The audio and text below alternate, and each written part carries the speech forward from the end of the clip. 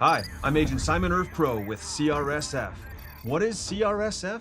We're the Cleanup and Restoration Special Forces. Hoorah! We're Servpro's first responders to your property's disaster.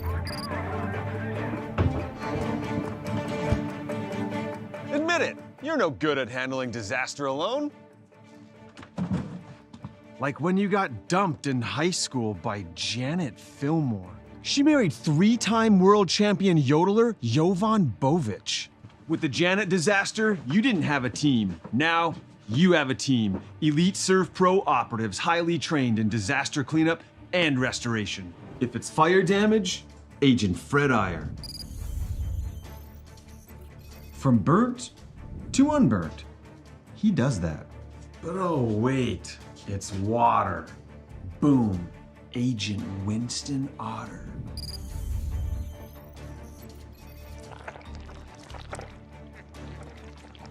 He's been called the human sponge. But Simon, what about mold? Agent Marlon Old. He holds the world record for fastest mold remediation. And finally, Agent Smith. He's in charge of restoring your property to its original state.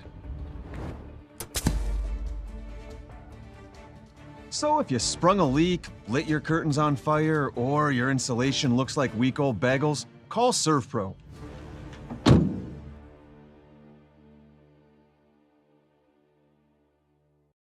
In southwestern and south central North Dakota, on any given day at any given moment, a Dakota Community Bank and Trust customer is logging in or signing on to do their online or mobile banking. We believe that community banking can blend both the past with down-home customer service in-house and the future with modern banking conveniences and technology for our customers anywhere, like here or here, all while honoring our long-standing tradition of community-first oriented banking here at Dakota Community Bank and Trust. Ackerman Esvold, your neighbors, friends, and family who are working for you. The local team with local availability and accountability for all of your engineering, architecture, environmental, transportation, and land development needs. Your project can rely on Ackerman Esvold. Find them online at ackermanesvold.com. When you start your project, talk with Ackerman Surveying and Associates. Our experienced surveying team guides you in the right direction with planning, platting, and lot and boundary surveys. The trusted name in land surveying, the trusted name in architecture and engineering is Ackerman Surveying and Ackerman Esvold. Find them at ackermanesvold.com.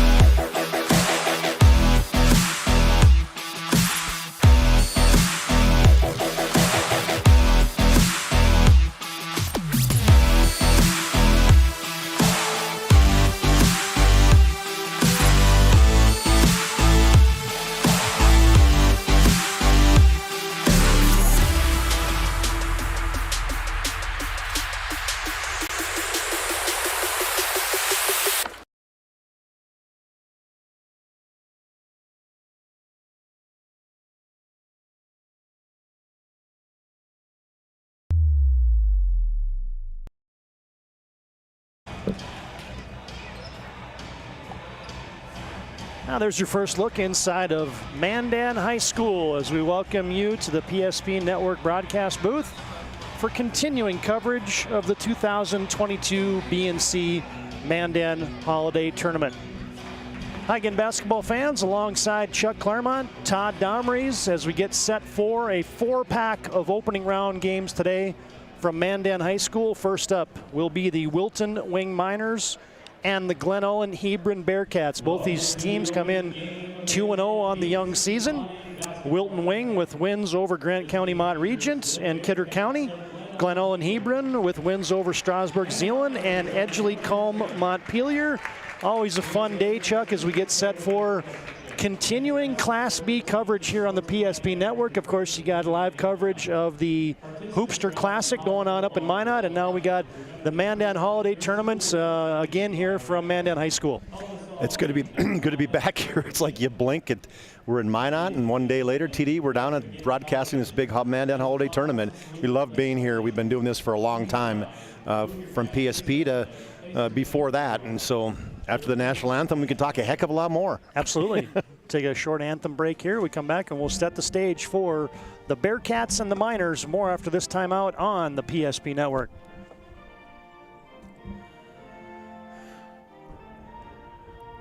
Smiles come from Vibetta Orthodontics. Vibetta Orthodontics is a certified Invisalign provider. Invisalign fits your budget and your lifestyle. Braces for children, teens, and adults with affordable monthly payments.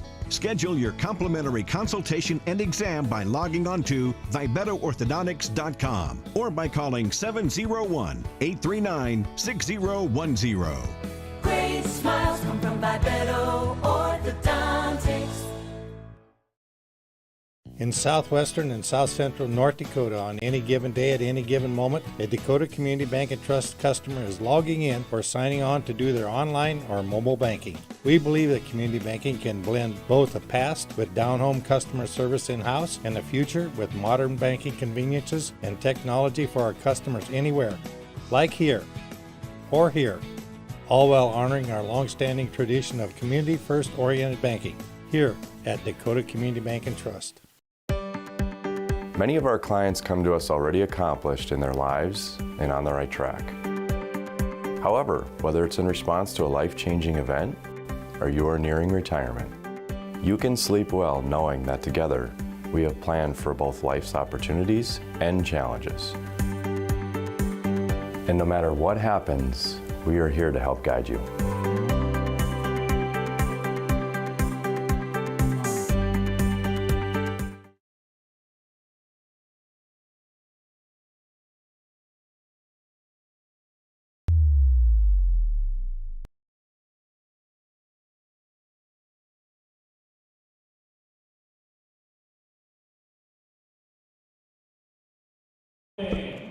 Now we're back at Mandan High School as we get set for basketball action today as the BNC Mandan Holiday Tournament is on the air as we take a look at the starting lineups. First off for Wilton Wing, a couple guards, Hunter Wolf and Dante Fetzer, the sophomores.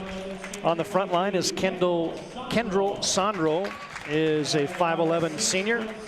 Trey Koski's in that starting lineup, and all of a sudden I realized I didn't get the fifth starter. It's Ryan Ingalls for Wilton Wing. For the Glen Ullin Bearcats, by the way, Wilton Wing coached by Scott Wolf in his second year. For the Glen Ullin Hebron Bearcats and their head coach Bruce Schatz in his first year, they'll start like this. Kenyon Unruh, Ben Hosman, and Riley Schneider are in the backcourt. Damian Gerving, a returning starter from last year, along with Will Mickelson. There's your starting five for Glen Ullin Hebron. We have a slight technical difficulty with our scoreboard graphics, so we'll get that resolved here in just a moment. As the two teams make their way out on the court. Two teams that had some success last year, Glen Ullin Hebron in this tournament, Chuck, and Wilton Wing obviously took it all the way to the Region 5 championship game. Yeah, Glen Ullin lost a flash in the championship game last year, so expecting big things out of them this year. Hosman controls for Glen Ullin Hebron. Dribble drive in the lane, kick out Unruh. He'll fire for three, got it. Oh, comes off a little pick on that left wing, and that was Pierce shooting right there from Hunt. Oh, that was Unruh. Kenyon Unruh knocks down a three, missed shot there by Hunter Wolf. And back comes Hosman and the Bearcats moving left to right. Their black uniforms with the orange trim. Screen and roll from the high right side. Dissecting the lane and attacking and scoring is Ben Hossman. Okay, thank you. Yeah, that was a nice move. Ben kind of weaved his way into traffic. Fade away from the baseline, but used the glass nicely. Wolf will try another corner 3 ball. No good. Tipped by Ingles. Can't be saved by Ingles. And a quiet start for Wilton Wing shooting the basketball. Yeah, Bruce Schatz came out of retirement. TD. It's from Elgin. He's got a grandson playing in this team, Ryan Schneider. So hey, came out and said, hey, I want to be a little involved with my grandson. It's kind of cool. Absolutely. Unruh with a dribble drive, attacking and scoring. And an early Hub International Insurance timeout on the court. A quick attitude adjustment here for the Wilton Wing Miners. He got right in the face of his son. he can do that, right? Absolutely. We'll just keep this right here as abbreviated pregame show brought to you today by Shields, where they offer you the best retail experience. Shields in Bismarck and Minot brings you our pregame. It was abbreviated as we were trying to get a couple things sorted out here, as we got a bunch of games to bring to you and we want to get the best product on the air. Yeah, Shields will offer you clothing, footwear, and gear for all your passions, from fishing to fashion. Touchdown lead for Glen Ellen Hebron here. Now the Bearcats will extend a little 1-3-1 trapping pressure. Dante Fetzer has it for Wilton Wing. He's double teamed, tried to get it to Hunter Wolf and taken away. Nice passing lane defense there by Damian Gerving. Hosman finds Unruh, corner 3, too strong. Ingles rebounds, gets it off to Sondrel, and here comes Wilton Wing. Sondrel's going to try to go coast to coast, and an offensive foul. Ooh, tough call already, as Sondrel kind of did a great job pushing the ball up court, but then took it right at 2 defenders outside that restricted area. That's a little different. Put pressure on, and Glen Ellen Hebron's going to put 5 guys on the end line, and well, that's going to be this sprint them all ahead. Sondrel just pick up his second. Well, they have it up there as 1, but that took him that long, I think, to get his last one. Yep. So now, yeah, he has 2 personal fouls, so he's going to have to come out, TD. He's still pressuring. He's going to get 3. Unruh tried to find down low Riley Schneider off his mitts, out of bounds, and a turnover. Well, Riley Schneider, according to some intel, he's going to be a special kid. He had some huge games in JV last year, and they're expecting a lot out of this kid. Just a sophomore.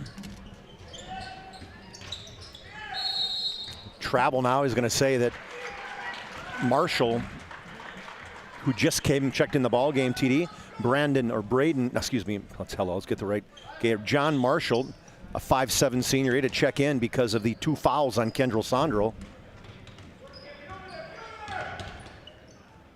Gerving gets in the lane. Unruh's in attack mode today. Check that, that's Hossman. Yeah, Hossman. They look alike, TD. They got both short, dark hair.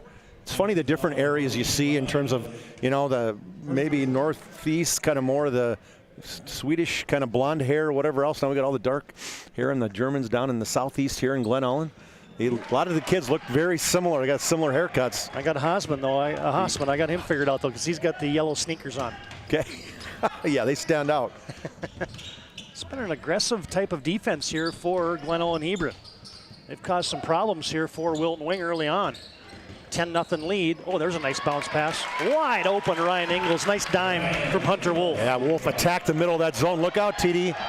And a one-handed flush attempt for Will Mickelson off the back 10, but right there to put it in is Riley Schneider. Schneider, good rebound attempt. You follow that. You follow the missed attempt there. Smart play on his part. Fetzer. Ooh, nice slippery move as Dante Fetzer has his first 2 of the night. Averaging 16 points a game. That shows why. Well, this pressure is not working right now for Wilton Wing, but they want to turn it into a track meet. Koski, right down Broadway, missed the shot. Rebound just in the game, pulling it out of there was John Marshall. Straightaway Fetzer. He goes down the lane, 2 more. Spun it off the glass. The lane opened up like the Red Sea. Went right down that left side, finished with the left hand. We've seen Wilton Wing. They like this kind of helter-skelter type of game. Doesn't seem like Glen Ellen Hebron wants to slow it down too much. Post up, almost taken away. It is. Marshall collects. Wolf leaves it for Marshall, and a little weave. Kicking out to Fetzer. Back to Marshall. 12-6, Bearcats on top. 4:08 to play first quarter. Ingles sets the offense. Trey Koski, now back to Dante Fetzer. Halfway through the first quarter. Open three for Hunter Wolf, short. Rebound Marshall, couldn't collect it, but they say it was last touch there by Will Mickelson. Mickelson, actually Mickelson's from Mandan, TD. He homeschooled. Oh.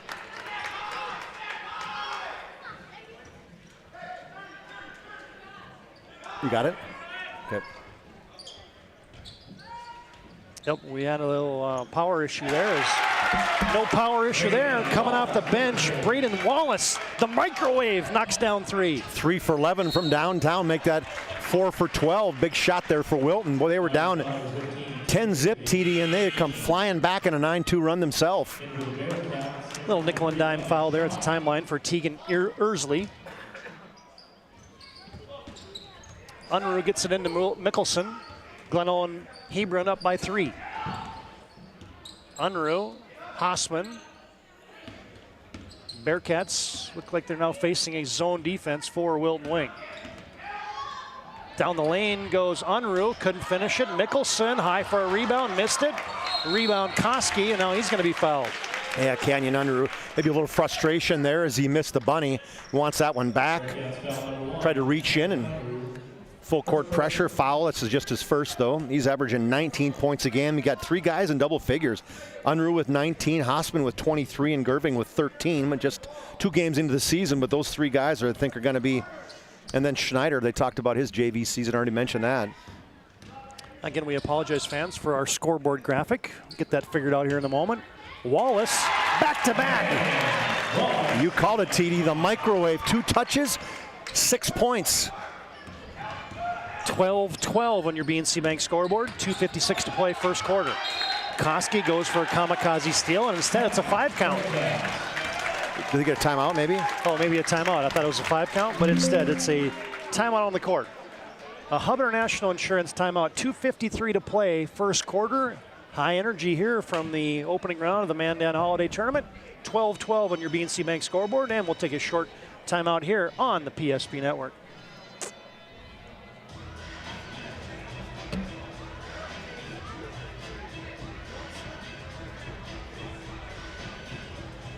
I'll just keep it right here as we can tell you Hub International Insurance, located at 4204 Boulder Ridge Road in Northwest Bismarck. Brings you our timeouts on all of our PSP Network broadcasts.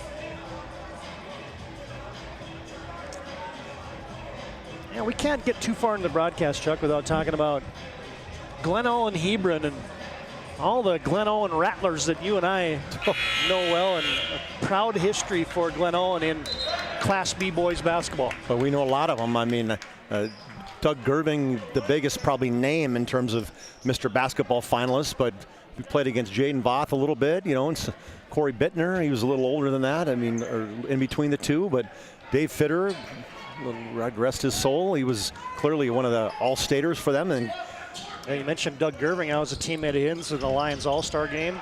Obviously, Kevin Gerving and the Gerving family, Chris Gerving, and then you got Corey Wilhelm. Oh, Corey Wilhelm, yeah. The Iceman, Jeff Gerving. Man, yeah, we know a lot of them. We have had many beverages with many of those guys along the years. Played basketball with a lot of them or against a lot of them. So great teammates, I'll tell you what. Glenn Owen is definitely a name that we know a lot of the guys. A lot of those people kind of migrated to Bismarck. 3 ball for Braden Wallace, no good. We're tied at 12, 2:32 to play. First quarter, off the hands there of Landon Schaff and Wilton Wing. Boy, they want to push the issue. Koski couldn't finish it. Almost a takeaway there by Tegan Ersley, but it's going to be a foul on Tegan instead.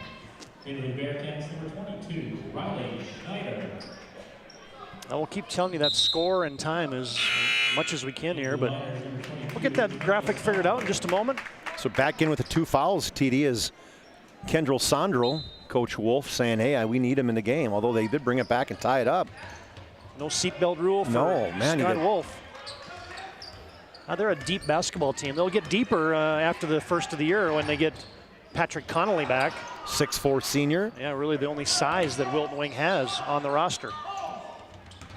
Unruh has it high right side. Down to 2 minutes to play first quarter. They drop it down low into paint. Going up with the left hand, nice play. Will Mickelson. Yeah, he was a good addition to this basketball team. The big lefty at 6'8". Good post up. I had to look down on my thing because I'm like, how tall is that guy? Yeah, I was down on the floor and like he's 6'8". I was looking up to him. Fetzer controls top of the key. Splits a couple defenders. Pass tipped by Hausman. Sandro saved it to Wolf. How about that play? I think he saw him, T, and as he went for the steal, he saw him, and when he saved it right to Wolf with the finish. Hunter Wolf scored. Now you get a reach-in foul on the attack by Hausman again, and Trey Koski gets him on the way in. Yeah, between Hausman and Unruh, they are going to the basket every single time they touch the basketball. They're kind of guarding him at the three-point line. Tied at 14 with 1:25 to play first quarter. Good to have John Haugen running the camera for us this afternoon. High-low, they try to get it into Mickelson, too tall. It's the right idea, but you got to make sure that you see the numbers, have him square up a little bit. He wasn't quite posted up. Tough handle of that one, so third turnover for the Bearcats. 1:08 to play first quarter. 14-14 on your BNC Bank scoreboard. Wilton Wing came charging back, mainly because of this guy. Wallace hit a couple threes. Short corner, Koski in the lane. Sandro hit it. Boy, smart play too by Sandro. He didn't go all the way to the basket because Mickelson was back there. He pulled up from 5 feet. Mickelson point blank range in transition. Answers for the Bearcats. That says a lot about Mickelson running the floor as he's just going end line to end line.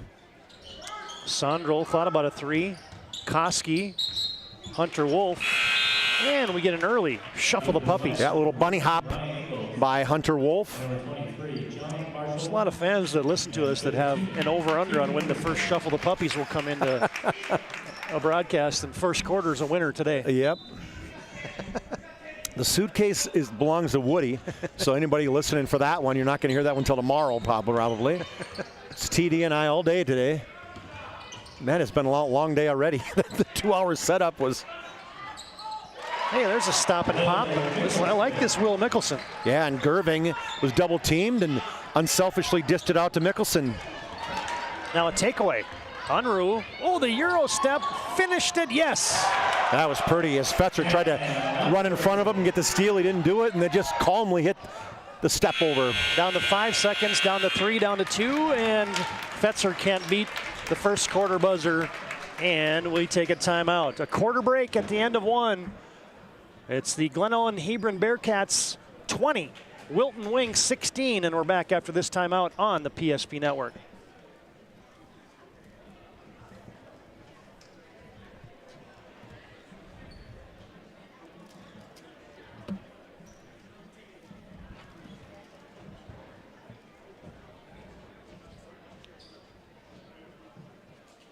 Stylists are trained to understand the nuances of cutting men's hair. Less pomp, more adore, huh, Brittany? Square face, wavy hair. Mid-fade with a textured top. Finish it off with a hard part and taper that neckline, coach. Cowlick, what's the move? It's not just all about hard work here. Hit all. 7, pressure, poise, yeah. It takes expertise to be a sport clip stylist. Here? That's the spot. Right there, huh? Sport Clips, the pros in men's hair. The right way to top a sub is with real red wine vinegar made from red grapes and no food coloring. And the right way to film it is in slow motion. Obviously. Because authentic ingredients make a sub above.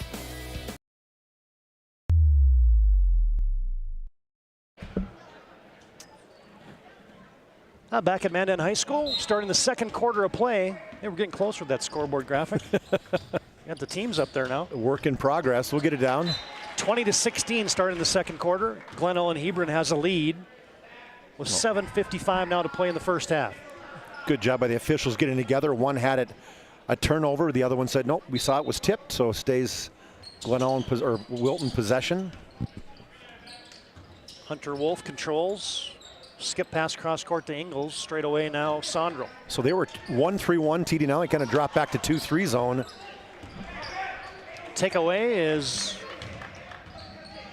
Gerving had it. Hausman straightaway Gerving for 3 off the iron wide right. Fetzer quick to the ball for the rebound for the Wilton Wing Miners. Fetzer, ooh, there's a burst right to the 10. Boy, he is so quick. That little hesitation at that left elbow, then just a instant turbo right to the basket. Turbo is right. High screen and roll for the Bearcats. Lead is 2 for Glen Ullin Hebron, 20-18. 7:08 to play, first half. Now you're gonna get a hand check.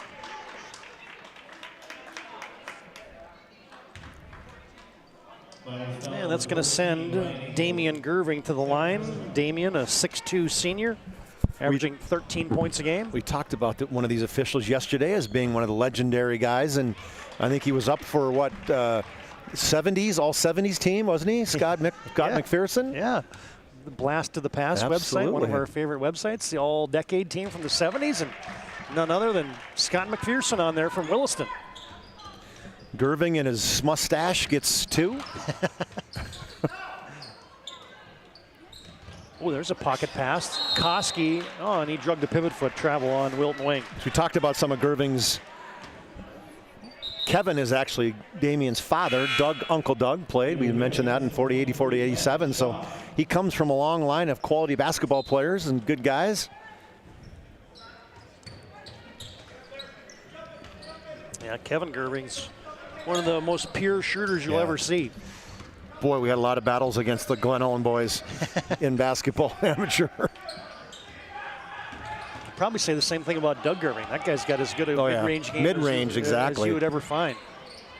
I hear he knocks down a lot of shots in the garage at SPS. Yep, he's probably undefeated in horse in the garage. There's a 3 for Hunter Wolf. No good. I believe it too. Yeah. 22-18. Well, there's Mickelson again. He gets it that deep. He is tough to deal with at 6'8". He does a really good job getting post position too, Todd. And then when you got guys like Hausman and Under that can drive, man, he is just an absolute weapon. 6-point lead for the Bearcats. 24-18. Glen Ullin Hebron on top. Sondrel cut it in half. Nope. Koski high for a rebound, and he got hit. I think it's going to be second one on Unruh. That's the one thing about that 2-3 zone, Todd. It's you gotta understand your lanes and who to box out, because it's hard to rebound in that 2-3 zone. And they missed Koski on that. Koski hit the middle of that zone for that offensive rebound. Did not get boxed out. Big 3 in the corner there. Missed by Ingles. Oh, there's a takeaway. Wallace, Koski, shot fake, and he got hit. Bodied up there by Damian Gerving. Good bounce pass from Wallace. That's been good minutes here off the bench for the sophomore Braden Wallace early on. Yeah, when you got 2 fouls on Sondrel, Wallace is getting in big minutes. He's averaging 6.5 a game, so he can score. Koski will toe the stripe and knock down a Servpro free throw. First point of the game for him, averaging 19 a game. Second one is also good. Servpro brings you our free throws. Got trained technicians, advanced technology, fire and water cleanup and restoration, and it's Servpro. How many times we talk about that? He was struggling, missed a couple shots, hasn't seen the bottom of the net yet, and he hits 2 free throws, and all right, let's see what happens now. That's usually, now he has a steal. That's usually a good sign. Oh, there's a dime. Another shot fake. Oh, return to sender. There comes the long arms of the law of Will Mickelson and knocks that out of bounds. Yeah, Mickelson coming trailing on the play. I think Ersley thought it was a wide open layup. Fetzer thought about a 3, didn't take it. As you said, Glen Ullin Hebron's now a little 2-3 zone. Koski's pass into paint. Wallace collects. He's double teamed. Wolf feathers a pass on the baseline. Koski attacks. Ooh, got bailed out. Gonna get a block. Gonna call it on Hausman, I think. Yeah, Hausman got bailed out. That's one of those, you hate to see a call like that if you're a head coach, because, and that's what Coach Schatz is saying. He's saying, hey, he was clearly out of control. He was falling down. Nobody did anything to him, and you bailed him out. Maybe not all that quote unquote, but bet it was somewhere in that vicinity. A little errant pass there for Wilton Wing. Turns into a foul in the backcourt for the Miners. I think I get it on Ersley with a little reach in, trying to put some pressure in the backcourt after that turnover. Both teams kind of trying to find their way. Usually one thing with this gym is Mandan's a pretty good shooting gym. You know, last night up at the Minot Dome, takes teams a little bit to get used to playing in that dome just because of the standard. And here in Mandan, it's just a nice shooting gym. You see people, I think we've seen some people drop a lot of points in this gym. Oh, yes, we have. Hossman knocks down that free throw. Second one off the back iron, no good. Mickelson had a hand in a rebound, but it's cleared by Braden Wallace. Quickly ahead, Wolf lost the handle, and it's going to be off of him. Scott Wolf, head coach, doesn't like it. He's pointing at somebody else saying, you're talking about. The other official still was in the complete opposite end. He couldn't even help out. He was still in the backcourt.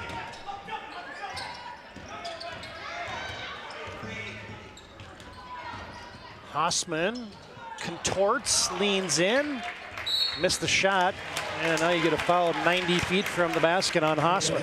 Hossman saying, I didn't even touch him. And he's got 2 personal fouls, and he's like, shakes his hand at head coach Bruce Schott, saying, I don't need to come out, I'm good. Wilton Wing down by 5. They fire a pass down low to Wallace. Wallace. Now Sandro knocks down an elbow jumper. Yeah, Sandro's good mid-range guy. He's made a couple already. That one got inside the 2-3 zone, got to that right elbow. Nothing but net. Back come the Bearcats. Hossman, little teardrop shot, got it. Tried to draw a charge, did Koski. Yeah, that was close. Hossman didn't want to get his third, and the teardrop outside the restricted area.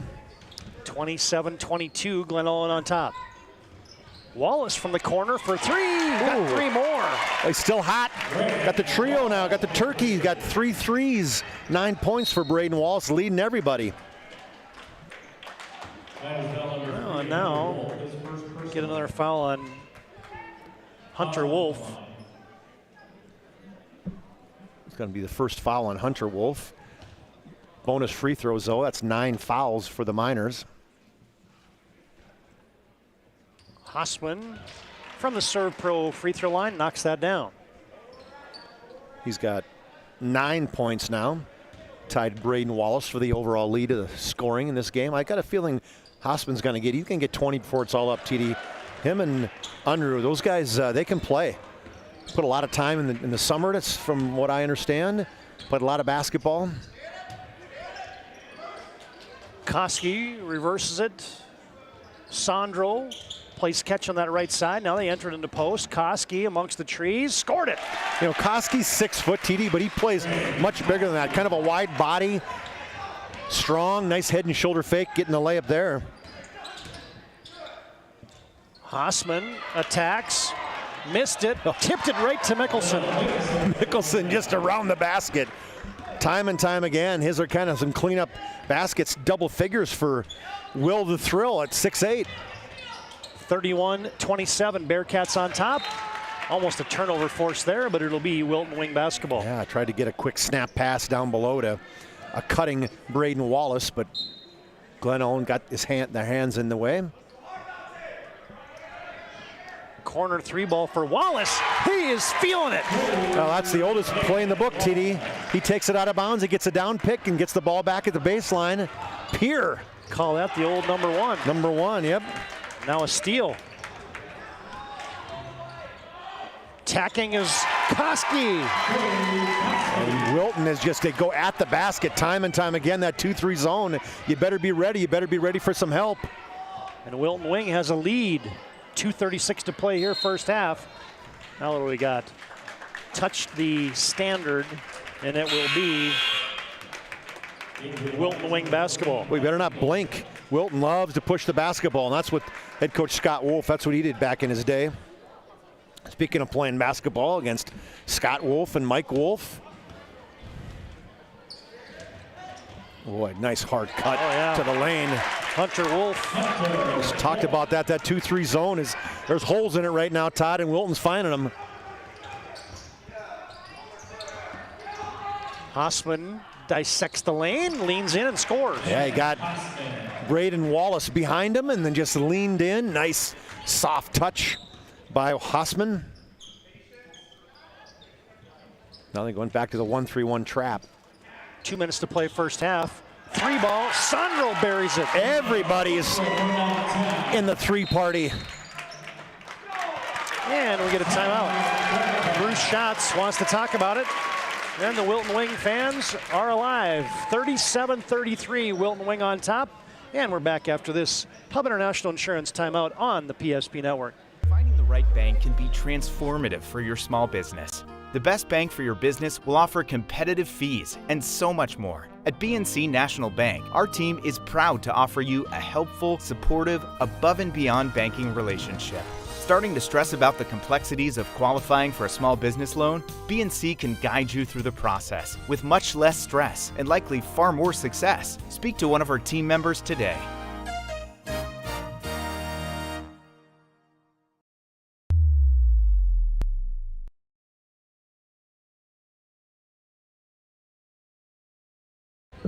Todd Domrey's Chuck Claremont back at Mandan High School. BNC Bank Holiday Tournament. Full court pressure extended by Wilton Wing. Miners lead it 37-33. 1:46 left here in the first half. Oh, there's Mickelson. Just dove down the lane and he's wide open for 2. I mean, he's crafty. He understands the game, Todd. He's in the right spot. He comes across the lane. He comes in a position with his hands ready to receive a pass. 3 ball, Sandro. Sandro's got back-to-back threes, 10 points for him as he comes off a high pick. Back on the other end, a leaping leaner put in for Unruh. Don't blink because here comes Unruh. Wide open, Wolf for 3. No, weak side rebound by Damian Gerving. Oh, somebody run over. That's going to be an offensive foul. Yeah, one more extra dribble by Riley Schneider. He should have pulled up from, that 6-footer. Yeah, that's a good look when you come in on the wing and you pull up. Speaking of a shot that the old Corey Wilhelms and the Dave Fitters and the Doug Gervings, that's that bank shot from 6 feet. That was wide open. One more dribble, you got a turnover. Fetzer, not a Sandro for 3. That one was flat. Rebound, putback, almost put in by Fetzer. Unruh, Gerving, pass fake, thought about it, inside out to Unruh. Driving down the lane, floater, off the iron, no good. Nicholson rebounded. I think he twisted his ankle. Yeah, I think he did too. Gerving came out of there with it, stomping and popping in the lane is Landon Schaff, no good, and there's Will Mickelson. Yeah, he's limping a little bit, Todd, but yeah, they're struggling from rebounding because you got the 6-foot under game going on right now pretty much for Wilton, and Mickelson just towering over everybody. Wilton Wing by a point, half a minute to play, now down to 15 seconds to play. Down to 12. Wilton Wing looks like they're gonna go for the final shot of the half. Ingles, ooh, lazy pass there. Fetzer thought about a 3, steps in, free throw line, tried to bank it home violently off the glass, no good. And that's the way the first half will go into the books. Hey, we got some points flowing today, partner. Yes, we do. It's a good one. 40-39 on your BNC Bank scoreboard. And we'll come back with our Premier Chiropractic intermission report. Wilton Wing by 1. Halftime is next here, game 1 from the BNC Bank Holiday Tournament. This broadcast on the PSP Network is proudly brought to you by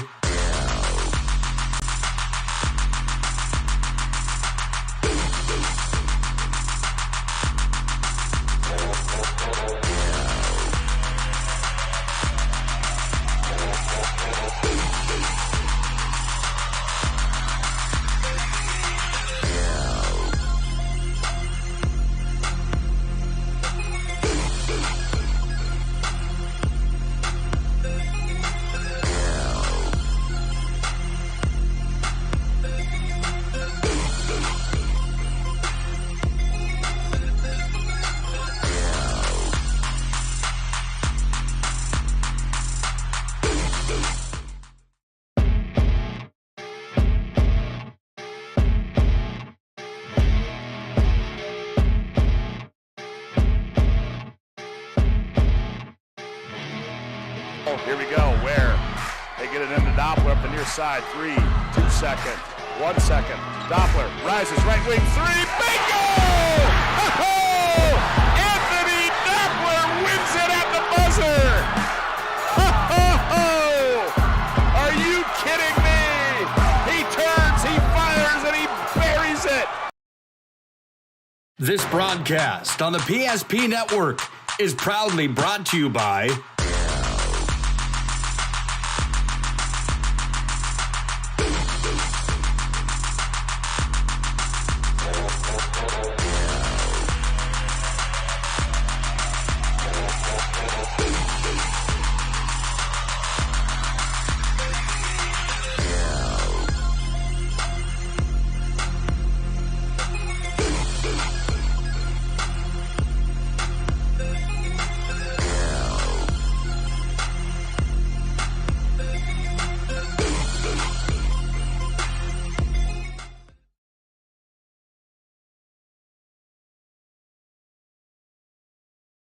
way to top a sub is with real red wine vinegar made from red grapes and no food coloring. And the right way to film it is in slow motion. Obviously. Because authentic ingredients make a sub above.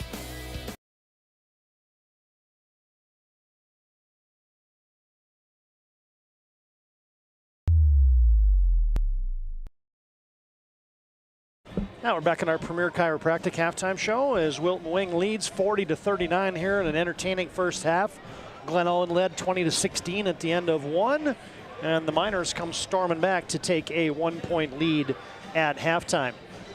All right, I guess quite a few green flag runs, I would say. They're throwing a NASCAR term, right? As it was a fun first half of basketball. Well, you got two teams that love pushing the basketball with Unruh and Hassman and Gerving and Shannon. They love moving, getting up the floor. And Will Mickelson, he can run the floor for big guys. So Glen Owen, they don't have a problem getting involved in a track meet. And Wilton Wings saying, hey, we'll do that too.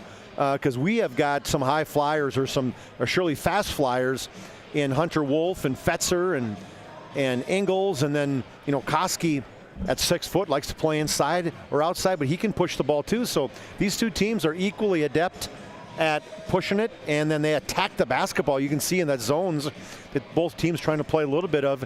They have not been very successful on the defensive perspective. When you give up 40 and 39 points, when as a team, Glen Owen 2-0, they've just given up 32.5 points a game.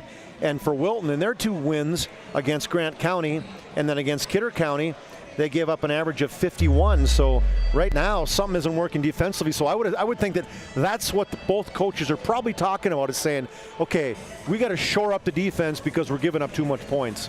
Here's the schedule today from the Mandan Holiday Tournament. As right now, obviously Wilton Wing leads by a point, 40-39. Coming up next, it'll be Flasher and Surrey. Our first game in the evening bracket, 6 o'clock start, Linton HMB and Bottineau. And then our nightcap tonight, Standing Rock and New Salem Elmont. A full day of basketball action right here from the Mandan Holiday Tournament. The Hoopster Classic ongoing up in Minot right now. I don't even know which game's going on. They're probably midway through this schedule. As you got Rugby, Beulah, Shiloh, West Hope, Newburgh, and our Redeemers and Hazen rounding out the slate this afternoon from the Hoopster Classic up at the MSU Dome. Now take a timeout. Our halftime brought to you by Premier Chiropractic rolls on. Premier Chiropractic's Drs. Kirk Mason, Dr. Cody Haugen, Dr. Becky Perry-Domers can be found at premierchiropracticnd.com, and our halftime numbers come up next. 40-39, Wilton Wing has a 1-point lead here at halftime, game 1 of the BNC Bank Holiday Tournament. The numbers are next here on the PSP Network. The magic of what we do really comes down to combining different aspects of patient care. Here at Premier Chiropractic, we love combining soft tissue work, the adjustment, and exercises together. We found that this gets the best results for our patients. We have 3 chiropractors to fit the needs of the entire family, a rehab area for our exercises and equipment for any athlete to improve performance. Give us a call and we will get you back to doing what you love.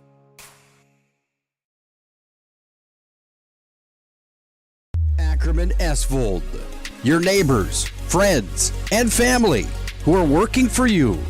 The local team with local availability and accountability. For all of your engineering, architecture, environmental, transportation, and land development needs, your project can rely on Ackerman Esvold. Find them online at ackermanesvold.com. When you start your project, talk with Ackerman Surveying and Associates. Our experienced surveying team guides you in the right direction with planning, platting, and lot and boundary surveys. The trusted name in land surveying, the trusted name in architecture and engineering is Ackerman Surveying and Ackerman Esvold. Find them at ackermanesvold.com.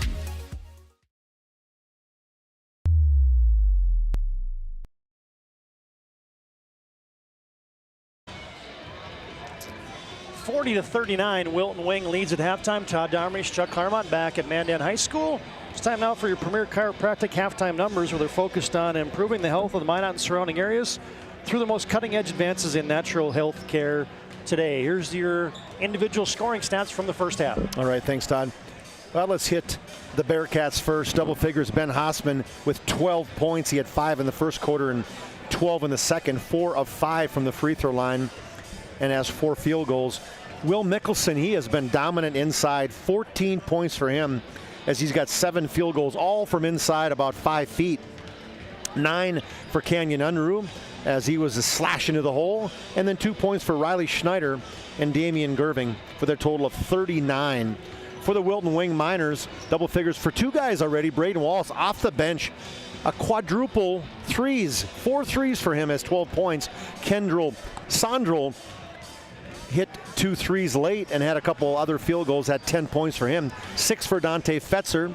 Trey Koski has 6, 4 for Hunter Wolf, and then Ryan Ingalls has a bucket for their total of 40. It was actually 10-0 right out of the gate as Glen Owen led, and then all of a sudden Wilton Wing woke up and they came all the way back to tie it at 12-12. So they wanted a 12-2 run themselves to tie it, and it's just kind of been back and forth as there was a 6-point lead by Glen Owen. Then here comes the Wilton Wing Miners to score 8 of the last, 12 points to end the half, 40-39. They have the lead, so entertaining first half so far, TD. Yeah, absolutely. It was a lot of fun. 40-39 halftime score, and we'll take a break and come back with the second half tip after this break. Our thanks to Premier Chiropractic for bringing this halftime. 40-39, Wilton Wing on top. Second half is next after this timeout on the PSP Network. Every 10 minutes, 3 people in the United States will die from a preventable incident. More people are dying on our roadways and in their homes than ever before, but that's where the North Dakota Safety Council can help. Safety is our mission, from the workplace to any place. We're a private nonprofit that offers more than 150 training courses that are dynamic, hands-on, and effective. From CPR and first aid to driver safety and even workplace violence preparedness, we want to make sure your loved ones come home safe each night. Go to ndsc.org to see how together we can make a difference.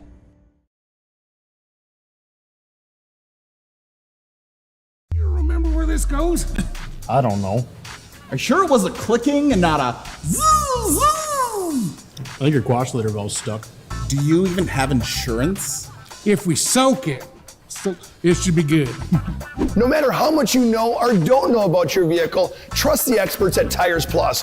Real answers from real mechanics. Inspections are free to ensure your vehicle is always in peak condition. Thinking service? Think Tires Plus.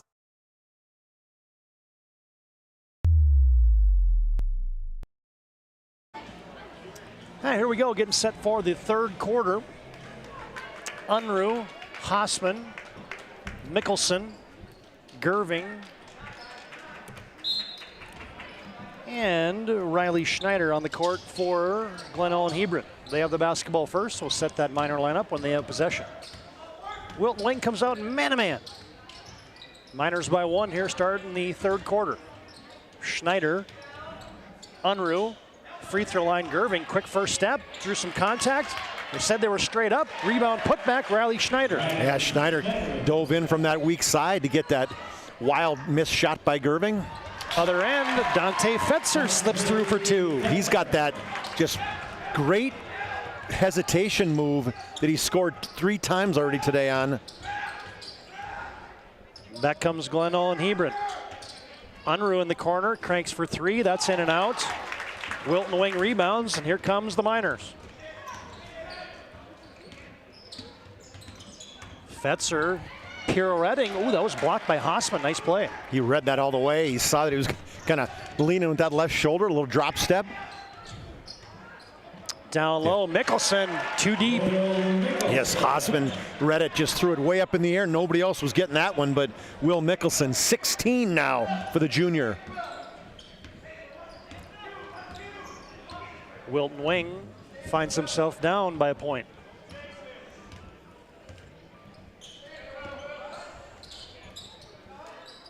Fetzer, kick out, 3-ball Wolf, swish. 3rd time's a charm, missed his first 2, but set his feet. Nice rotation from that left wing.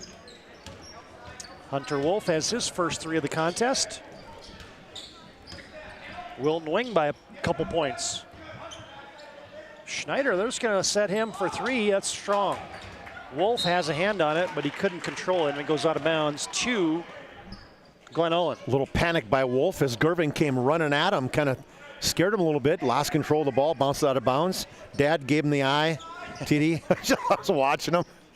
The old, like only fathers can do. Yep. Come on, son. Nothing better than the father-son connection when it goes good or bad. Yep. Damian Gerving got good position on that inbounds play, and he lays it in. Yeah, great position on weak side underneath the basket. Good pass from the out-of-bounds guy. I couldn't see who that was. Tied up at 45 on your BNC Bank scoreboard. Wilton Wing loses possession. They get it back. Koski has the lane from the top. Surveying, leaves it wide open. Ingles, short, 5-footer from the block, and he knocks it down. Yeah, and you know what Koski did too is he spun in the lane, and he had Mickelson by him, but he screened Mickelson out. He couldn't come over and help.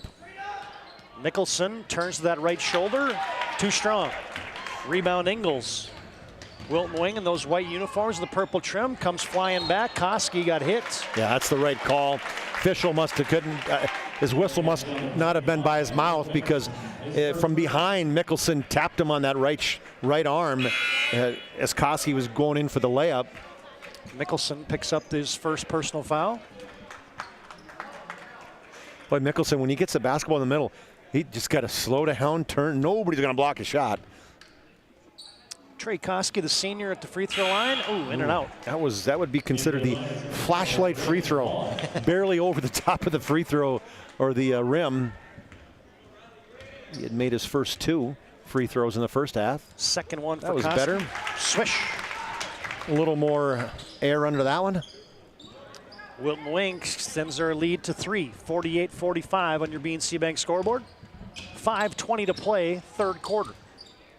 So Hausman, and they even have the left full leg thing. Yeah. What's that? Is that like a Wayne Gretzky look from the leg sleeve? Yeah, I don't know. The one flap, you know, the used to have. Hausman, man, nice footwork. Yeah, these just him and Unruh have just crafty with the basketball. Hesitation dribble, in and out. Skips it to Wolf. Got another one from downtown. Nice skip pass like you talked about, Todd. Wolf had found a spot that he was open in that corner. Oh, blocked from behind, return to center. Nice play by Koski. And then there goes Fetzer slipping through. Couldn't put enough English on it. Flying back into the front court with 4:30 to play in the 3rd quarter. Here's Glenn Olin Hebron. Unruh got slipped into, but he traveled. There was an opening initially, and good defense by Fetzer as he closed it, forced that turnover. Coach Wolf up off the bench says, let's get some patience here, guys, as Wilton Wing leads 51-47. Fetzer goes against man-to-man defense. From the right wing, Koski. Wolf wants to attack. Wallace. Koski spins, shot fakes, triple teamed. Ingles open, 3. Oh, Heartbreak Hotel. How did that not go in? Koski keeps it alive. But we're going to get a timeout. Hub International brings you this timeout, located at 4204 Boulder Ridge Road in Northwest Bismarck. You can contact Josh Cattell or Michael Barman for your personal and business insurance needs. Wilton Wing by 4, 3:57 to play third quarter. We're back after this break on the PSP Network. Many of our clients come to us already accomplished in their lives and on the right track. However, whether it's in response to a life-changing event or you are nearing retirement, you can sleep well knowing that together we have planned for both life's opportunities and challenges. And no matter what happens, we are here to help guide you.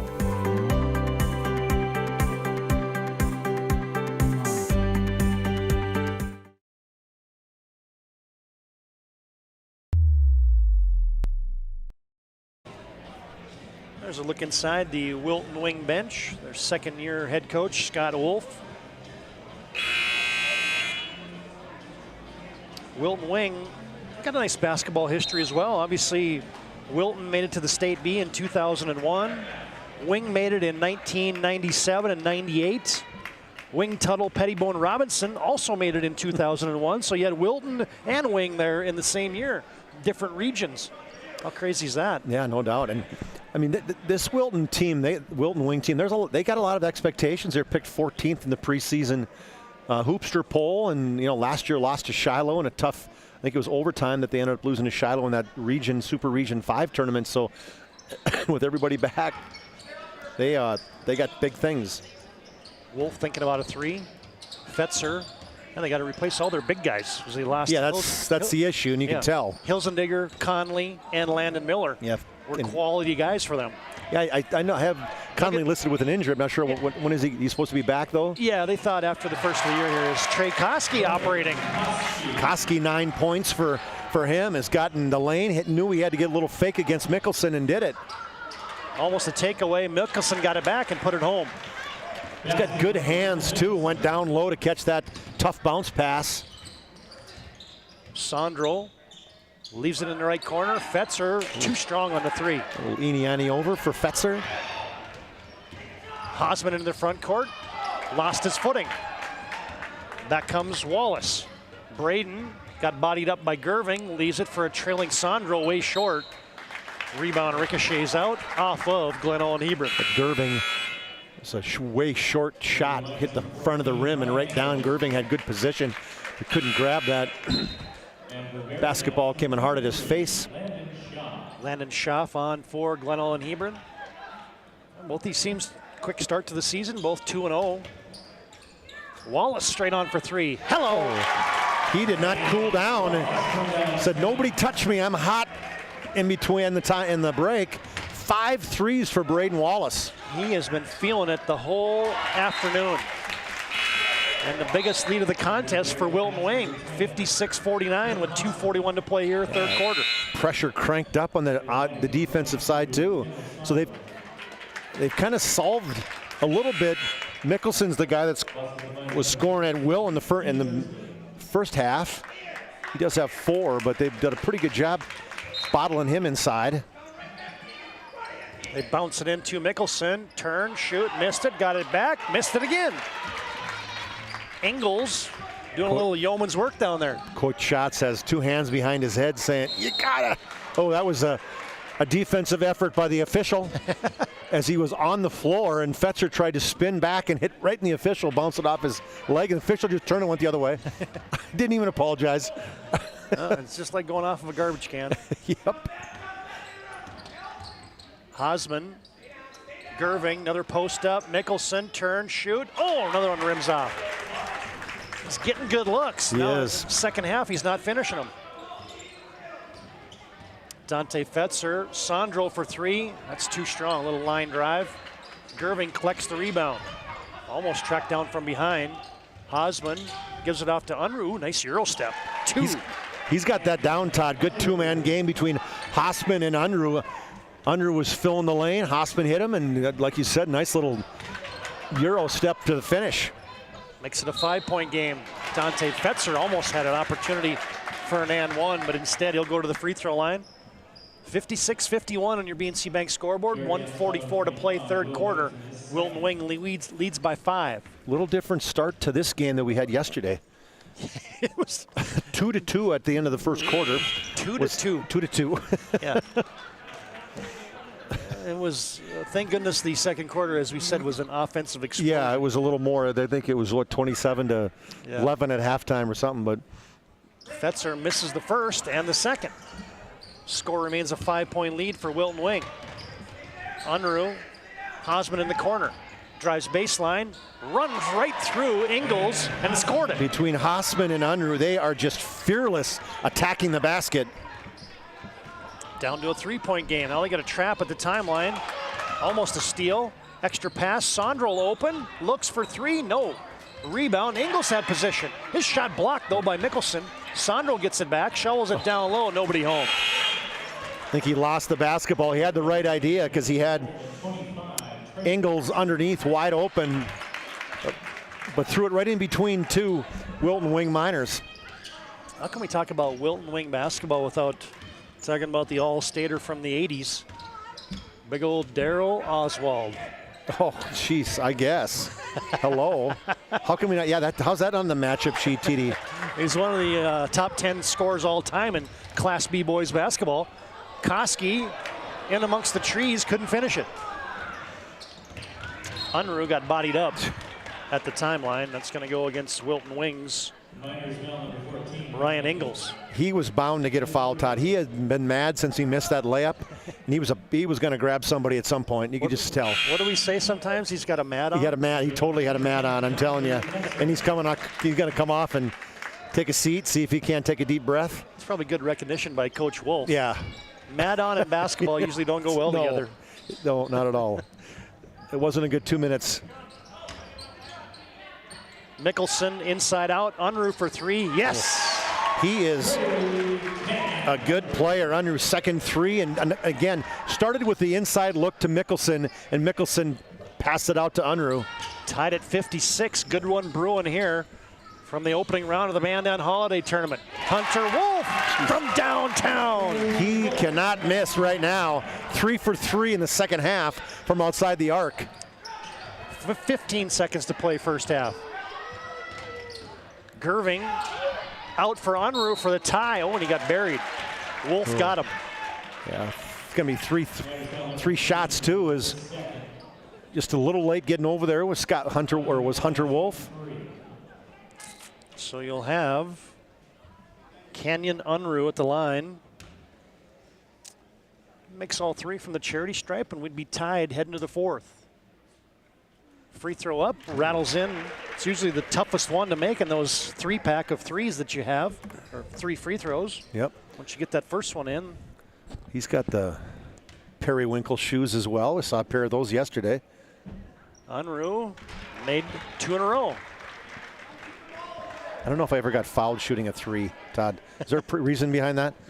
I mean, they tried to leave me open or what? I never attempted a 3 in all my high school career. How about that? You shot all good looks. Tied at 59. Unruh gets all 3 of them. That might have been over and back. I think it was. Oh, to beat the buzzer. Shot up good. Tegan Ersley has given Wilton Wing a lead here at the end of 3.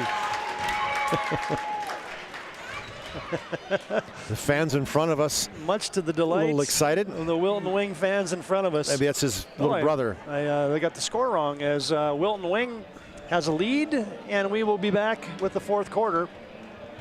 After this quarter break on the PSP Network, we'll get that score squared away. There is 62-59. Wilton Wing is on top of Glen Ellyn Hebron. Fourth quarter is next here on the PSP Network.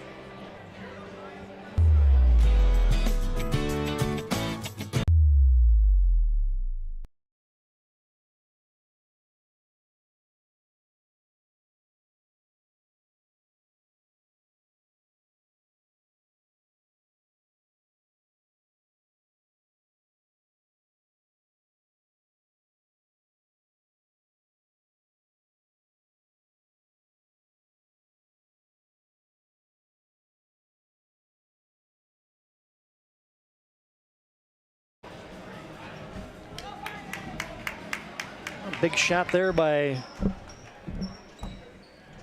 Tegan Ersley, the freshman.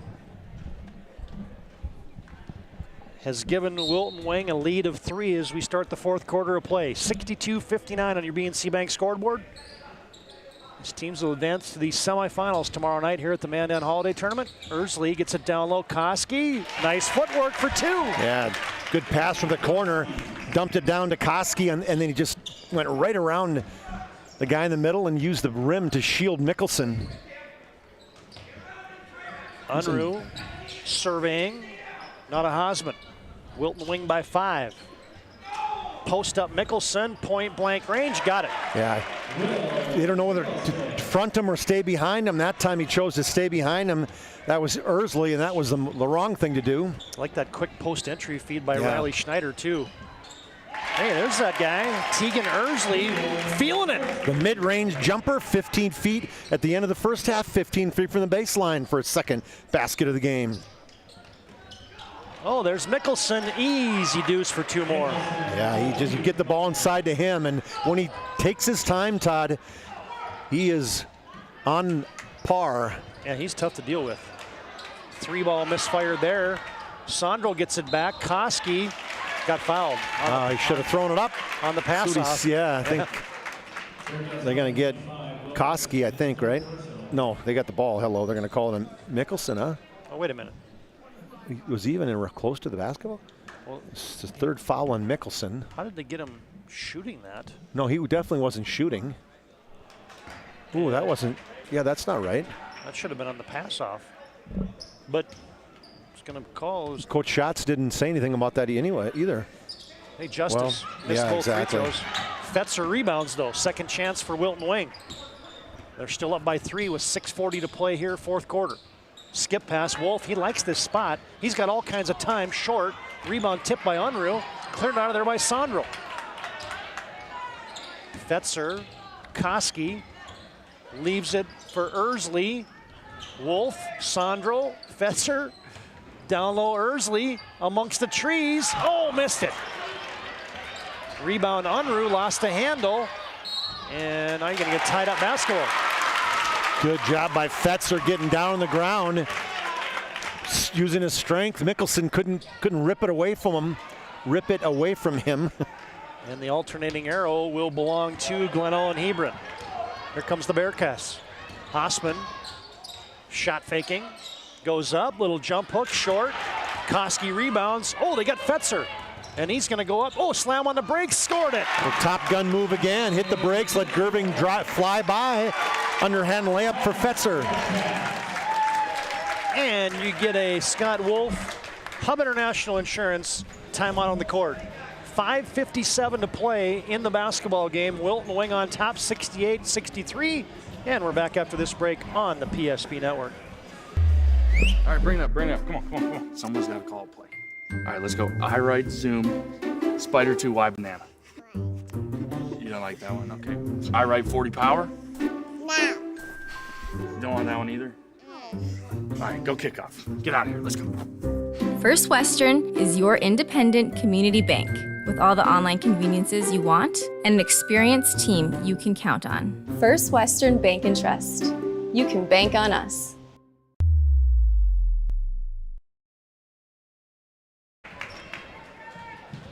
.557 to play in the contest.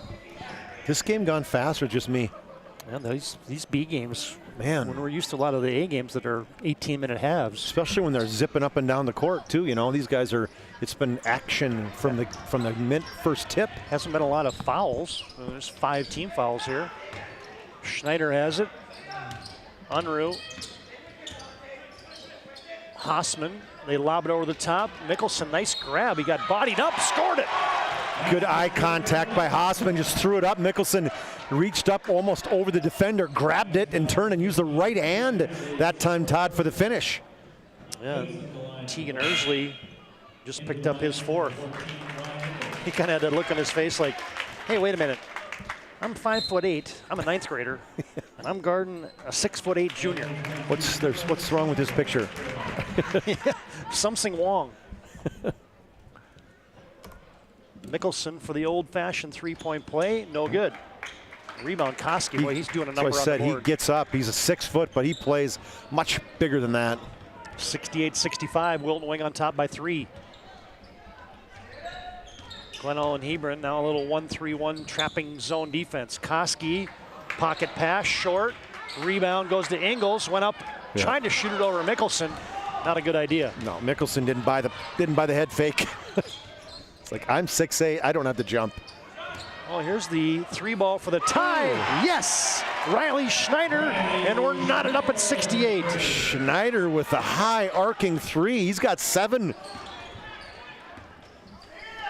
Sondrel, short corner Ingles. Fetzer slips through. Open Wallace. Finally missed one. Missed it badly. Unruh on the help. Rebound to Ingles. Second chance. Misfired 3 for Sondrel. Now you get the high school hideout. Gerving, no good. What hustle? There's Kenyon Unruh. Great headman pass by Hossman. Gerving missed the bunny, but boy, what hustle by Kenyon Unruh. Glenn Hebron has a lead, and Riley Schneider just got whistled. 4:33 to play in the basketball game. Wow, this has been a great start to the Mandan Holiday Tournament. No doubt. If ever games like this, we are in for a doozy. 70-68, Glenn and Hebron on top, fourth quarter. And a turnover. Landon Schaff. Oh, there's a pocket being picked. Koski has it. We're tied right back. Trey Koski, 13 points, such quick hands. Forced another turnover. That was Hunter Wolf stepping in front of Kenyon Unruh. He did not see him. He came out of nowhere. Koski with the thievery. We're tied at 70. Wolf back to Fetzer. Splits that zone. Sondrel running one-hander, short. Rebound Mickelson. Glenn and Hebron now wants to push the issue. Halfway through the fourth quarter. Ben Hosman has it. Sets the offense for the, I was going to say the Brickmakers, but that was the old Hebron, one of my favorite nicknames. Yep. High-low, Gerving got it down to Mickelson, missed it, put back, no good. Slow down, big guy. Yeah, just man, there's nobody at 6 foot's gonna block it. Collect and finish. Fetzer can't finish that one. Schaff rebounds, gets it off to Hosman. Here comes the Bearcats. Unruh poked away. Gerving's got a little high school hideout in him. Boy, he's been leaking out a lot. But then again, when you got a guy like Will Mickelson at 6'8", you know, that can get a lot of those rebounds. You don't, maybe you can afford to leak on occasion. Hosman. Oh, backside, wide open. Gerving missed it again. Glenn and Hebron has missed 4 straight bunnies. One of the officials is talking to Coach Schott, saying, okay, hey, I know you're about ready to blow up right now. I don't think they're getting fouled on those. No, he's not mad at the official. He was just trying to console him. Schaff from the free throw line doesn't want it. Unruh, Gerving, open. Schaff will take a corner 3, no good. Mickelson had a rebound. Pocket picked by Koski. Quick fast break up to Wolf. Can he collect it? Almost traveled. Some ball gets it off to Sondrel. I was going to cue the deep breath circus music here. No doubt. But I'll just save it for a moment. 2:47 to play in the basketball game, tied at 70. Fetzer gets a high screen, gets in the lane, back out to Wolf. Puts on the bounce a couple times. Fetzer sets for 3, wide open, back iron. They're kind of chumping him. I think, didn't it hit the top of the standard, TD? That was close. Damian Gerving hounded there by Sondrel. Wide open, Schaff for another 3, bingo! Ooh, found the laces, got it all squared up. Nobody in his face, money. Big shot. Yeah, big shot there. Hadn't missed his first one. Koski tried to scoop it around the 6'8" Will Mickelson. Now Wilton Wings got a little double team pressure, almost a takeaway. Now it's numbers for Glenn Owen. Unruh in the lane, trailing Hosman. Bingo, 3 more. Passed it back to his buddy, wide open on the trail. 19 for Hosman, 19 for Unruh, 24 for Mickelson. Open Wolf, can he answer the 3-ball? In and out, back in. Hits the back of the rim, hits the backboard, and somehow goes in. Back and forth we go here at Mandan High School. This baby is a doozy. And a timeout for Wilton Wing on your BNC Bank scoreboard with 1:41 to play. It's Glen Ellen Hebron 76, Wilton Wing 73, and we're back after this break on the PSP Network. Many of our clients come to us already accomplished in their lives and on the right track. However, whether it's in response to a life-changing event or you are nearing retirement, you can sleep well knowing that together we have planned for both life's opportunities and challenges. And no matter what happens, we are here to help guide you.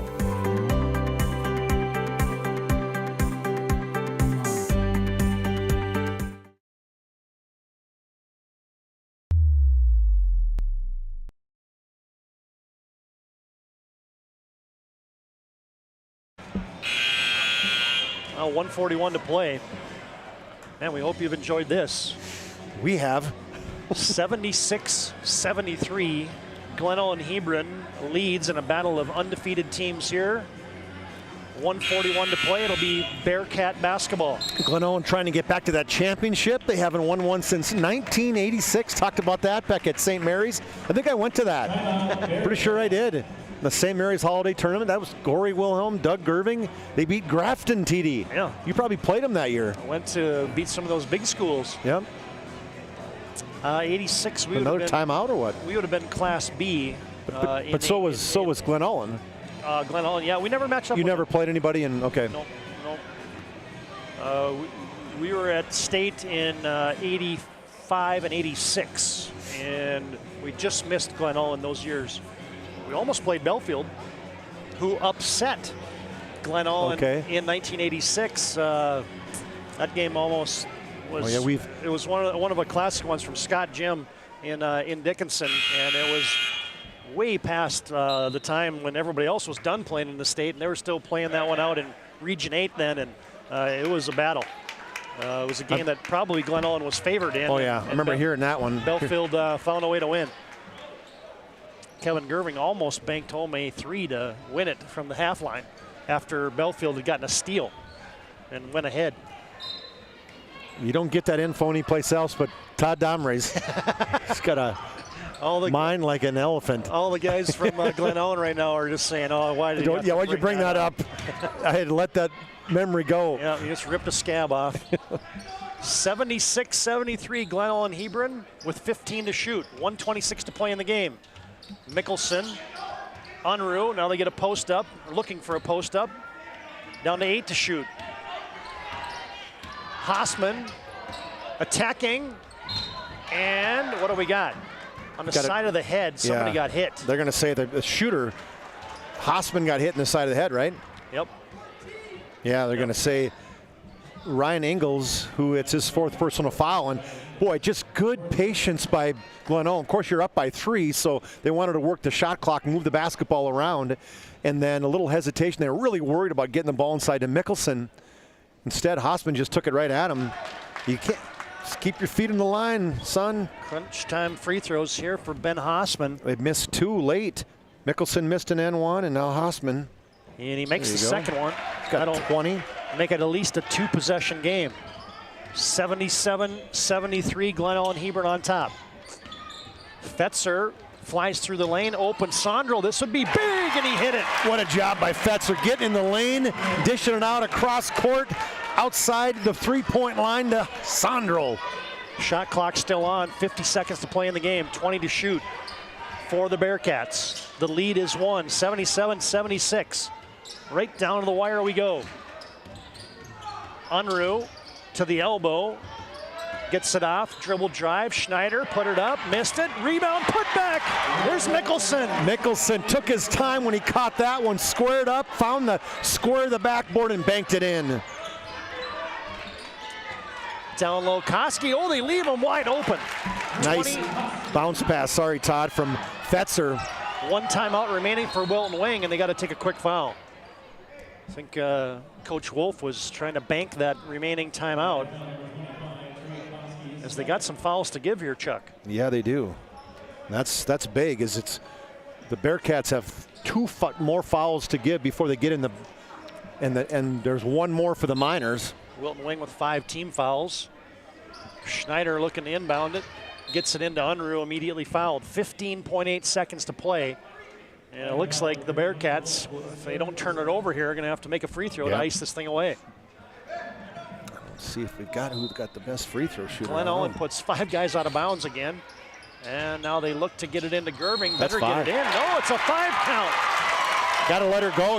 In your mind, you got to know that, Todd. You got to be counting that one down and know when you let it go. Mickelson maybe panicked a little bit. And now you get a timeout on the court. Let's see if this is a full timeout. No, it's just a 30, so we'll just keep this right here.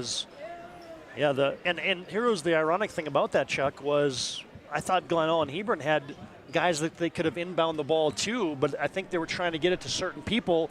Maybe they're better free throw shooters and ended up turning the basketball over. So now with 15.8 seconds remaining, Wilton Wing will have a chance underneath their own hoop. Yeah, sometimes as a coach, if you're getting the guy's head, hey, I want to get the ball to Hossman, I want to get the ball to Unruh, and somebody else comes open, you choose not to pass it. And I think you're right, Todd. There was a couple opportunities. He probably could have let it go and had a nice inbounds pass. And they probably would have fouled him, whoever it was, right away anyway.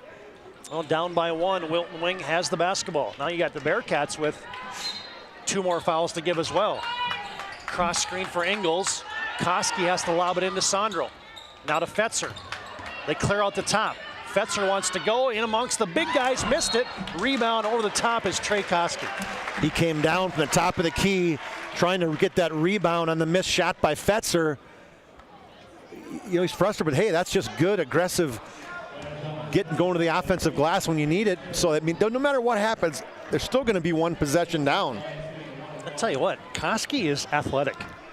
Yeah, he's a freak. I don't know if he's related to the Koskis back in that I know I played some amateur against, but they had some hops in them. Oh, boy. Missed bonus free throw. 7 seconds, down to 6, down to 5. Koski trying to go coast to coast. Got tripped up, and you're going to get a foul whistle. Mickelson trailing it, and he was trailing him so close. I think when he got it clipped his heel, and you got to call that. But, ultimately, they still have another. No, that's the Bearcats. That's only 5 fouls on them. Okay, we got chaos. So you get Ersley into the game for Wilton Wing. It's a 4th foul on Koski. 3.2 seconds remaining. Or on Mickelson, I'm sorry. Mickelson, Koski's just got 2. Bearcats clinging to a 1-point lead. They get it into Sandro. Turn, fire, short, no good. Rebound batted around, and it's cleared by the Bearcats. A thriller in game 1. Glen Owen Hebron victorious. A final score on your BNC Bank scoreboard. Glen Owen Hebron 79, Wilton Wing 78.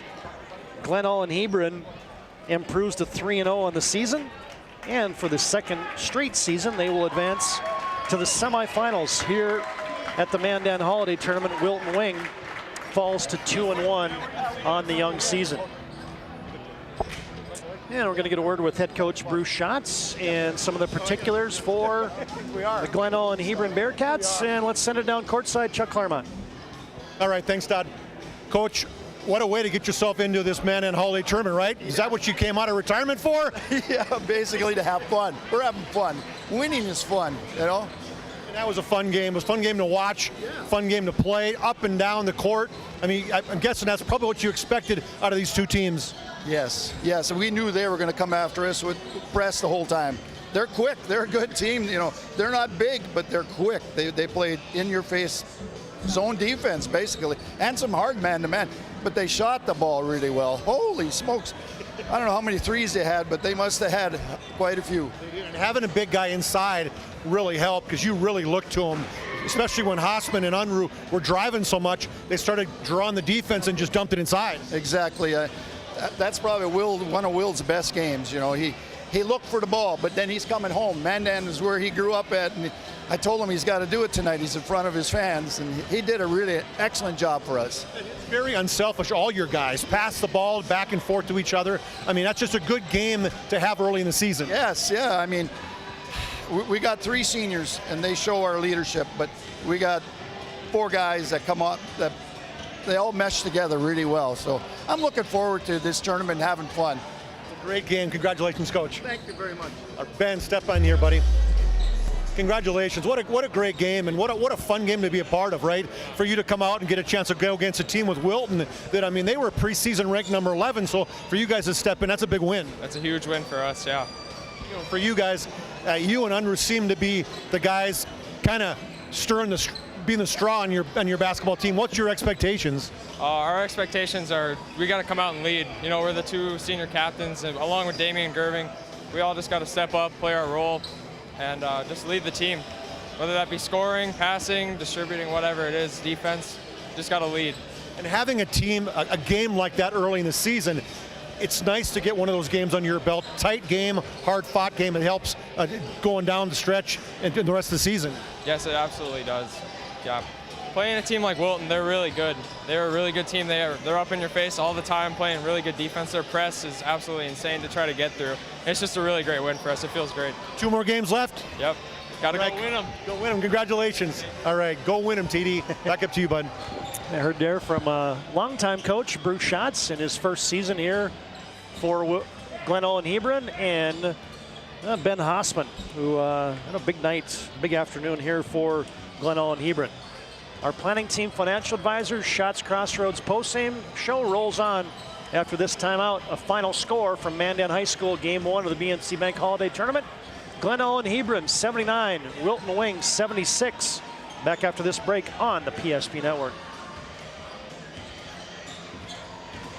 Whether you're looking for a full-service financial plan or planning for farm or business succession, Planning Team Financial Advisors is here to help you work toward achieving your financial goals. With locations in Bismarck, Garrison, and Center, our full-service team of professionals are dedicated to helping you work towards achieving your financial goals. Visit us online, planningteam.com. Securities offered through LPL Financial, member of FINRA and SIPC. Investment advisory services offered through New Edge Advisors, LLC, a registered investment advisor. New Edge Advisors, LLC and Planning Team Financial Advisors are separate entities from LPL Financial.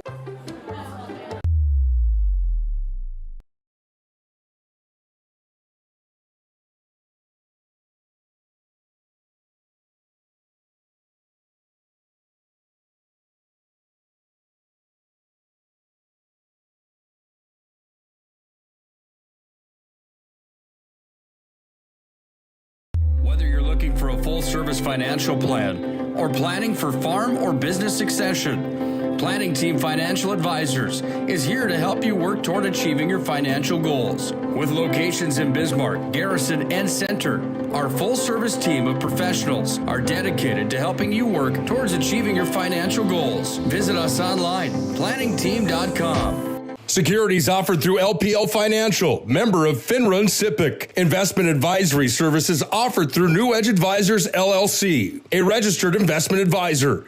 New Edge Advisors, LLC and Planning Team Financial Advisors are separate entities from LPL Financial.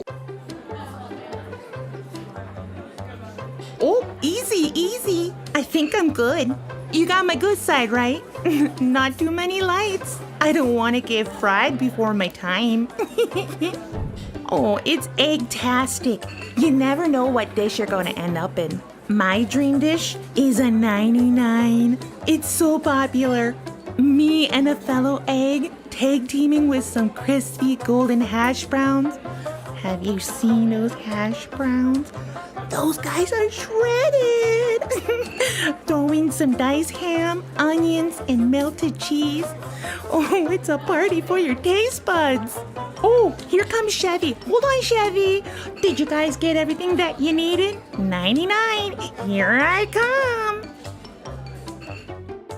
Schatz Crossroads. It's an excellent place to eat. It's time for the Schatz Crossroads and Planning Team Financial Advisors postgame show. Now for a look at game stats and analysis. Let's go to the postgame show.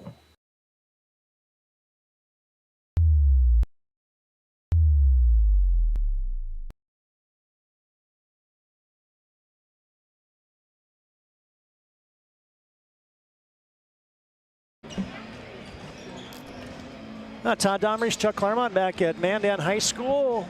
Glenelg and Hebron. Impressive 79-78 victory over the Wilton Wing Miners.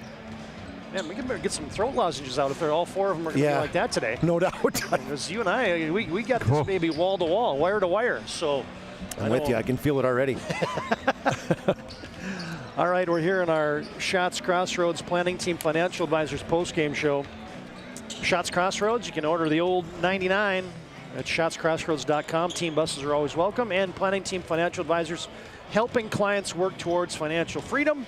A few things to take care of here are move of the game and the Sport Clips player of the game. But first, Chuck, let's run through those final game numbers here as Glenelg and Hebron wins by 1. Lots of scoring. 4 guys in double figures for the Miners, led by the 16 of Hunter Wolf. He had 4 threes in that second half, 15 each for Braden Wallace, who had 5 threes, didn't score in the last half of the third quarter or fourth quarter, but still finished with 15. Trey Koski came on strong, scored 15. Kendrell Sondrel had 13, 10 for Dante Fetzer, 4 each for Ryan Ingalls and Tegan Ersley for a total of 78. For the Bearcats, it was the big 3. Will Mickelson led him with 26 points, 13 field goals for him, all inside the lane. 20 for Ben Hossman, what a game he had. 19 for Canyon Unruh, 7 for Riley Schneider, 4 for Damian Gerving, and then 3 for Landon Shaw for their total of 79. It was 20-16 Bearcats at 1. The Miners came back. They led 40-39 at half and still led by 3 at the end of 3 quarters, but it was a 20-16 fourth quarter that allowed Glen Ellyn to nip the Miners 79-78. Yeah, that was a doozy right there as Wilton Wing will fall into the consolation bracket. They'll play the 3 o'clock game tomorrow. And Glenelg and Hebron into the championship semifinals. They'll play the 6 o'clock game tomorrow night. Wing, yeah, they don't like the Mandan Holiday Tournament. 0 for 4 the last 2 years. Yeah, exactly. All right, fans, it's time now for our move of the game, brought to you by Jobbers Moving and Storage, where they can help you move across town or across the country. Locations in Bismarck, Minot, Fargo, and Aberdeen. Find them online at jobberswarehouse.com. Today's move of the game has to come from the fourth quarter for the Bearcats, and it is. Wow, could it be Riley Schneider's 3 from the corner to put him ahead 3? I think it's Landon Schaaf coming right off the bench. I mean, we call it right out of bed, hits the 3, puts him up by 6, and kind of gave him that untouchable lead ultimately. So Landon Schaaf, the 6'1 junior, coming off the bench, hitting a big 3 from the left baseline. That's our Jobbers Moving and Storage move of the game. Yeah, Wilton Wing answered with a 3 right back on the other end to make it a 3-point game, but that 6 points was enough buffer for the Bearcats to get the win, and Landon Schaaf is your Jobbers Moving and Storage move of the game, where they focus on the details of the process, and their efficient step-by-step approach to move management keeps everyone on the same page. Locations in Bismarck, Minot, Fargo, and Aberdeen. Find them online at jobberswarehouse.com. See our upcoming game. The 2 teams out on the court warming up, the Flasher Bulldogs, and some new blood in the Mandan Holiday Tournament this year. Our first look at the Surrey Mustangs as Flasher and Surrey will be our upcoming game. And the last thing for us to take care of here in our post game is going to give you our player of the game and our MVP of the contest today.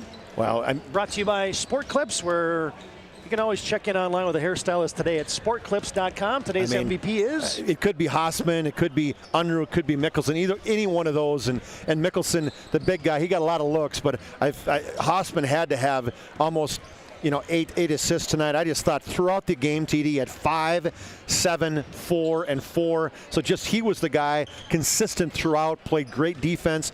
We interviewed him after the game. To me, our Sport Clips MVPs, Ben Hossman, finished with 20 points on the night and hit a big 3 and a free throw in that fourth stanza to preserve the victory for the Bearcats, 79-78. And he was steady. I mean, look at his production. Every quarter he was producing for the Bearcats. And congratulations, Ben Hossman is your Sport Clips MVP of the game. MVP, nothing like that experience at Sport Clips. Congratulations, Ben Hossman.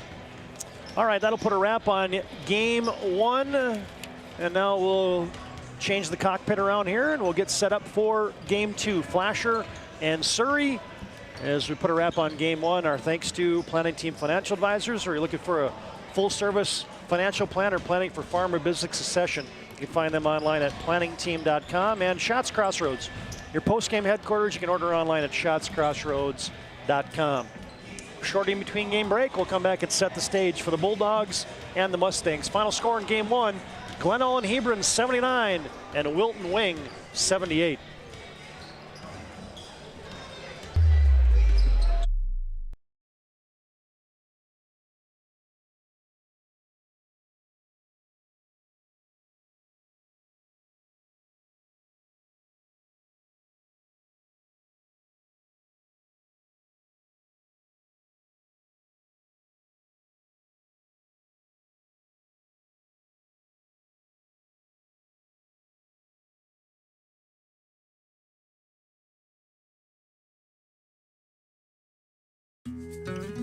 I'm a grateful person on a lot of levels.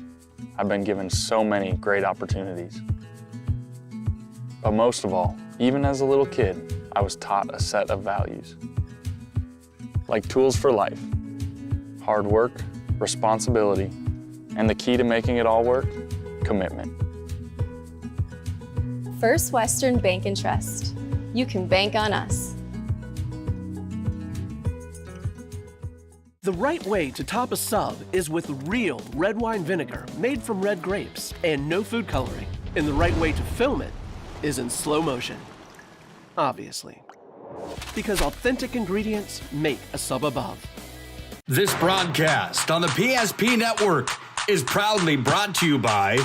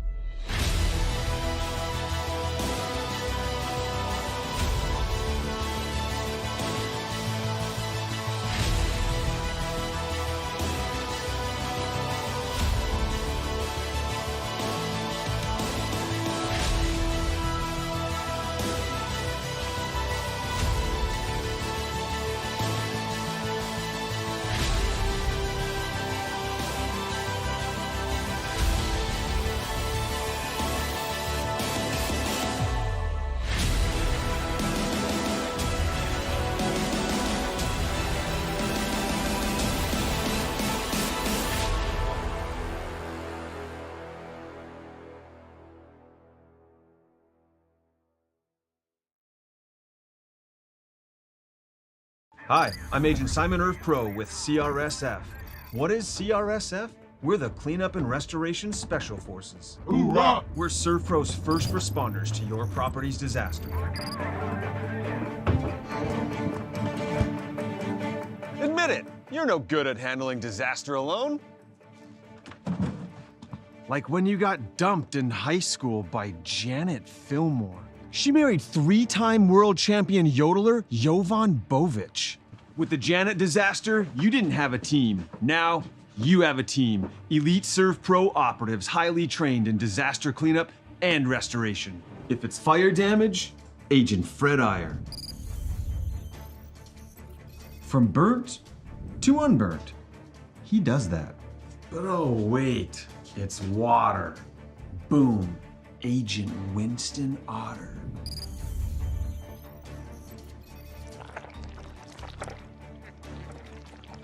He's been called the human sponge. But Simon, what about mold? Agent Marlon Old. He holds the world record for fastest mold remediation. And finally, Agent Smith. He's in charge of restoring your property to its original state.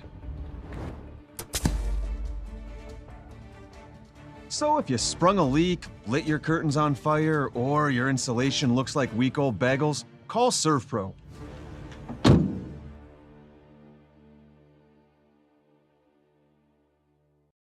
In southwestern and south central North Dakota, on any given day at any given moment, a Dakota Community Bank and Trust customer is logging in or signing on to do their online or mobile banking. We believe that community banking can blend both the past with down-home customer service in-house and the future with modern banking conveniences and technology for our customers anywhere, like here or here, all while honoring our long-standing tradition of community-first oriented banking here at Dakota Community Bank and Trust. Ackerman Esvold, your neighbors, friends, and family who are working for you. The local team with local availability and accountability for all of your engineering, architecture, environmental, transportation, and land development needs. Your project can rely on Ackerman Esvold. Find them online at ackermanesvold.com. When you start your project, talk with Ackerman Surveying and Associates. Our experienced surveying team guides you in the right direction with planning, platting, and lot and boundary surveys. The trusted name in land surveying, the trusted name in architecture and engineering is Ackerman Surveying and Ackerman Esvold. Find them at ackermanesvold.com.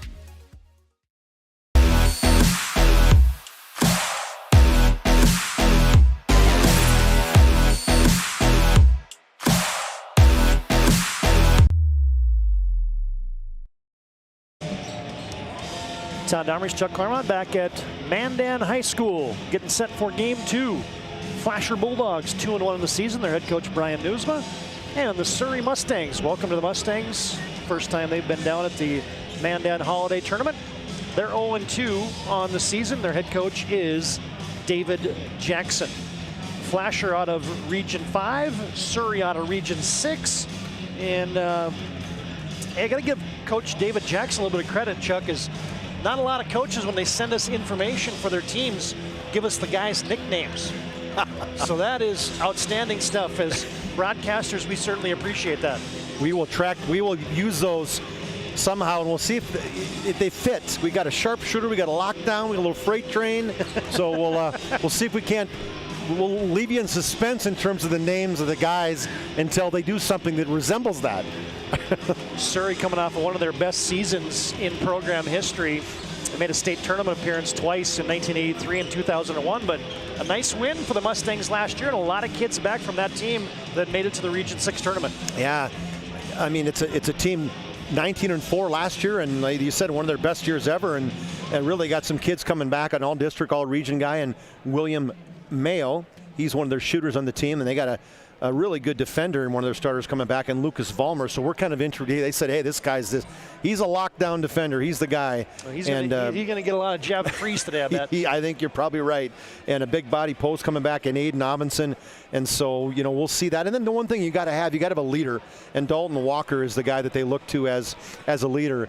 And to round your team out, you also got to the utility knife, and that's Trevin Christensen. So they got a little bit of everything in this team, including Robin Vollmer's the assistant coach. She was first assistant in the boys' side in a long time, and pretty special. Talked to her in a little pregame, and she is excited about this basketball. I'm excited to be here and excited to be part of the coaching part of it. Well, and this projects to be a close game if you go by comparative scores. Both these teams lost to Garrison. Garrison defeated Surrey 75-73, and Garrison defeated Flasher 66-63. So both close losses to the Garrison Troopers. And Chuck, while we have a moment, let's talk about the Flasher Bulldogs. Obviously, Brian Newsman, his 15th season. It kind of starts with Javin Fries, and but you got Carter Bonagoski, you got Joey Richter. We saw Haig have a great game the other night for the Flasher Bulldogs. So I like a lot of the pieces that Flasher has this year. I really do, and they got a big strong guy, and Joey Richter inside, big body dude. They got some good athletes. Carter Bonagoski, he was an all-region guy in the football side of things, but it really comes down to Javin Fries. He's got 18 the first game, didn't shoot very well. Then he found his shooting touch at 33 in the second game. In the game we sum up in Stanton, he was untouchable. He had 38 points and still about 6 minutes left in the fourth quarter when he came out. He was absolutely on fire. So this is a guy, one of the best players in the state of North Dakota. He will be definitely a candidate for a first-team All-Stater, and you'll hear us call his name a lot. So we'll see how the lockdown defender, Lucas Vollmer, Lucas is the son of the assistant coach, Robin Vollmer, so I'm sure she tasked him. She's been talking to him in his sleep probably got some, some lockdown music going as he's in bed at night, getting ready for Javin Freeze. Here's your starting lineups. First off for the Surrey Mustangs, at the guards, Lucas Vollmer and Trevin Christensen. And one forward is Dalton Walker. The other forward is William Mayo. And Aiden Amundsen is your starting center. A couple 2-3 seniors and a couple juniors in that starting 5 for Surrey. Flasher will counter with Trey Hyde and Carter Bonagaski at the guards. Javin Freeze, Josiah Shook your forwards, and Joey Richter in the middle. Well, we're set for basketball as tip is going to be controlled by Will Mayo.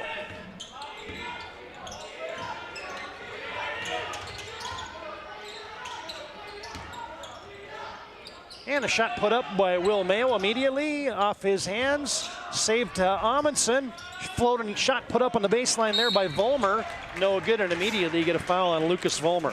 When you're a lockdown guy and you're probably going to have to be tasked to guard Freeze potentially before the night's over, you can't get a foul 89 feet away from the basket, a little nickel and dimer as you call it. Flasher comes back, and Surrey comes out man-to-man.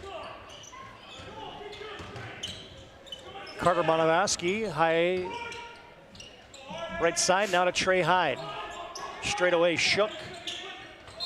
Now to Javin Freeze, and he's going to get bumped up by Trevor Christensen. Trevin Christensen, he is the one that's been tasked initially now to guard Freeze, and he's chosen to show that, hey, don't let him dribble, don't let him walk or move, be a shadow. Hyde will fire it in to Bonagaski, and Flasher sets the offense. And almost a takeaway. There's lockdown Vollmer with a steal. Firing it up ahead to Amundsen. Spins around Richter, shot up, no good. Shook rebounds, and now you're going to get a foul on Aiden Amundsen. Ooh, that's one of those $100 move, 2-cent finishes. Great drop step by Aiden Amundsen, but could not finish. And then a foul and a reach in. Back comes Flasher. The fouls have kind of quickly mounted here for Surrey, as that's already 3 whistles against them. There goes Javin Freeze. Count it, and a foul. One thing he's so good at is using screens, and when you got a guy that's following you around everywhere, that's what's going to happen. Once you catch the basketball, you turn and went right hard to the basket, went off a screen, leaned in, drew the foul. Freeze has an early 2, misfires on the free throw. Flasher on top, 2-zip on your BNC Bank scoreboard. Surrey looking for those first points. Now the Bulldogs come out man-to-man. Christensen. Amundsen. Set the offense now to Vollmer. He's going to go high screen and roll with Will Mayo. Vollmer tried to bounce it down low, taken away. Almost a steal then by Vollmer as back into the front court comes Javin Freeze, and now there is going to be a foul. They didn't want to see that. It's going to be Lucas Vollmer is going to pick up his second. Right to the bench. Mom just readjusts the shirt and looked at him and said, son, and we're going to get an early timeout here. As going to be a 30. We'll just keep it right here. As 6:16 to play in the first period. And Surrey, well, they got 5 team fouls already, folks. Yeah, that's crazy. That's a quick 5 for Surrey, and Flasher just has a 2-0 lead. Get a chance to tell you that today's game brought to you in part by Planet Pizza. Been serving the Magic City for 25 years. You can call an order now at 852-1700. Today's game also brought to you in part. I'm going to go through all the food ads, Chuck, because you and I are famished. Oh, man, goodness. Jersey Mike's. You can vote for this week's Jersey Mike's Player of the Week on the PSP Network page. Jersey Mike's is a sub above. David Jackson's trying to get in the ear of the official, saying, hey, a little hand check? What are you calling? We got to let that go. That's how we play defense. Bonagaski on a cut. They look for a Freeze. Fires a shot up. Count it. 2 more, and another foul. On that offensive possession, similar to the last one, they bring Freeze from the weak side. He comes off a high pick and just turns and goes right down the lane. Gets the post entry from the wing, and nice kiss off the glass. Well, now you got Will Mayo has his second foul. Jeez. He's going to come out. So you got Mayo and Vollmer both with 2 fouls. A minute 58 into it, and you're 16 fouls into the TD. You're 1 foul away from into the bonus, and you still got 14 minutes left in the first half. Yeah, that's a developing situation. Amundsen, that's Aiden, fires it down to the Ethan Amundsen, who's just on. Dalton Walker gets it into the post. Kick out back to the wing. Amundsen misfires. Rebound cleaned out of there by Flasher. Oh, now wide open. The defense is on vacation. Had their backs to the basket. Nice pass to the corner, and then a quick pass down low for the layup. Pine Fleck converts the deuce. I love that name, by the way. 7-zip. Aiden Amundsen operating in the lane. Kicks it out, open 3 for Colin Vollmer. Surrey's ice cold. Rebound tipped out, Trey Hyde flying into the front court, threw it into the bottom of the rim, or the bottom of the backboard. Yeah, he got there a little too far under. He's got a smile, look at his coach. We love relationship with Brian Newsma. He has just been so supportive of us and PSP and gets us the information. He's a coach I'd love to play for. Joey Richter kind of got tangled up there with Aiden Amundsen. No, check that. Yeah. Aiden Amundsen got tangled up with Richter. Hyde has to safety valve it, and that might have been over and back. Yes, Bonagoski did a good job of selling that he didn't touch that. Freeze, step back, left side jumper, short. Pine Fleck around the basketball again, but is cleared out of there by Aiden Amundsen. Gives it to Dalton Walker. Hyde picks him up, full court, man-to-man. There's a 3 for Vollmer. No, Lucas misfires. Check that, Colin Vollmer misfires. Now the rebound's tapped out of bounds. It will be Surrey basketball.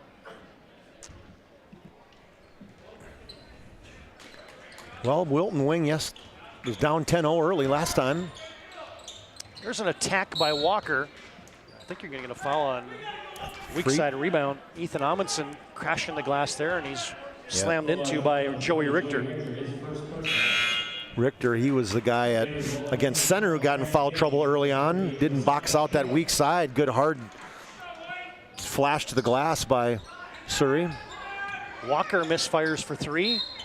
Amundsen on the back. Yeah, they're going to get Ethan Amundsen this time, as Aiden and Ethan are brothers. Logan and Cullen Vollmer are brothers, and Lucas Vollmer is a cousin. So a lot of relatives that you see so many times at small towns. You are going to make the long walk to the other end already. And we just talked about that, right? Yep. So you got 12.5 minutes of bonus. Josiah Shook misfires.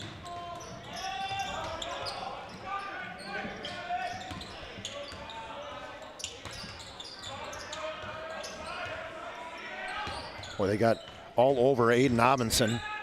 Gets it to the corners. Ethan Amundsen, no, doesn't get a good rebound down low by Pine Fleck. Pushes it out to that right wing. Trail to Trey Hyde, TD. Bulldogs on top, 7-0. Hyde has it. Looks down low to Fleck, can't get it. Shook gets a screen for Javin Freeze. Trying to get it off to Grant Haig, who's on. Freeze in amongst some traffic. Defense clears, and he flips it home. That was pretty. Javin he's so good finding an opening, and then he's got such great touch. Little teardrop shot from in the lane. And they get a body contact on Pine Fleck there. Is good attack from the top by Aiden Amundsen.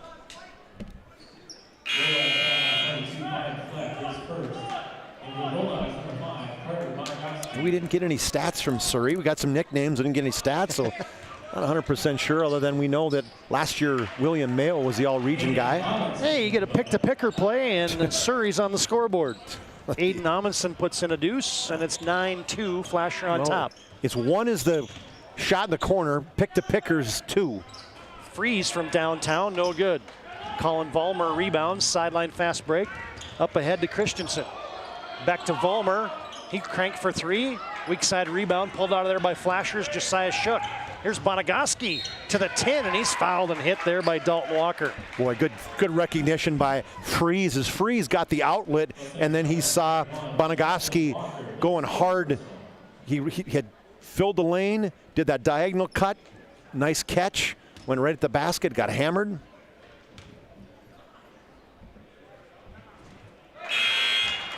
Seven points a game. Carter's scoring. It's the first free throw. Three guys in a scoring column. Javin Freeze leads everybody with 7. Second free throw just misses, but they got their own rebound. Bonagaski gets it back. Freeze thinks about it. Now he'll just take it. Force that one. Rebound. Haig, one-hander, no good. Rebound tangled up out of bounds, and it'll belong to Flasher. This game doesn't have quite the flow as the last one, Todd. It's almost like Surrey's, they're just figuring out, okay, holiday tournament, Mandan High School, what's going on? Oh. Freeze missed it in the paint, got it back, and there's going to be a foul. That was the Michael Jordan move. Fake the ball like you're going to pass it to the corner, only he didn't do what he did against Ewing, dunked it. Yeah. If you remember that play. Absolutely. I do too. I do because I'm a Knick fan. I'm a Jordan fan, so I liked it. Another foul. So that was what, Tegan Walhood? They called it on 15. Yep, just checked in the game. A 5'9" sophomore. Both free throws, Freeze knocks him down. 12-2 lead now for the Bulldogs. Just in the game as well as Kanoa Munoz for the Mustangs. Munoz has it on the right wing. Post up Amundsen, bully ball, scored it. That's Aiden good. Amundsen. Yeah, good strong move by Aiden Amundsen, 6'1" senior, but boy, just big bodied. Drop stepped inside. 12-4, Flasher on top on your BNC Bank scoreboard. And Flasher tried to feather it on the baseline to Josiah Shook. Nobody home, and that's a turnover. Second turnover for the Bulldogs. It's one thing they do that very well is take care of the basketball. They don't force too many passes. Very disciplined underneath Coach Brian Newsma. Amundsen now up high to Walker. Also in the game, dumped down low now to Amundsen. Amundsen, nice jump hook, just a little bit short, but Josiah Shook gonna hit that arm, gonna foul him, so Amundsen's gonna go to Ethan Amundsen's gonna go to the free throw line to shoot a couple. Good ball movement by Surrey that time as they went all the way around to the weak side and found Ethan Amundsen down low, who hits the first free throw. Checking in now is Logan Vollmer. Aiden Amundsen goes out. Trey Hyde also in the game for the Bulldogs. 12-5, just short. Rebound by Joey Richter. Right side corner wide open is Haig. Haig missed it badly, and then it was knocked off the foot by Kanoa Munoz. Throws it off the foot of his own teammate Dalton Walker. Their second turnover. 12-5, 1:46 to go in the first quarter. Wide open in the left corner is Freeze. He is not going to miss that one, TD. Better not do that very often. 15-5, 10-point lead for the Bulldogs. In the lane, extra step it looked like. They didn't call it. Logan Vollmer missed it. Rebounded by Freeze. Freeze pushes it up that right side. Now skip pass over to Hyde. Now Bonagaski in the corner. Back out to Joey Richter. Richter, a high arching shot, misses on the back part of the rim. Logan Vollmer rebounds, pushes it on the right side to Walhood. Yeah, I got her figured out. There you go. You got her, TD? Yeah, well, thank you All for right. covering for me for a moment there. Thought we were doing simulcast. You want to do it? Rescast radio? That's totally what I was thinking we were doing. Smooth. We were just kind of filling in. I'll take Surrey. You take Flasher. Down low, Walhood, inside out, 3-ball from the corner. Ethan Amundsen misfires off of Munoz, and it'll be Flasher basketball. I appreciate that. We were having some minor issues there with our scoreboard graphic. We'll get that figured out. Vollmer comes out. Trevin Christensen back in the game. Haig on the left wing. The Bulldogs lead by 10 here with under a minute to play first quarter. Double stack screen for Freeze. Wide right on that 3-ball. Rebound pulled out of there by Amundsen.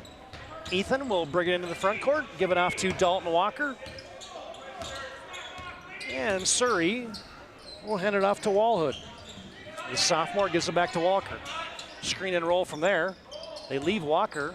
Walhood thinks about it, fires it down low. Operating in the block. Freeze might have got a piece of that shot there by Trevin Christensen.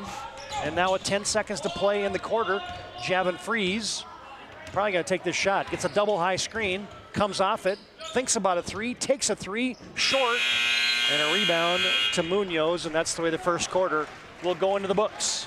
15-5, Flasher on top at the end of one. We're back with the second quarter after this break on the PSP Network. Whether you're looking for a full-service financial plan or planning for farm or business succession, Planning Team Financial Advisors is here to help you work toward achieving your financial goals. With locations in Bismarck, Garrison, and Center, our full-service team of professionals are dedicated to helping you work towards achieving your financial goals. Visit us online, planningteam.com. Securities offered through LPL Financial, member of FINRA and SIPC. Investment advisory services offered through New Edge Advisors, LLC, a registered investment advisor. New Edge Advisors, LLC, and Planning Team Financial Advisors are separate entities from LPL Financial. The right way to top a sub is with real red wine vinegar made from red grapes and no food coloring. And the right way to film it is in slow motion. Obviously. Because authentic ingredients make a sub above.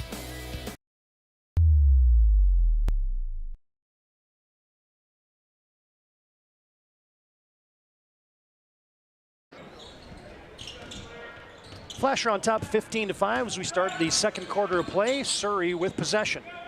Munoz, Walhood on the cut. They look for Christensen. Straight away now to Walker. High screen and roll from there.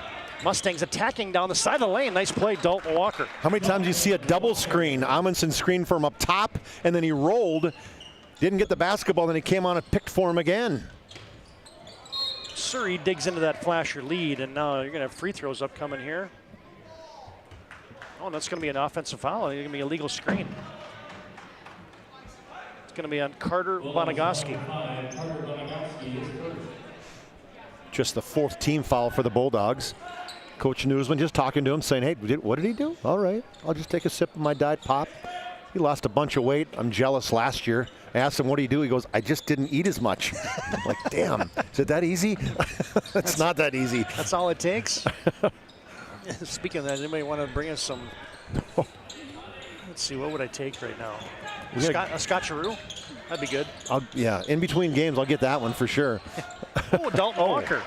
Back-to-back nice plays for the senior. Off the glass again on their right side. Good job ducking underneath the defense on the baseline. Makes it 15-9 in favor of Flasher. Surrey's kind of calmed the storm a little bit. A little flex cut on the backside, and Munoz is going to body up Carter Bonagaski, and it's going to be free throws upcoming for. He doesn't know what he did, but hey, when you're in front of an official under the basket and you have two hands on somebody's back, I don't care what the pressure is, that's an instance. That's a whistle. Bonagaski, the all-region football player, knocks down his first point of the game. It's a 10th team foul, so he's going to be two the rest of the way, the rest of the 7 minutes of this first half. It was one of two both times, and good rebound by Pine Fleck. Yeah, second chance coming for the Bulldogs.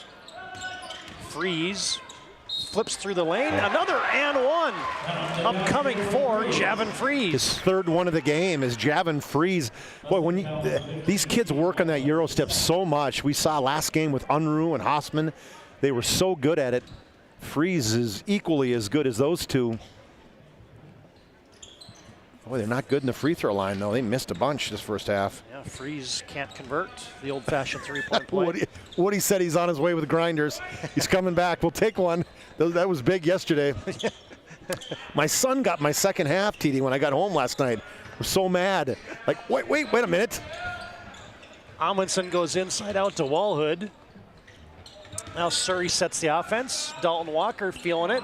Misses it. Rebound, Javin Freeze. You kind of forget about Freeze. Gets like 8 rebounds a game. We've been doing way too many games together. That was exactly what I was going to say. Yep. He's kind of a good out-of-zone rebounder. There's a play. There's down. Wowie, TD. Carter Bonagoski with the reverse. The glide and reverse on the right hand on the right side. That was impressive. You see him working on that one in warm-ups all the time, but you rarely see it in a game. 6-minute mark of the second quarter. Mark that one down. That's an early candidate for the move of the game. With the English. Dalton Walker pressing the issue, gets the right block. Oh, twisting, turning shot, no good. Wasn't really squared up on that one. No. Back on the attack, here comes Flasher, pulling up for 3, ring it up. Bonagoski with the flashlight three-pointer from the right wing in the trail. Assist by Javin Freeze. Just when you think Surrey's kind of got their sea legs, Flasher rattles off about 7 straight. Yeah, 8-0 run. Walhood sets it up top. Munoz, the junior. Don't see too many double zeros. See a 0 once in a while, but not too many double donuts. Munoz has it back on the top. Walker, and a shot clock violation. Coach David Jackson is standing in disbelief with his hands in his pocket, saying, guys, come on, you gotta know what's going on. Got 3 starters back in the game. Lucas Vollmer with 2 personal fouls. Mayo back in with 2 personal fouls as a coach, saying, I can't let this game get out of hand. Yeah, you got to roll the dice right now. Yep. Bonagoski off a high screen. Flasher moving right to left. Hyde loses on the baseline. Turnover, Flasher. You know, the thing about Hyde, he's always got a smile on his face. Last time he shot it underneath the basket, smile. This time he kicked it off his foot, smile. As long as Coach Newsman's smiling, you're okay. Yeah, no kidding. If he's good with it, you got to be good with it, right? That's right. The weave. And there's a shot put up there by Colin Vollmer. Rebound, put back for William Mayo. His first bucket of the game. Just good, strong rebound. And I liked how he took his time, squared up, and hit the right-handed jump hook. They list Mayo at 6'1", but I think he's bigger than that, isn't he? Looks a little bigger than that to me, too. Three-pointer, Bonagoski, back-to-back. He's feeling it, TD. 9-10 points for Carter. That's what he had the first game of the season. Ooh, and gonna bail out Vollmer as they had Freeze with the hand. Just what I just talked about, TD. Freeze kind of had 2 hands. I bet you the pressure was like nil. But the officials, that's an automatic call. 4:07 to play, first half. 26-9 on your BNC Bank scoreboard. From the BNC Bank Mandan Holiday Tournament. Pine takes a seat. Flasher on top by 15. They run the pick-to-picker again. Flasher got a rebound, and I don't know why Surrey keeps doing this. Here's what I think happens. If you practice like this, sometimes you come and play like this. And so if you have that kind of aggressiveness going like that, and then you can't rein it back in, and you see head coach David Jackson right now, he's pointing to his head, guys, have we gotten 11 fouls called on us already? We're 90 feet from the basket. You can't be doing that. And so you got to be able to adjust. And first thing you got to do is make the layup. We run the pick-to-picker to absolute perfection. You come across the pick, and Aiden Amundsen comes right down the lane. I think it was Amundsen or Mayo, one of the two, and they miss the wide-open layup, and then you foul. That was – they got a foul in 45. There's no 45 in either team, so that obviously isn't it. I think it's 25 that got the foul. Yeah, I would agree with you on 25. It sure looked like to me it was Aiden Amundsen who picked up his second. Because he was the guy coming up wide open in the pick-to-picker. Javin Freeze will have a double bonus, which he knocks down.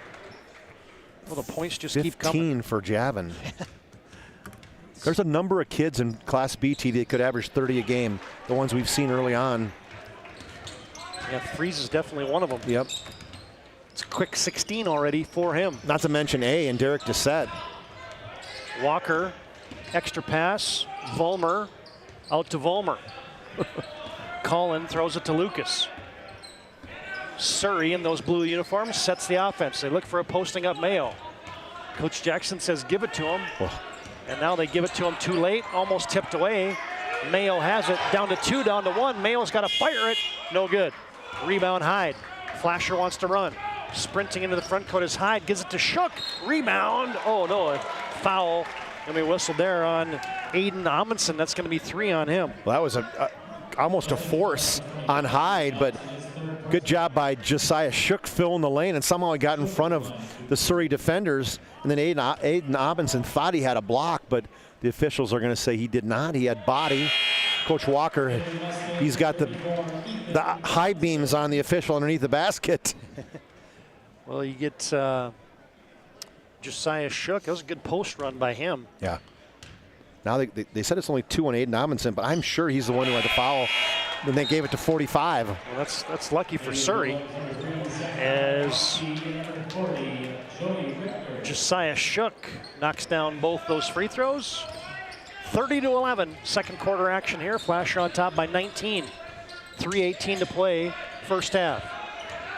William Mayo, oh, nice pass. Leaves it for a wide open Ethan Amundsen. Yeah, a little power dribble in the middle, drew the defense and just jumped up in the air and dumped it down to Ethan Amundsen for the layup. Yeah, that's a good recognition by Mayo.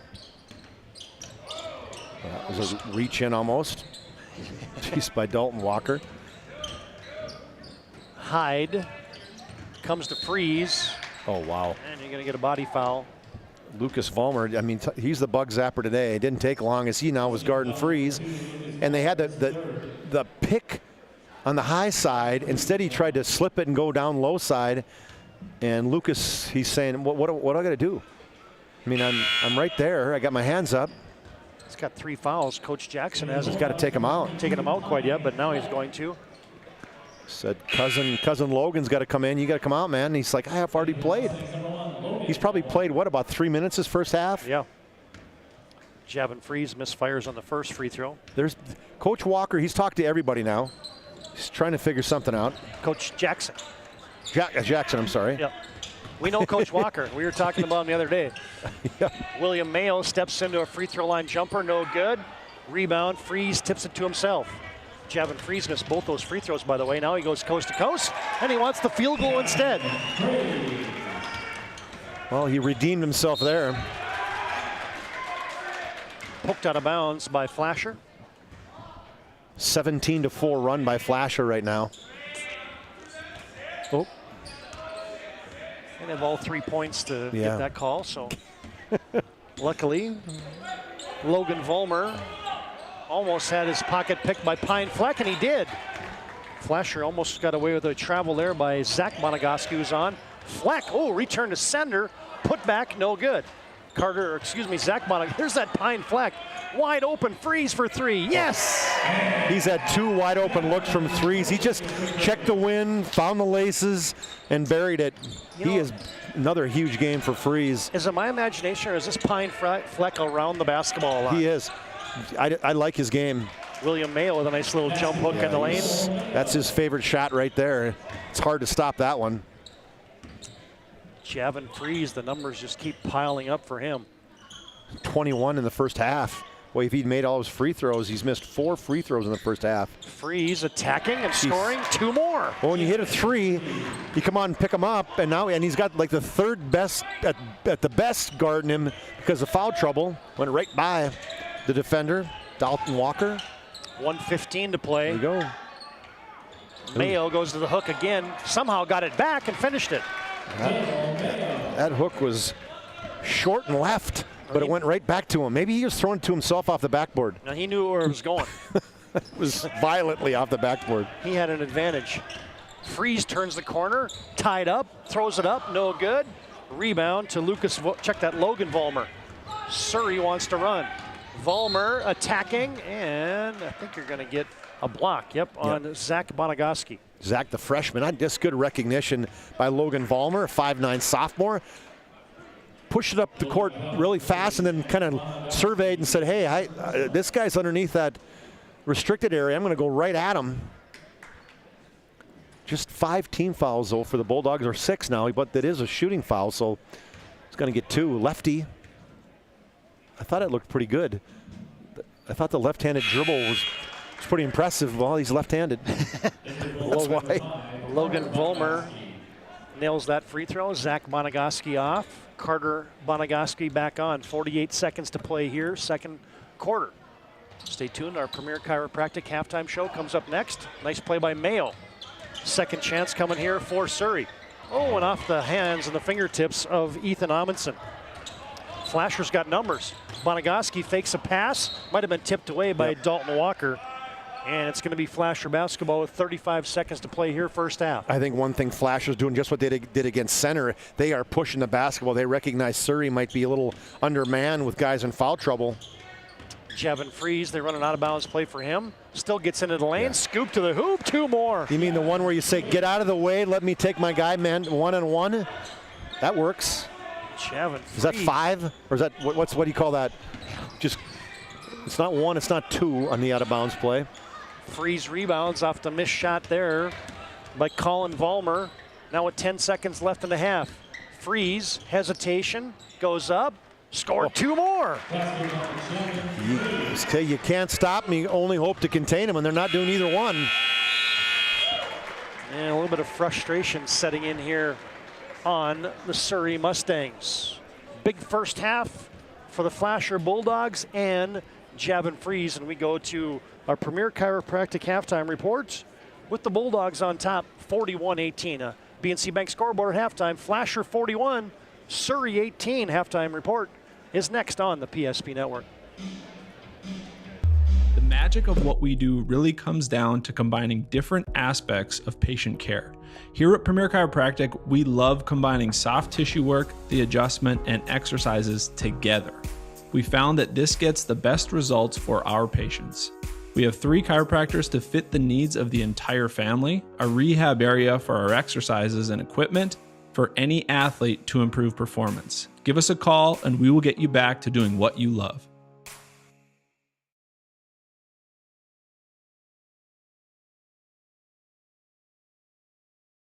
This broadcast on the PSP Network is proudly brought to you by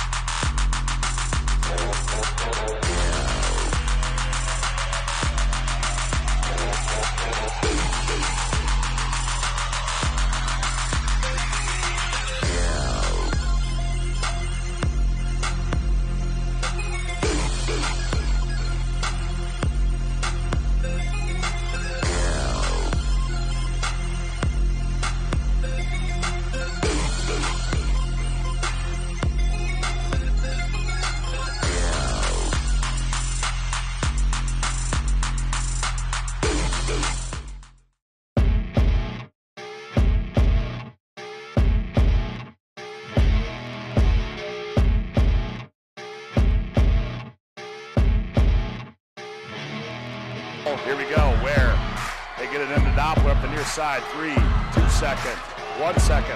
Doppler rises, right wing, 3, bingo! Oh! Anthony Doppler wins it at the buzzer!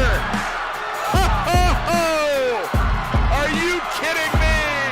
He turns, he fires, and he buries it! This broadcast on the PSP Network is proudly brought to you by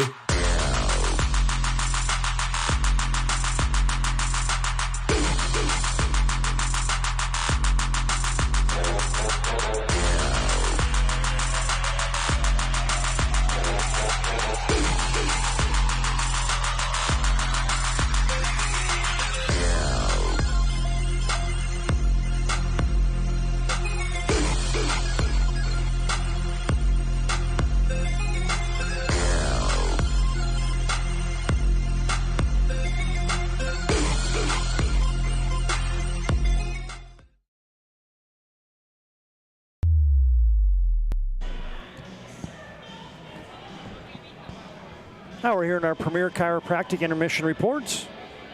Doctors Kirk Mason, Dr. Cody Haugen, Dr. Becky Perry-Domers can be found at premierchiropracticnd.com. BNC Bank Mandan Holiday Tournament, Game 2 at halftime. Flasher on your BNC Bank scoreboard leads 41-18. Impressive first half. And let's dig right into those Premier Chiropractic halftime numbers, Chuck, as the Bulldogs lead by 23. Well, the Mustangs, they do have 5 guys in the scoring column, but It's Mayo with 6. It's 4 with Dalton Walker and Aiden Amundsen. 3 for Ethan Amundsen and 1 for Logan Vollmer for their 18 points. Just 5 in the first quarter and 8 in the second, or excuse me, 13 in the second quarter for their total of 18. The Bulldogs, well, it was the Javin Freeze show, 27 points. He had 2 threes. He had 5 twos, and he was 5 for 9 from the free throw line for 27 points of their 41. Also in double figures was Carter Bonagoski as he got hot late, made 2 threes, 2 points each for Pine Fleck and Josiah Shook. They led 9-0. Then it was 15-5 at the end of the first quarter. 15-9, they cut it to 6 points, and then you blinked, and it's 41-18, so 26-13 run to finish that half. So it's been all flasher. Surrey, they need to regroup and come up with something different. Although they're starting out with no free throws the second half, so that'll be something. So 41-18 right now. The Bulldogs lead with Javin Freeze with 27. Now we'll take a timeout. We'll come back with more of our Premier Chiropractic halftime report. We'll update you on the scores from across the state. There's lots of Class B basketball to update you on. And we'll set our schedule for the rest of the night here from the Mandan Holiday Tournament. Halftime score, Game 2, Flasher on top, big over Surrey, 41-18. More of our Premier Chiropractic intermission report after this timeout on the PSP Network.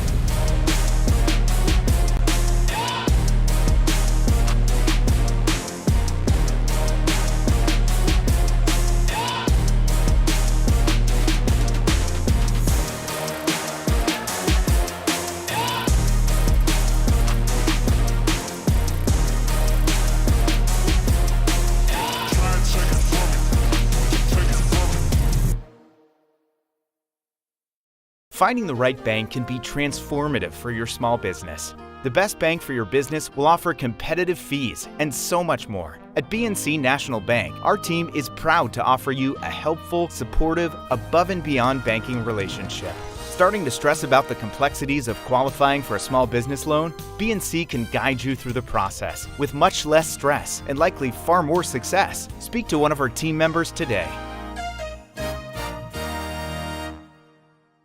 The right way to top a sub is with real red wine vinegar made from red grapes and no food coloring. And the right way to film it is in slow motion. Obviously. Because authentic ingredients make a sub above. It's water. Boom. Agent Winston Otter.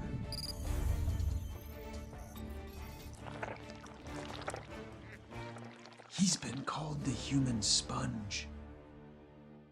Our stylists are trained to understand the nuances of cutting men's hair. Less pomp, more adore, huh, Brittany? Square face, wavy hair.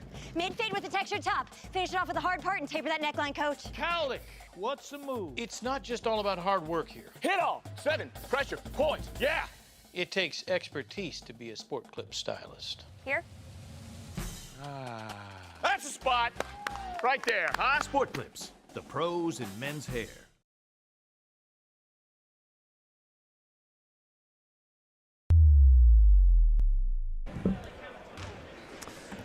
Happy holidays, everybody. We're back at the Mandan Holiday Tournament, brought to you by BNC National Bank.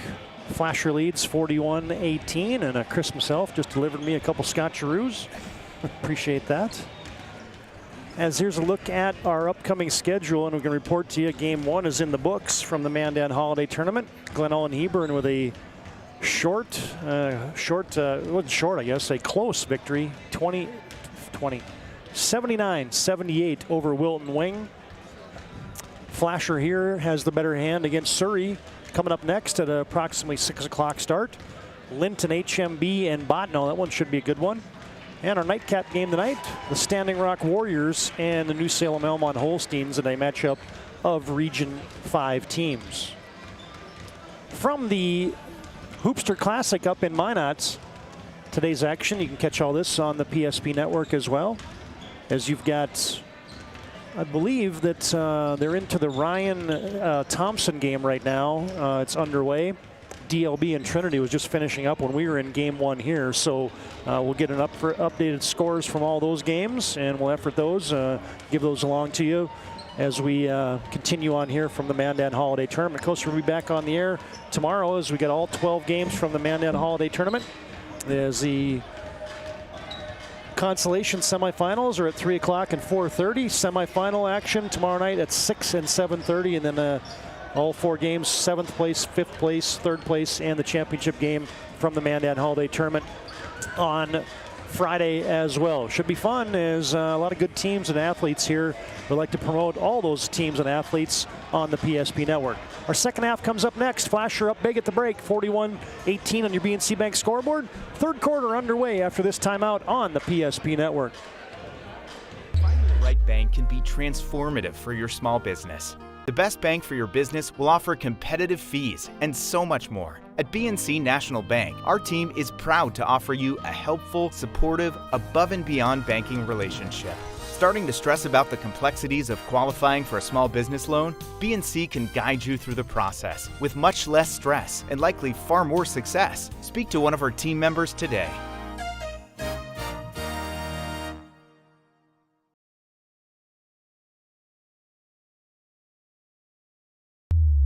All right, bring it up. Come on. Someone's got to call a play. All right, let's go. I right, zoom, spider 2, Y banana. You don't like that one? Okay. I right 40 power? No. You don't want that one either? All right, go kickoff. Get out of here. Let's go. First Western is your independent community bank with all the online conveniences you want and an experienced team you can count on. First Western Bank and Trust. You can bank on us.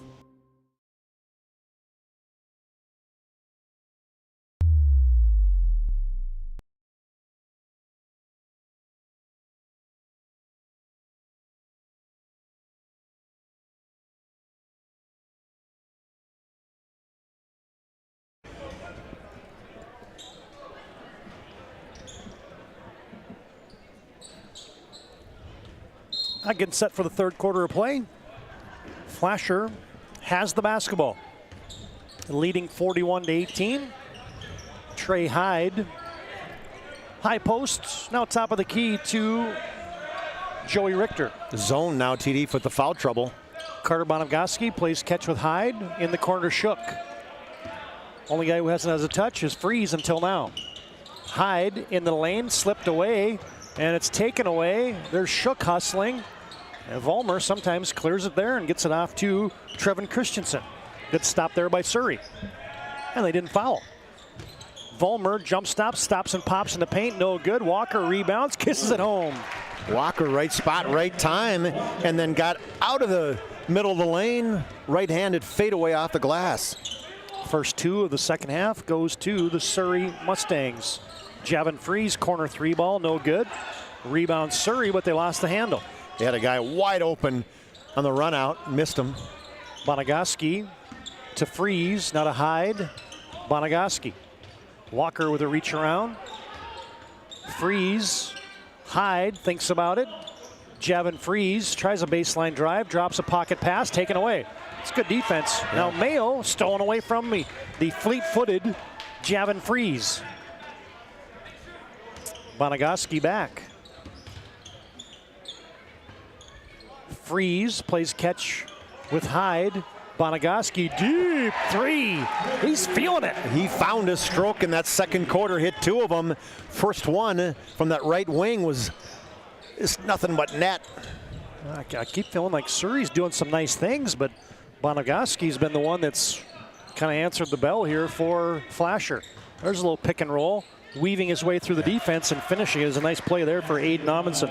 The oldest play in the book, but I love it. Pick and roll, ran to perfection there with Aiden Amundsen in the finish. 5:56 to play here, third quarter. Flasher has doubled up Surrey, 44-22.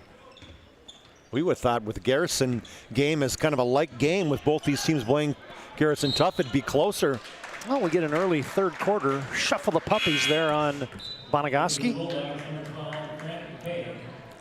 Grant Haig is on for Flasher, the 5'10 sophomore. As is Tegan Walhood for Surrey. Nobody knows who's out. Like, okay, Josiah, you got to go out. Joey, you get to stay in. Going on the power play, the 6-on-5. That's what they were at there for a second. Lucas Vollmer sets the offense, try to get a post touch for William Mayo, and it's kicked out of bounds by Freeze. Maybe the one thing we haven't talked about enough, Chuck, is the Bulldog defense. Yeah. It's a Surrey team that they put up some points. And they held below their average there in the first half.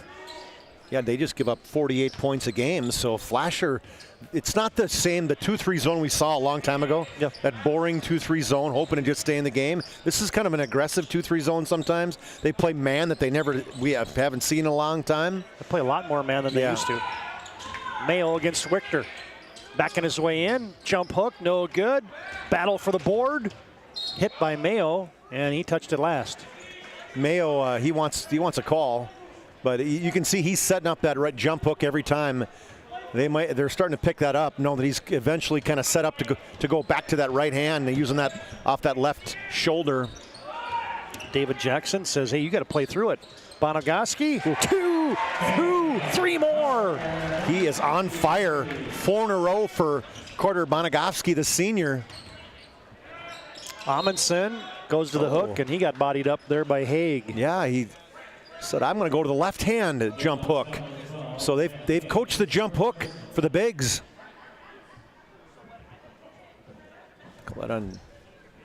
Well, you want to see, if this score holds up, and you want to see a contrasting style tomorrow, because Surrey's got a lot of big guys. Wilton Wing's got hardly any big guys. No doubt. That is going to be an interesting matchup if this score holds up. They gave the foul to Grant Haig. His first. Amundsen buries the free throw for the Mustangs. He leads them with 7. Second one rattles in and out. 4:47 to play third quarter. Quick return. Haig, cross-court pass, Bonogowski. Why not? Oh, whoa. He wasn't ready for that one, you could tell, Todd.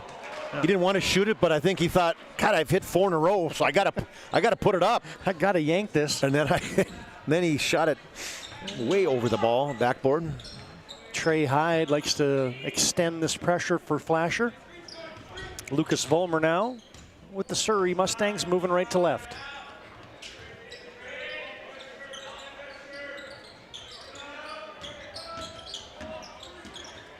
Vollmer, extra pass off the chest of Dalton Walker. Lucky he didn't get a foul there. It's going to lead to a run out for Haig.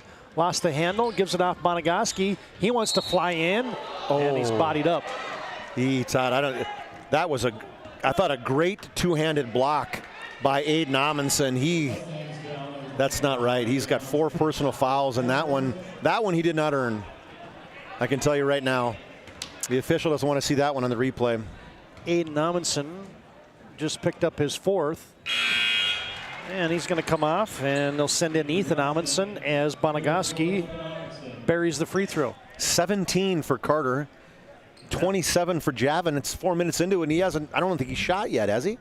It's been a quiet start to the season for Carter Bonogowski, just averaging 7 a game, but he is well above that today.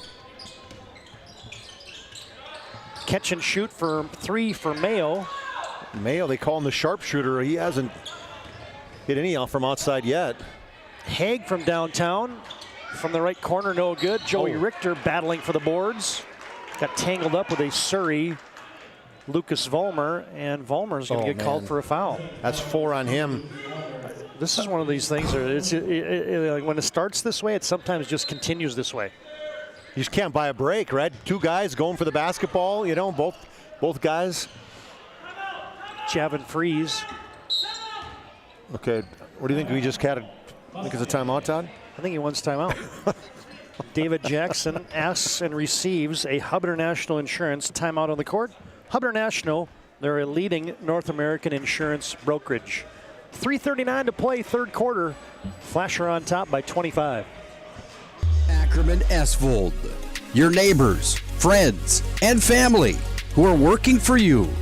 The local team with local availability and accountability. For all of your engineering, architecture, environmental, transportation, and land development needs, your project can rely on Ackerman Esvold. Find them online at ackermanesvold.com. When you start your project, talk with Ackerman Surveying and Associates.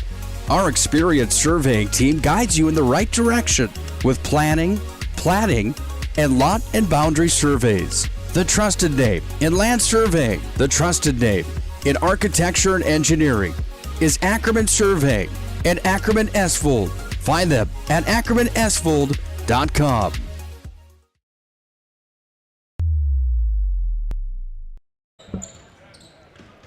Flasher back on the attack. Post touch for Amundsen. Colin Vollmer's in the game. Top of the key to Walker. High post. Mayo lets the defense fly around. Throws up the jump hook. Richter rebounds. Hyde up the court. Good post run there by Pine Fleck. Bonagoski. Hyde from the right wing. Richter had his pocket picked. Ethan Amundsen with the takeaway. The second half has been pretty UGLY. Amundsen misses. Bonagoski returned to sender. Blocked that shot of Ethan Amundsen. Now Bonagoski flying into the court, and it's going to be a charge as he ran into Dalton Walker. Walker was set for a long time there as Bonagoski got himself a little bit out of control. That's what Coach Brian Newsma said. Hey, great job getting the rebound, getting the steal, pushing it, but you got to know when to jump stop and take it back out. And getting the block, too. Yep. Second foul on Carter.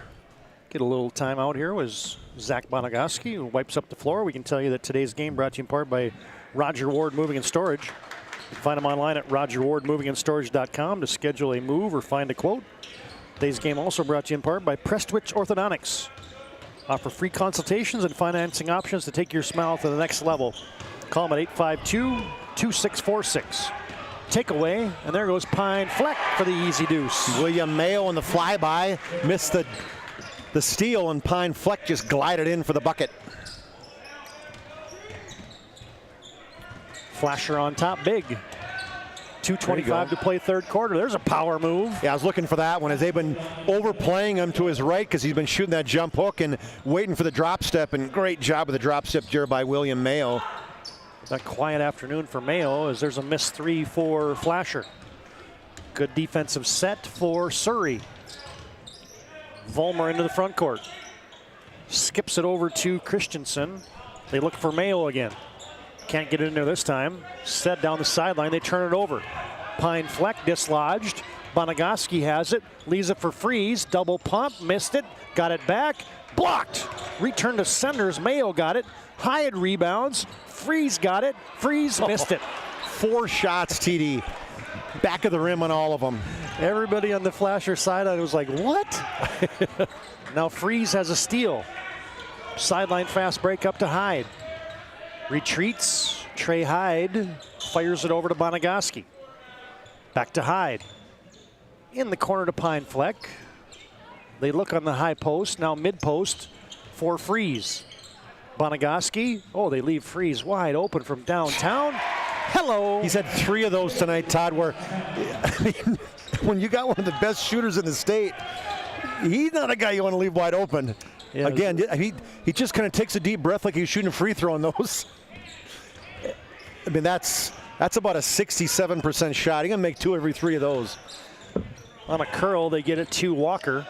Slips around the defense, tried to bank it home, no good. Hyde rebounds, weaves his way, now he gets it off to Bonagoski. Post up Fleck, steps through, leaves it for Freeze, jump hook, nope, short. Mayo rebounds. Freeze missed a couple close in. Flasher on top, 53-25. Half a minute to play, third quarter. Surrey looks like they might play for the last shot here, but they can't as there's about a 7-second differential. Ethan Amundsen reverses it to Mayo. Catch and shoot for 3. Hello. William Sharpshooter Mayo, TD. There we go. He liked that one. That was good. He gets into double figures with 11. Down to 10 seconds to play in the half. Now down to 6. Bonagoski double screen in the corner for Freeze. Back to Bonagoski. Deep 3. That one is short to end the third quarter. Flasher still in cruise control as they lead by 25 points. End of 3. Flasher 53, Surrey 28. We'll come back with the final 8 after this timeout on the PSP Network.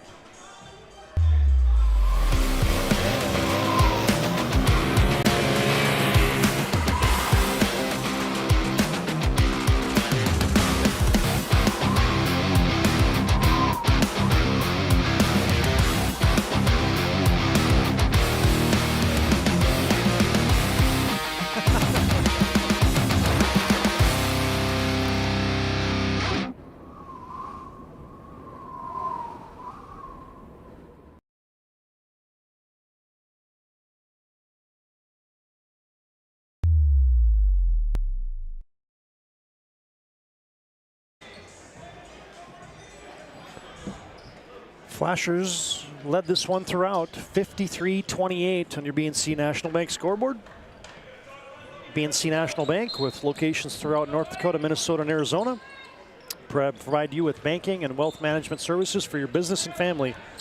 Visit BNC Bank online today at bnc.bank. Mayo trying to go back-to-back, misfires. Javin Freeze rebounds. Now you get a high school hideout. Richter, Joey missed it. Pine Fleck rebounds. And somehow William Mayo clears. Weaves through the defense. Leaves it for Walker. Tough shot. No good. Tip up by Mayo. Got it back. Put it in. Mayo with the dump down. Not the great pass. Wild shot by Walker, but Mayo was right there for the rebound putback.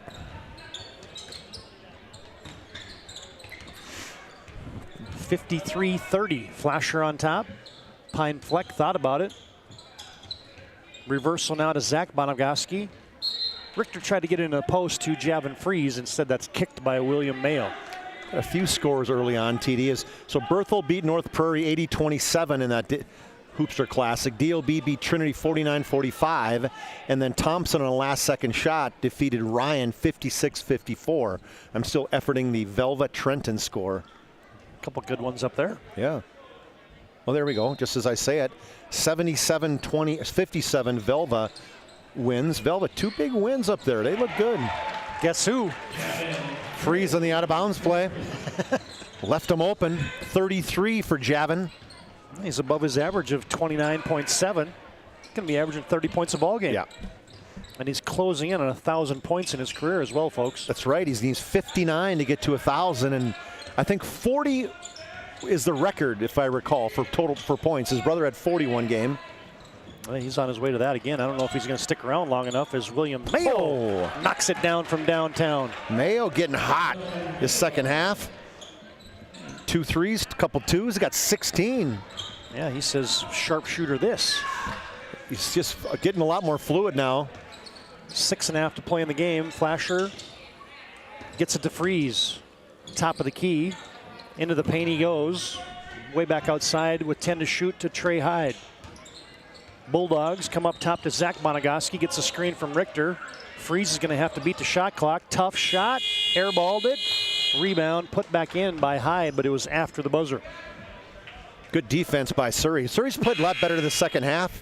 They held the Bulldogs to just 12 points in the third quarter, but the problem is they only scored 10. Yeah. And offensively, they scored 75 against Garrison. So, I mean, they can score the basketball. Munoz is back on. You got to get Lucas Vollmer back in the game, and Aiden Amundsen. Those are guys that they've hardly played. Munoz had it poke checked away. Still has the bounce, and he throws it into nobody. The Surrey bench. And just as you said, Chuck, Lucas Vollmer and Aiden Amundsen back on. Yeah, you got to get those guys in, even if they foul out. I mean, they just got to get some minutes. Munoz goes for the steal. Freeze has it back into the hands of Bonogowski. 5.5 to play in the game. Flasher on top by 23. Hyde swings it up top to Pine Fleck. Bonogowski, double screen, stagger again for Freeze, back to Bonogowski. Hyde, post entry. Aiden Amundsen just about fouled out right there. Bonogowski, deep three, and it hits the standard on top of the basket. He looks like he lost some confidence. That wasn't a confidence pull as he had early in the game when he hit 4 in a row. So Carter has 17, 33 for Javin Freeze. Ethan Amundsen. Check that, Aiden Amundsen. Lucas Vollmer, quick step, reverses around the defense. Can't get it to go. Trey Hyde trying to tiptoe the sideline, missed it. How quick is Trey Hyde? I mean, he is so quick. He was underneath the basket on that one. It tipped it out to the sideline, and in a blink, he was almost there to save it. I was thinking that, we have, I think one of the best attributes Trey Hyde has is that he picks up at the top of that Flasher defense. Really he does. Haven't seen a lot of that today, but showed an extra gear right there. I don't think David Jackson's too happy with the Zebras today. I don't think though anybody there. Mayo for 3. Well, put another one in the book. There's a reason he's a sharpshooter. He has definitely got a nice stroke from the outside there. Back to a 20-point game.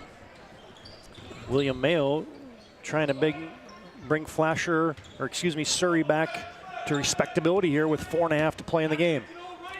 Javin Freeze. Oh, his pass tipped by Lucas Vollmer. Flasher a lot more deliberate this second half too. You get that big lead, and as a coach, you're trying to say, okay, let's run the offense, let's do some things, but that's really not what got him. What got him the lead is when they were pushing the basketball and misses. And of course, Surrey, they're not missing as much as they were in the first half. Bonagaski in the corner, Hyde open 3-ball, way too strong. Ethan Amundsen rebounds, gets it off to Lucas Vollmer. He's telegraphing that pass to Mayo, and it's wrapped out of bounds by Trey Hyde. You just talked about Hyde picking a guy up at half court. He did it right there. Fans, the UPS store in Minot is located on South Broadway in the Marketplace Foods Plaza. They're there for all your packing and shipping needs. Help bring you today's game along with Northern Plains Heating and Air. You can find them at northern-plains.com. Halfway through the fourth quarter. Stay tuned. You got Linton HMB and Botno coming up next.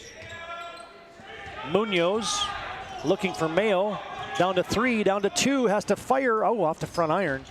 Rebound, touched last by Javin Freeze. Actually, I think it was touched by Munoz, but officials didn't see it. Javin didn't like it either. He laughed, but when you're up 20, you let her go. Ethan Amundsen will come on in for Aiden Amundsen. Brothers, Aiden's a senior at 6'1", Ethan's a junior at 6'1". Vollmer, this time he gets right to the 10 and laid it home. You've been waiting for that, TD. Gets himself in the books. He doesn't want to have more fouls and points. So he's got 4 fouls and 2 points right now. Uh-oh. Carter Bonagaski slipping through the defense, and he's going to get tangled up there with Kanoa Munoz. They call that one a Munoz, okay. So this, unlike the first half, just the third team fouls by the Mustangs. They had 7 fouls by the 4:50 mark or 4:40 mark of the second quarter. No, the 6-minute mark of the second quarter, right? Like 2 minutes into the game, they had 7 fouls. 56-38. Flasher on top. Well, the Bulldogs will run a little time here. Just play catch on the perimeter. Freeze, top of the key to Shook. Oh, they looked back door, almost had Hyde. Handoff now to Bonagaski. Down to 8 to shoot. It's a pretty good defensive set here. Bruin for Surrey. Now it breaks down right to the rim. Bonagaski missed it. Rebound, put back Richter. And Joey Richter got bumped, and that might be it for... Nope, that's Ethan Amundsen, I beg your pardon. Let the shot clock run all the way down to 10 seconds, and they run a play, and it was a high pick and roll, ran to perfection. Joey Richter didn't get the ball. It's a shot by Bonagaski, but Joey Richter had rolled right to the basket. That was right there for the rebound. Richter knocked down the first one. Yeah. High arcing rainbow on the second is also true. Ooh. Oh, now you get the Flasher defense on vacation.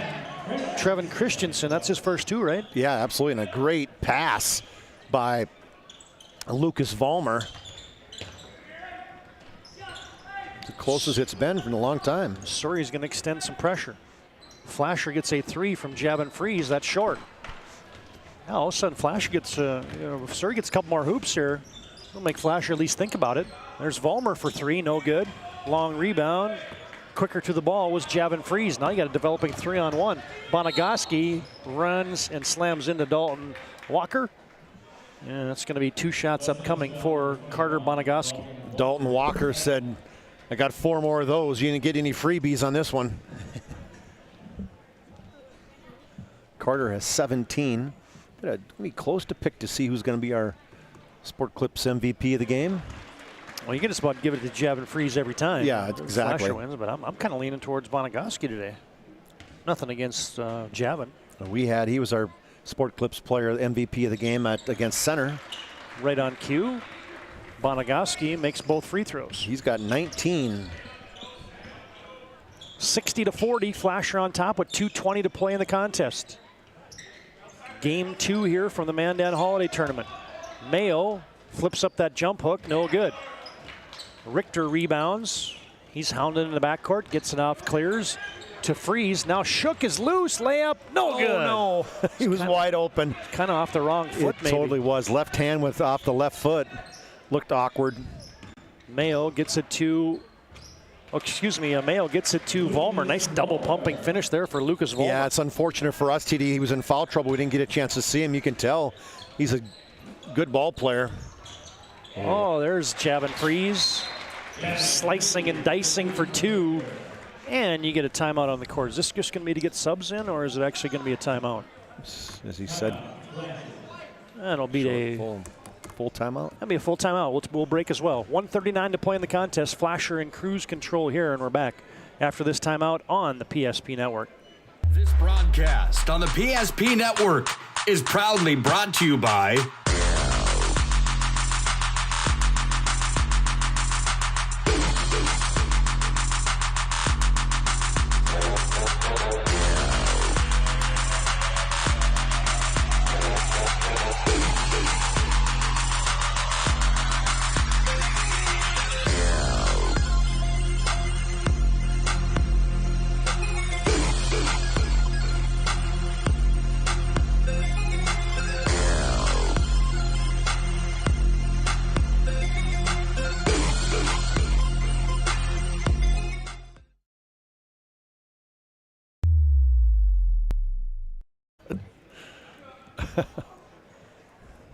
.139 to play in the contest. Flasher on top, 62-42. Surrey will have the basketball.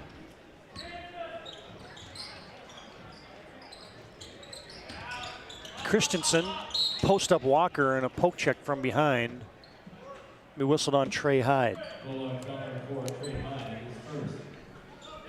Hard to believe as hard as he's played today, Trey Hyde, and as how he's been in the grill of these guards of Surrey, that he only has 1 foul. Surrey will inbound. That's 5 team fouls on Flasher. Dalton Walker. Mayo, catch and shoot. He's open. Oh, in and out. Rebound tipped away by Richter. Cleared, however, by Christensen. Vollmer fires it, but it's taken away by the aforementioned Trey Hyde. Guy's averaging 4 steals a game. Oh, yeah, he's so quick. And you can see why. He's easily got that today. Gonna get some wholesale substitutions in here with 1 minute to play in the game. Pine Fleck reverses at Hyde. Zach Bonogowski thought about it. Hyde almost tipped away. It is stolen. Amundsen, however, Pine Fleck with the sneaky tip away denied Ethan Amundsen the breakaway layup. Amundsen's like, oh man, thought I had a wide open layup, and Fleck just nonchalantly hits it, uses the left hand and pokes it away. All right, you got Logan Vollmer back in there for Surrey along with Munoz. You also get our first look at Brighton Vetter. Also back in there is Tegan Walhood. And I think I got everybody. Got Gus Jensen, a junior for Flasher, in. And taken away. Haig back. Zach Bonogowski has it. Jason Weinberger also on for Flasher. Look for a post-to-post screen. Weinberger operates from the right wing. Gives it off to Zach Bonogowski. And we're down to 20 seconds to play in the contest.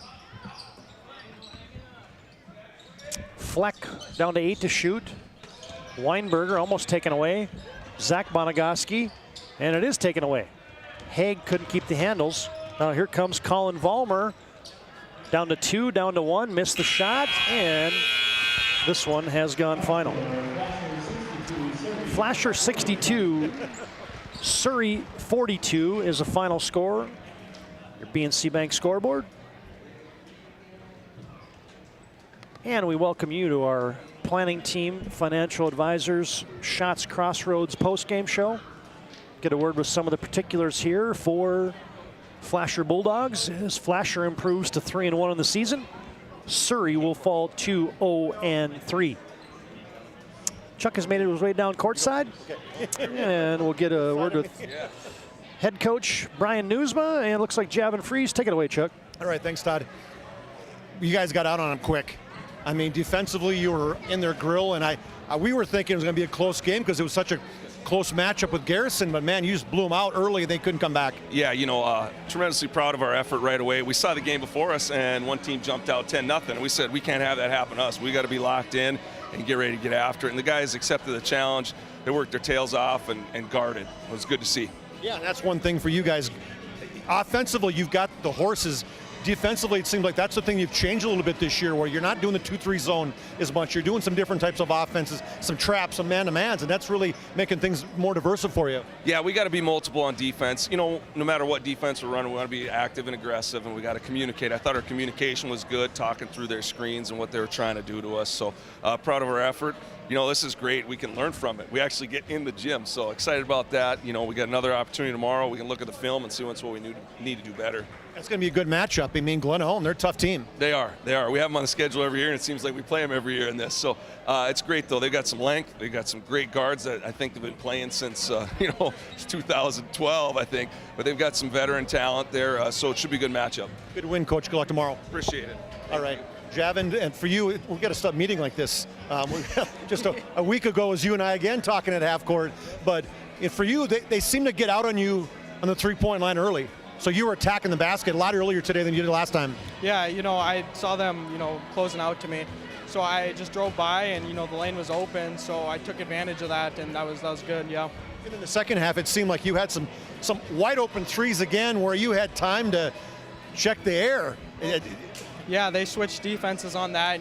Then we got the balls moving side to side, and I found the open guy and knocked it down. One thing you probably don't get as much credit for is your defense, and then also your rebounding. It seemed like, man, you were hard in there trying to get some defensive rebounds again. Has that changed your mindset this year too? Oh yeah, the possession doesn't end until you get the rebound. So I'm always crashing hard and grabbing the boards. And same with the other guys. They did an outstanding job tonight rebounding. Proud of them.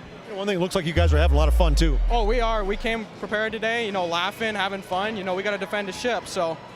Defend the ship, that's right. Championship. Speaking of the ship, it's a rematch against Glen Home. It is, yeah. I mean, I watched the game when we got here, and they look like a tough team. They got some great guys. They're a hard-fought team, well-coached, so yeah. Good luck and congratulations. Good luck tomorrow. Hey, thank you. Thank you. All right, you heard from head coach Brian Newsma and also Javin Fries. Once again, as a great game for him. Well, that's back-to-back. He's been on the PSP Network a couple times, and 38 and 30-plus again today. 4-1 Javin Fries. Planning Team Financial Advisors brings you our post-game today. They're here to help you work towards achieving your financial goals. You can visit them online at planningteam.com. And Shots Crossroads. Get filled up on their delicious menu that includes the famous 99. Order online at shotscrossroads.com. Team buses are always welcome. Post-game rolls on. Final score, Flasher 62, Surrey 42. Put a wrap on Game 2 after this break on the PSP Network. Whether you're looking for a full-service financial plan or planning for farm or business succession, Planning Team Financial Advisors is here to help you work toward achieving your financial goals. With locations in Bismarck, Garrison, and Center, our full-service team of professionals are dedicated to helping you work towards achieving your financial goals. Visit us online, planningteam.com.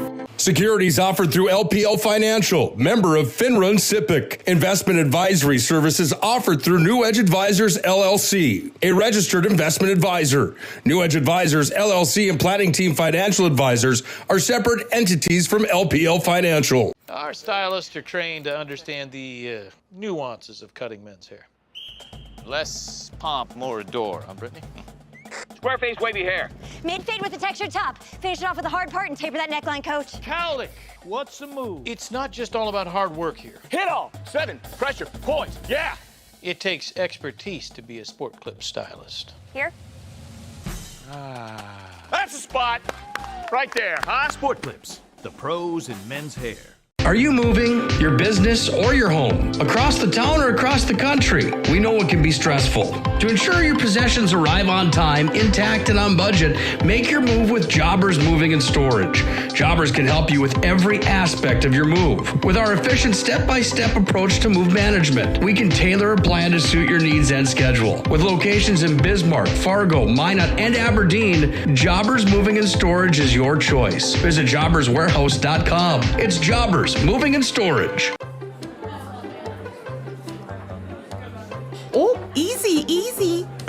I'm good. You got my good side, right? Not too many lights. I don't want to get fried before my time. Oh, it's egg-tastic. You never know what dish you're going to end up in. My dream dish is a 99. It's so popular. Me and a fellow egg tag teaming with some crispy golden hash browns. Have you seen those hash browns? Those guys are shredded. Throw in some diced ham, onions, and melted cheese. Oh, it's a party for your taste buds. Oh, here comes Chevy. Hold on, Chevy. Did you guys get everything that you needed? 99. Here I come. Shots Crossroads. It's an excellent place to eat.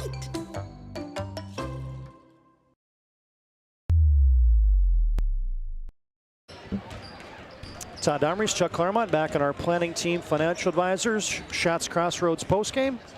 Shots Crossroads, your postgame headquarters. You can order online at shotscrossroads.com. And planning team financial advisors, helping clients work towards financial freedom.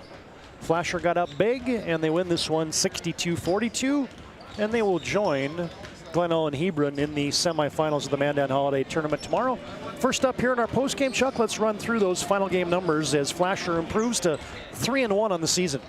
For the Mustangs, William Sharpshooter Mayo, he got sharpshooting in the second half, had three threes the second half, finished with 19 points. 6 for Dalton Walker, 7 for Aiden Amundsen, 4 for Lucas Vollmer, 3 for Ethan Amundsen, 2 for Trevin Christensen, and then Logan Ballmer had 1 for their total of 42.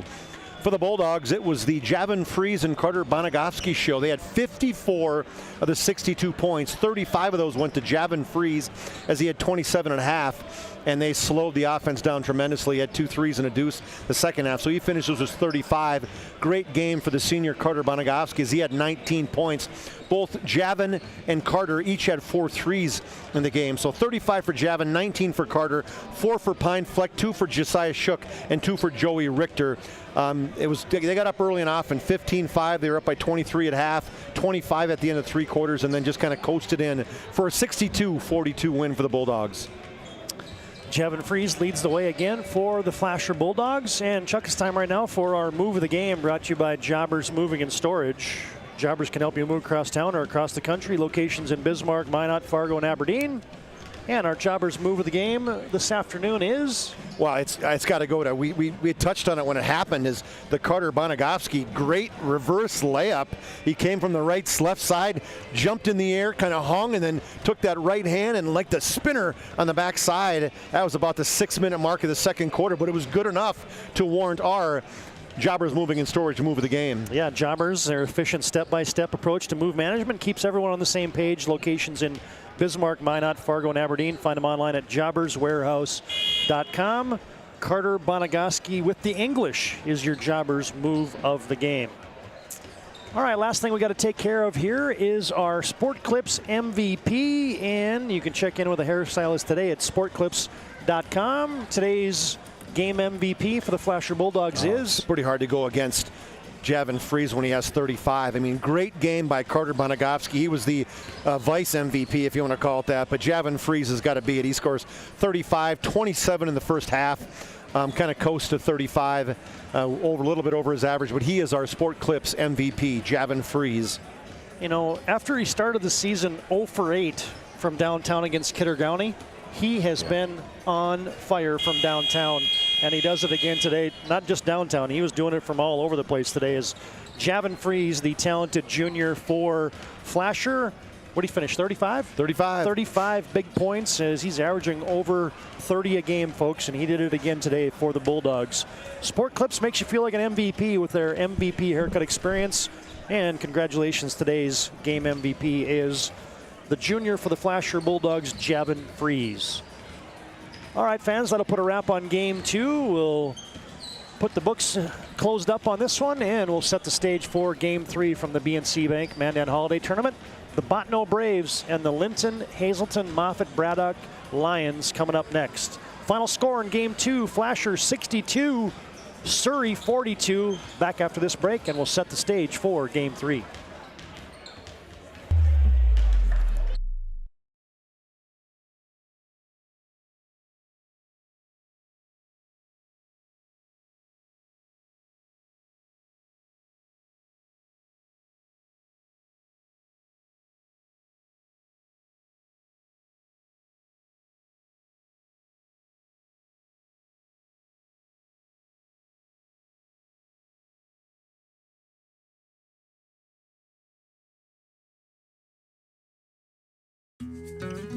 I'm a grateful person on a lot of levels. I've been given so many great opportunities. But most of all, even as a little kid, I was taught a set of values. Like tools for life, hard work, responsibility, and the key to making it all work, commitment. First Western Bank and Trust. You can bank on us. The right way to top a sub is with real red wine vinegar made from red grapes and no food coloring. And the right way to film it is in slow motion. Obviously. Because authentic ingredients make a sub above. This broadcast on the PSP Network is proudly brought to you by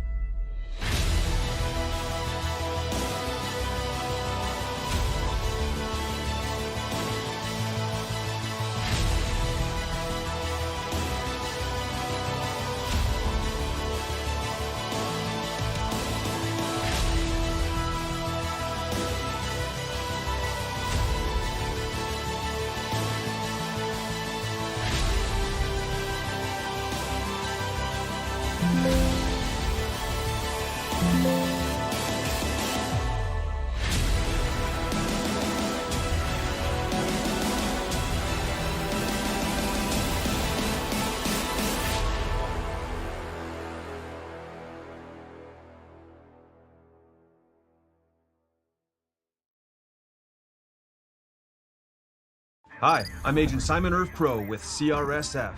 What is CRSF? We're the Cleanup and Restoration Special Forces. Hoorah! We're Servpro's first responders to your property's disaster. Admit it, you're no good at handling disaster alone. Like when you got dumped in high school by Janet Fillmore. She married 3-time world champion yodeler Jovan Bovic. With the Janet disaster, you didn't have a team. Now, you have a team. Elite Servpro operatives, highly trained in disaster cleanup and restoration. If it's fire damage, Agent Fred Iyer. From burnt to unburnt, he does that. But oh wait, it's water. Boom, Agent Winston Otter.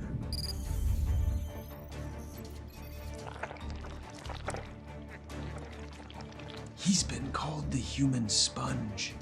But Simon, what about mold? Agent Marlon Old. He holds the world record for fastest mold remediation. And finally, Agent Smith. He's in charge of restoring your property to its original state. So if you sprung a leak, lit your curtains on fire, or your insulation looks like week old bagels, call Servpro.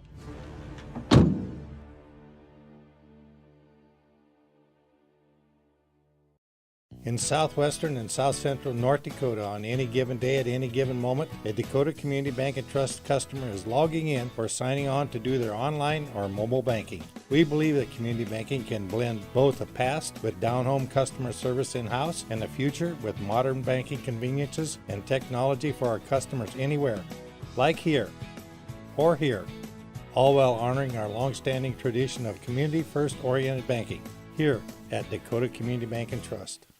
Ackerman Esvold, your neighbors, friends, and family who are working for you. The local team with local availability and accountability for all of your engineering, architecture, environmental, transportation, and land development needs. Your project can rely on Ackerman Esvold. Find them online at AckermanSfold.com. When you start your project, talk with Ackerman Surveying and Associates. Our experienced surveying team guides you in the right direction with planning, platting, and lot and boundary surveys. The trusted name in land surveying, the trusted name in architecture and engineering is Ackerman Surveying and Ackerman Esfold. Find them at AckermanEsfold.com.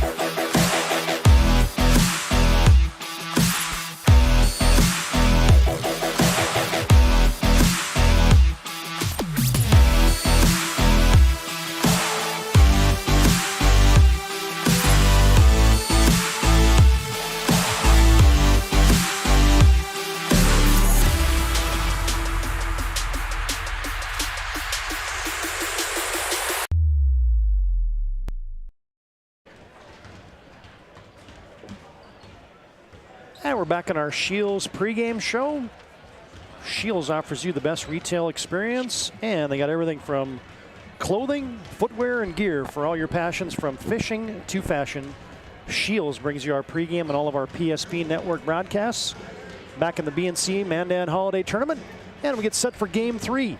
Who will join the Glen Ellen Hebron Bearcats and the Flasher Bulldogs in the semifinals? Will it be the Linton HMB Lions or the Bottineau Braves? Linton 3-0 in the season.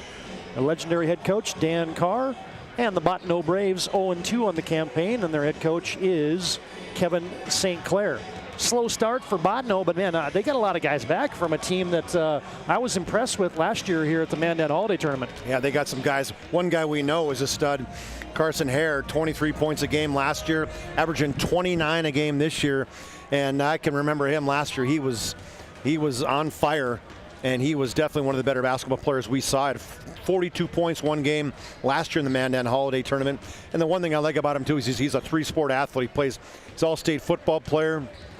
He's a wide receiver, track athlete too, so it's nice to see kids like that. And then Ryder Pullman, hey, this is a kid averaged 13 a game last year, and he is a leaper. This guy can leap, and he's a great athlete. Probably going to play college next year someplace. Doesn't know where he's going to go yet, but he wants to play somewhere. Then the other guy it's a great three-sport athlete is Gabe Nero. 10 points a game, 6 rebounds last year, but he's an all-state football player. He's actually going to go to Minot State. So it's a team with athletes, and when you got 3 stud athletes like that, and hey, there's other kids. We haven't touched on the other kids, but those are 3 main guys, and you're looking at a Class B team with 3 big scorers and studs like that. That's huge for your team. Yeah, absolutely. They got a great nucleus back, and should be interesting as Bottineau, as mentioned, has lost a couple straight games to North Prairie.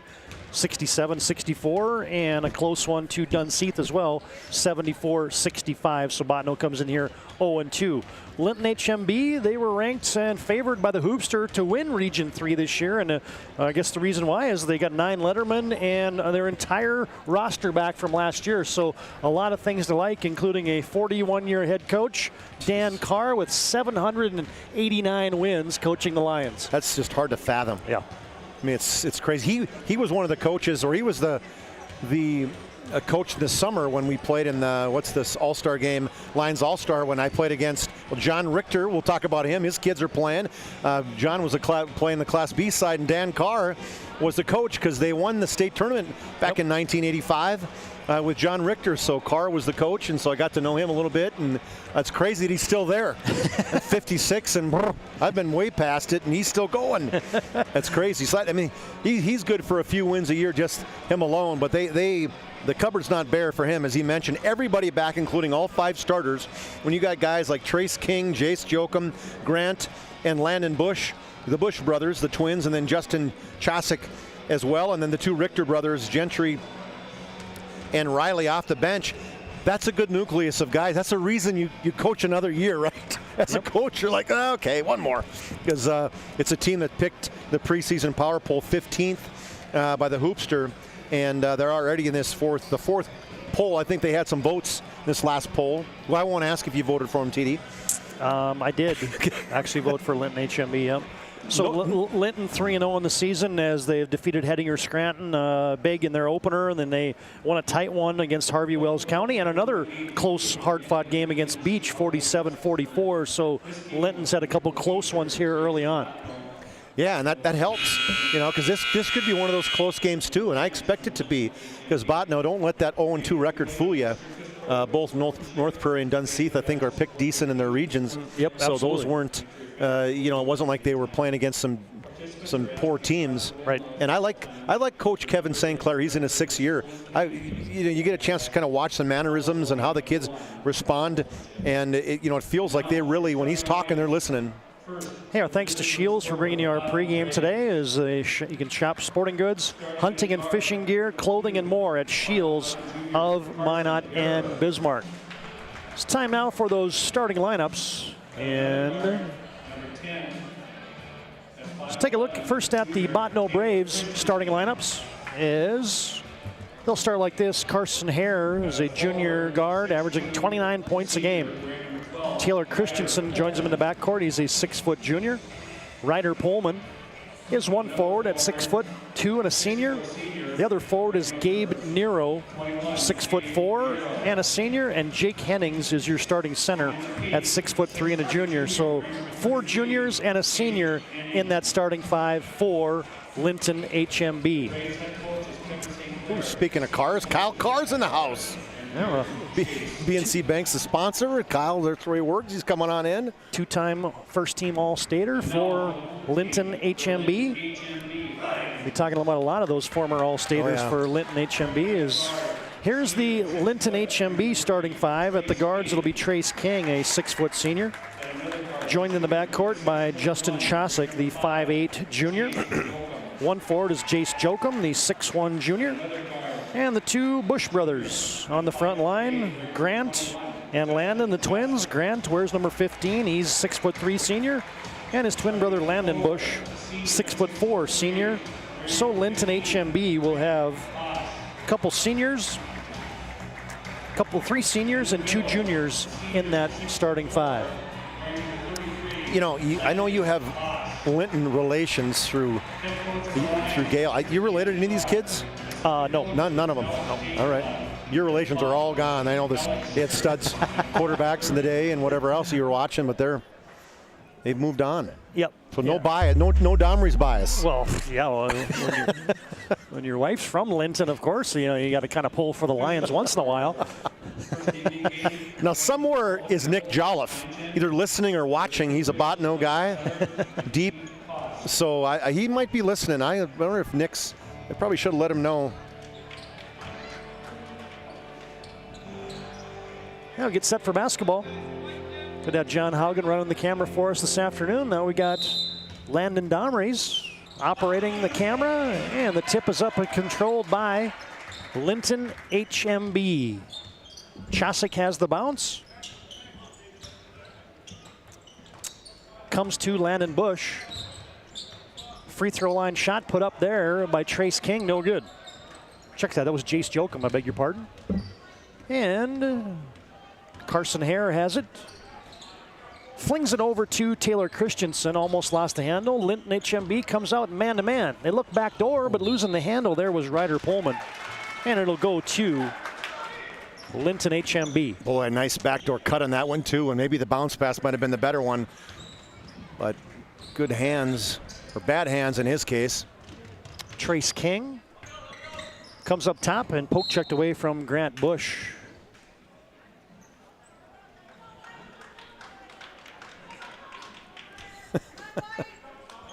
They lob it in. Jokum has it in the paint. Fades from 12. No good. Gabe Nero rebounds, and here comes Pullman.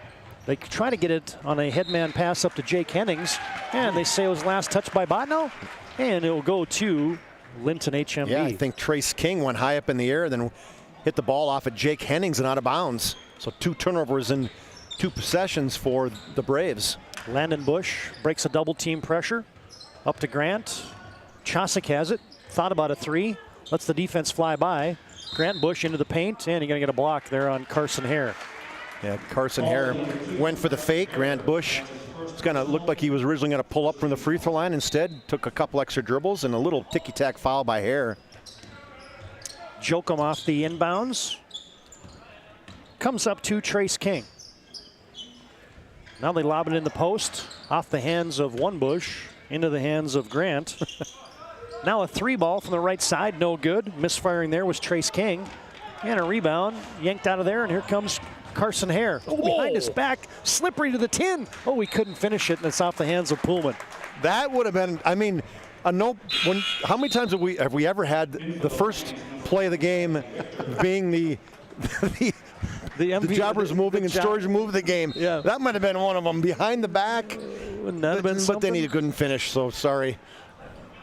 That was impressive. He has got a lot of spice to his game. Linton wasn't looking for the play, and now it's a turnover on the Lions.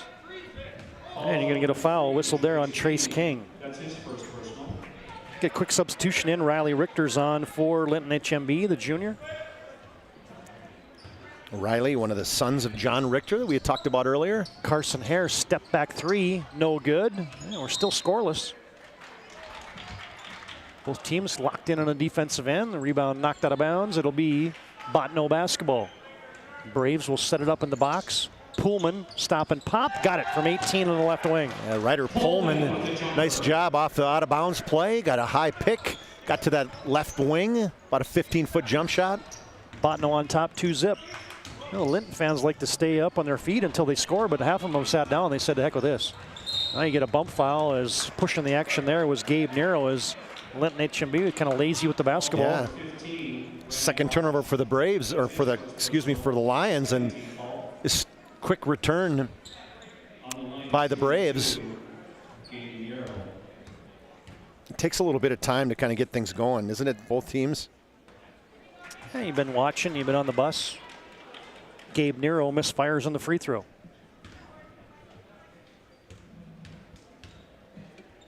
Second one for Gabe. That one looks good, and it is. Quick 3-0 lead for the Botno Braves.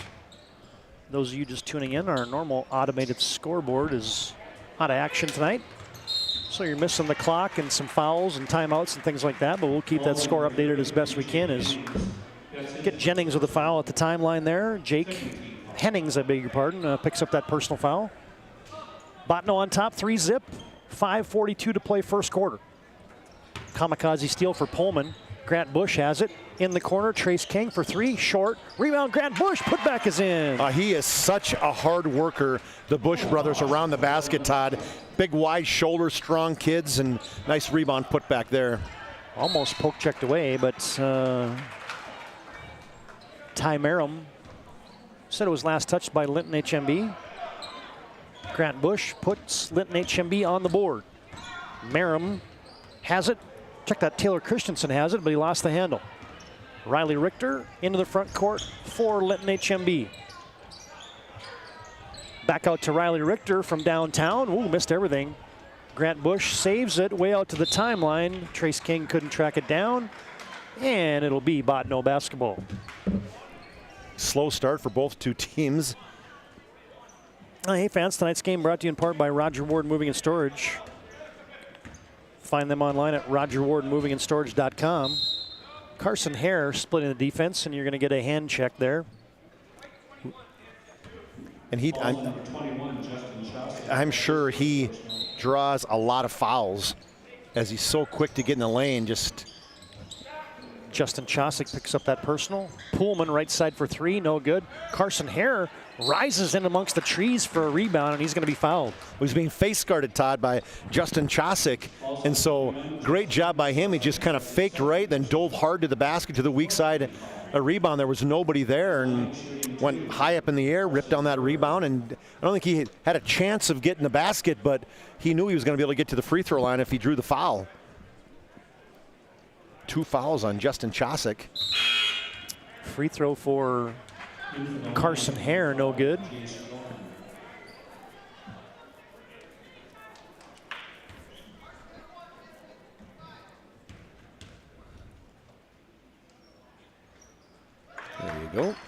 And he gets the second one. So Botno giving up 71 points a game. And Linton HMB turns it over. Oh, there's a block.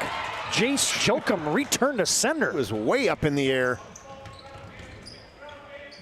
Back, Grant Bush, deep left side three. Good box out on that weak side. Oh, but a nice back-to-back plays for Jace Jokum, and he's going to save the possession for Linton HMB. Boy, I just took a look at Riley Richter for the first time. He looks a tish like his dad. Man, a little shorter, but Linton has to safety valve it way up top. Botno on top, 4-2, 4:21 to play here, as Linton gets a post touch for Landon Bush. Nero a little too aggressive from the backside, his first personal foul. That's going to be a battle between Nero and the Bush brothers inside. There's going to be some banging going on there, TD. Oh, and now you're going to get over and back. Yep, as Trace King could have let that just go into the backcourt. Instead, he grabbed it on the front court side, went into the backcourt, and that's an over and back. Well, I wonder how long. I hear the PA announcer saying Grant Bosch and Landon Bosch. Of course, depending on which side of Linton you live on, and the Bushes live on one side, so it's definitely Bush tonight. We've asked that question before. Grandma told us, yeah. I can probably tell him. There's. You can get Gabe Nero, a little shove off. You know, it's funny because the shove off was with the basketball. He was trying to do a jump stop, and he had the ball in front of him, and the ball is actually what hit Grant Bush in the stomach. Gabe Nero picks up his second. Yeah, just back-to-back possessions, offense and defense. Botno will extend some pressure. Grant Bush weaving through that, leaves it off, and a running shot laid in by Trace King. Yeah, nice. A secondary break as Botno had their backs to everybody. Didn't expect Linton to get the ball in the front court so quickly. Tied at 4. Carson Hare looking to attack, leaves it for Taylor Christensen. Connor Radke's on for Botno. He has the basketball to Carson Hare. Step back three, too strong. Rebound, Grant Bush high for that. Here comes a quick 3-on-1. Oh, taken away by Carson Hare. Now a return for Botno, layup good. Ooh, the finger roll in the finish for Carson Hare as he intercepted that pass on a 3-on-1 break that should have been a sure 2. Man, you better not throw lazy passes around Carson Hare. No, he is so quick to the basketball. 6-4, Botno on top, 3:14 to play, and another unforced error for Linton HMB. 5 turnovers. Coach Dan Carr just kind of stood up and said, okay, guys, let's go. So how many times are we going to do that, guys? Yeah. Max Palmer, one of the best golfers in the state of North Dakota, checks in. Absolutely. He won the, let's see, I'm trying to think, he was a favorite to win the title last spring. I don't know if he actually won it. I was going to look at that to see. I'll check it out. Getting a little hip check there for Riley Richter of Linton HMB. 3 minutes to play first quarter. Botno on top, 6-4. Good to have you on the PSP network here from the Mandan Holiday Tournament. Post up. Hennings inside out. Kicking the shot up there was Connor Radke. No good. Loose rebound. Pulled out of there by Trace King. Grant Bush up to Jokum. Oh, there's a nice pass. And on the fun side is Landon Bush. Yeah, nice pass from Grant to Landon. Landon filling that lane in a 3-on-2 break. Hare crosses over, flies into the lane, and an offensive foul. That's going to be a second personal foul. He got into foul trouble one of the games last year, too, because he got into the lane like that, too. Is just kind of left his feet. He's going to have to come out. Carson Hare picks up his second. He'll have the seat belt for a moment here.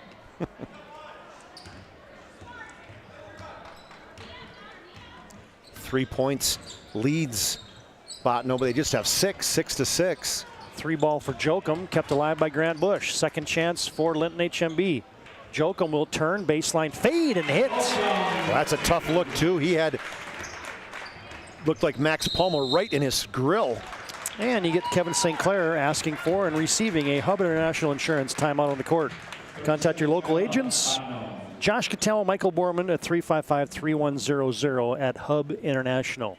8-6, Linton HMB on top. 2:12 to play first quarter, and we're back after this break on the PSP Network.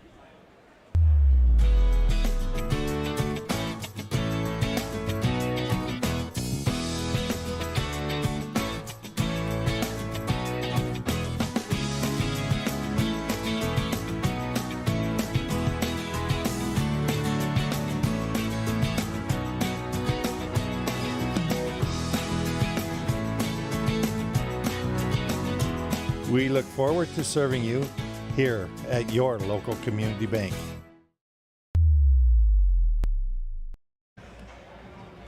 Linton HMB on top 8-6. 2:12 to play. First quarter.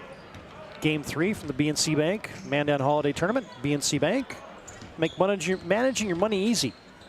Not easy for me to say, but it is easy at BNC Bank. Hennings will stop and pop from 10. Yeah, the ball was kind of kicked around on the floor by Botno. They pick it up, underhand shuffle to Hennings, and he hits a 6-footer in the lane. BNC Bank with locations in North Dakota and Arizona. You can visit them online at bnc.bank. Richter will set it up for 3, no good. Grant Bush is active. Jeez, he is. Baseline teardrop shot for Grant Bush, no good. There's Landon Bush mopping it up and putting it in. The Bush brothers again. The missed shot by Grant and Landon right there to clean the boards and go up and get a chance for an N1 after the foul by Tyler Christensen. We got sets of twins, Tyler and Taylor for Botno, and Grant and Landon Bush for Linton. There the Bushes are again. Missed free throw turns into a rebound by Grant Bush, which turns into a 3 by Trace King. King 5 points, and hey, those second opportunities are so big. You've got to deny. That's the key to the game right now, is boxing out the Bush brothers. 1:20 to play first quarter. Pullman goes across to Tyler Christensen. Hennings in the corner. Oh, a takeaway. And there goes Trace King. Layup, good. Boy, King is so quick, anticipated that perfectly, and tipped the ball ahead to the front court and then ran it down and finished strong with the layup. Well, Linton stopped turning it over here, and now they're starting to flex some Lion muscle. Almost a tip away there. Nope, it's tipped, I think, Todd. Yep, by Riley Richter. Christensen picks it up, gives it to Pullman, who'll crank for straight on 3, wide right. And Trace King lets it sail out of bounds. It'll be Lion basketball. Ryder Pullman, big long pull there for a 3-point attempt. 40 seconds to play first quarter, beg your pardon. Straightaway 3 for Grant Bush. That was short, he knew it. He was flying after that baby as soon as it left his hand. Kind of short-armed it, and he was, trying to get to catch it, and he was hoping it just glanced rim, but it didn't. Half a minute to play first quarter. Christensen, Pullman attacking off the glass, no good. Hennings had a hand on a rebound. It's loose. Grant Bush tries to collect, cleared by Tyler Christensen. Pullman, now you get a post up. Pullman, and you're gonna first, before that happens, you're gonna get a shuffle the puppies there on Connor Radke. So that's about 3 turnovers in the last 3 possessions for the Lions. Down to 10 seconds to play in the quarter. Grant Bush, nobody picks him up, goes in the corner to Richter, and he shuffled the puppies. Yeah, you could totally see it as Palmer came out on him hard, and then he tried to go around him, but forgot to dribble. 5 seconds to play. Pullman, and there's gonna be a block foul at the timeline on Trace King. That's 2 now on King. He might have to take a seat.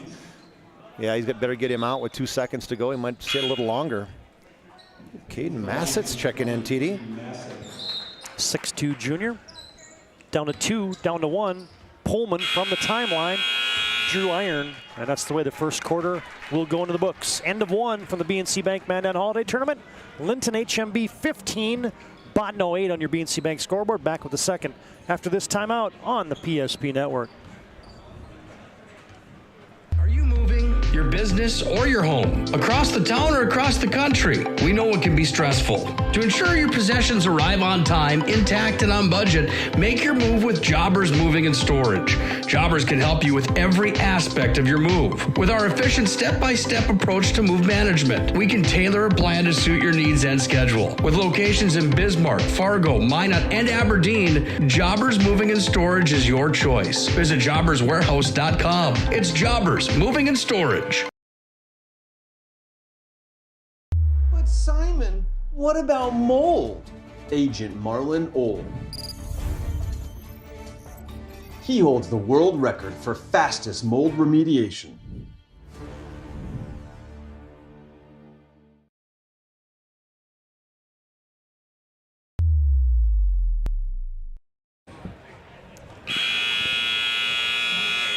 Todd Domrey's Chuck Claremont back at Mandan High School. Getting set for the second quarter of play.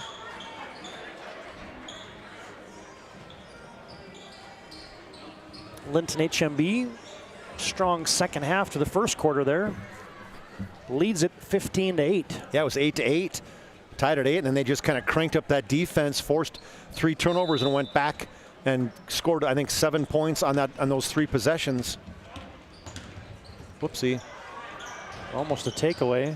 Botno somehow kept possession. Pullman misfires. Linton HMB has a rebound. King tried to dribble through too many people, and they turn it over right back. Back comes Botno, and they lose the handle. In transition, Trace King tried to slam on the brakes. Hopefully, I checked that Jokum. Hopefully he's okay. Yeah, that knee kind of gave out on him a little bit. He tried to keep his pivot foot, but he knew he drug it. That's 8 turnovers for the Lions. That's a pile for a Dan Carr coach team. Taylor Christensen ran over. That would be a turnover as well. One Landon Bush who draws the charge. Is there anything that gets a team more fired up than somebody out there drawing a charge? Absolutely, and that's the stuff that Linton does. You know, they get in the passing lanes, they get in front of you, you're driving, they square those shoulders, draw the offensive charges. Well, they say it's 17 fouls, but doesn't matter. It's an offensive charge, so we knew that. Relax. The guys on the scoring table they're didn't. Track guys, so they don't know.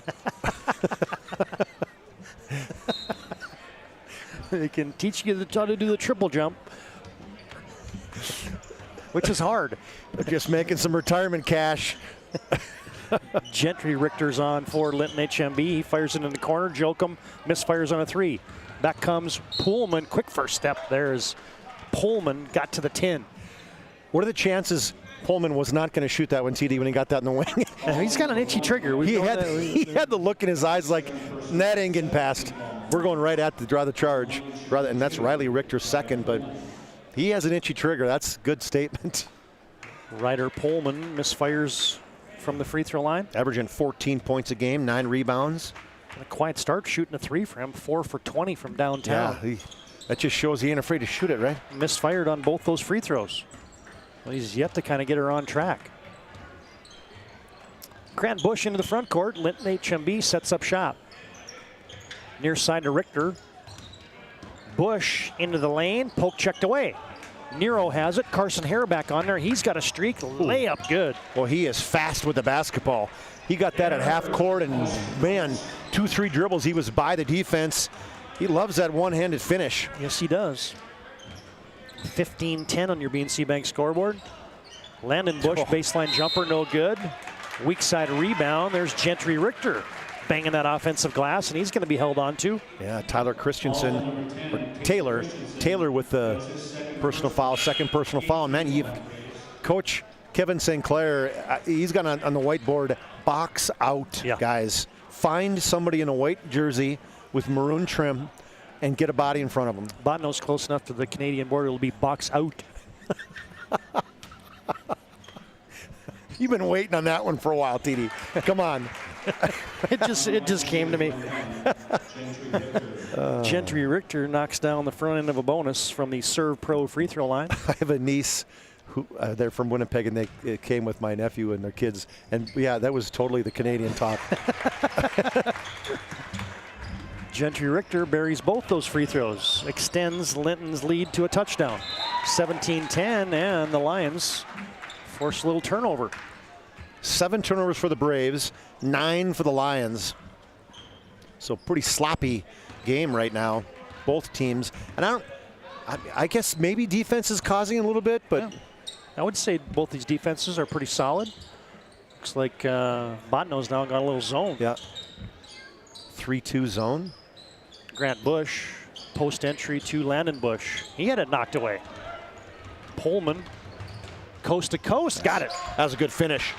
Crossed in front of the basket as he felt a defender behind him. Pullman, second basket of the game. Pullman's got a gear too. He does. He gets out and goes. He's an athletic specimen. Getting almost tied up there is Cashton Moser, who's on for Linton HMB. Corner 3 ball for Jokum, no good. And Landon Bush was out of bounds. Yeah. You can tell why Ryder wants to pull to play some college football, and he's got the motor. You know, he puts some weight on. You can see. I mean, he could be a free safety type guy, maybe. heck yeah. You know, easily. I don't know. I don't remember what he played in. You imagine if he was all district football player, but you have Carson Harrow's an all-state wide receiver. Him and Pullman, you like put those guys as wideouts. Yeah, it'd be a kid in the candy store.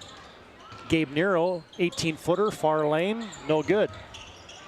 Rebound, Moser for Linton HMB. Lions lead 17-12. Short corner, Landenbush, kick out Jokum. Baseline Richter, meanders his way in. Straight away Grant Bush, extra pass. Moser thought about it. Linton with a patient set. Gentry Richter, kick out Jokum for three, short.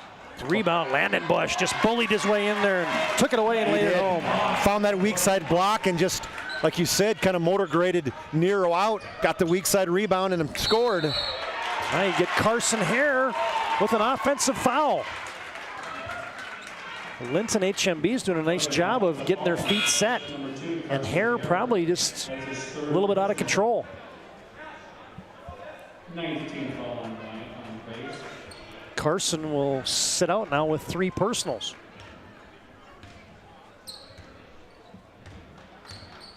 And he's still in the game. Oh, they did leave him in.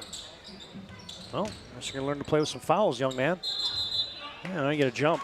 Good help defense there by Gabe Nero. Yeah, really good help on that 3-2 defense. He just dove right down and double-teamed the post on that post entry.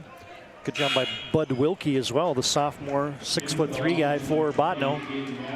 Like Nero, he was going to go take the inbounds. The official's like, no, it's Linton basketball, pal. Yeah. Now Hare sits down, TD. You called it. Coach was listening to you. 4:40 to play in the first half. Caden Mossett has it. Landon Bush, tough to the 10, blocked away by Gabe Nero. Return to sender. Here comes Taylor Christensen. Pullman, 18-footer, baseline, in and out. He ain't afraid to shoot. Grant Bush rebounds. Check that. Landon Bush rebounds, gives it off to Grant. Jokum thought about a 3. Grant thinks about a 3. Leaves it down low. Richter, layup good. Great offensive possession. Got the ball to Grant Bush and into the middle of that zone. A nice bounce pass to Richter. Ryder Pullman buries a 3. Ryder Pullman with a trifecta.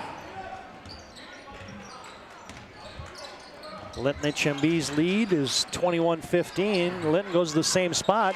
Same result. This time it was Richter to Bush. I'll go tell him at halftime. Landon Bush this time. Knocks it down. Gabe Nero. Boy, Botno almost should have got a charge there again, but Gabe Nero finished it. I think you're right, TD. Probably should have got called for the charge, but maybe a little bit of a flop action by Bush. Officials weren't buying it. 3:20 to play in the first half. 23-17, Linton on top. Jokum, short corner. Grant Bush, check that Landon Bush, no good, and then he went over the back. Yeah, that was a good box out. And we're going to walk to the other end. Landon Bosch, that's his first personal. 18 foul on the Lions. It doesn't even faze anybody from Linton if they say Landon Bosch. You see his grandma over here somewhere? They've heard it so many times. It's 100% Bush. We've checked that.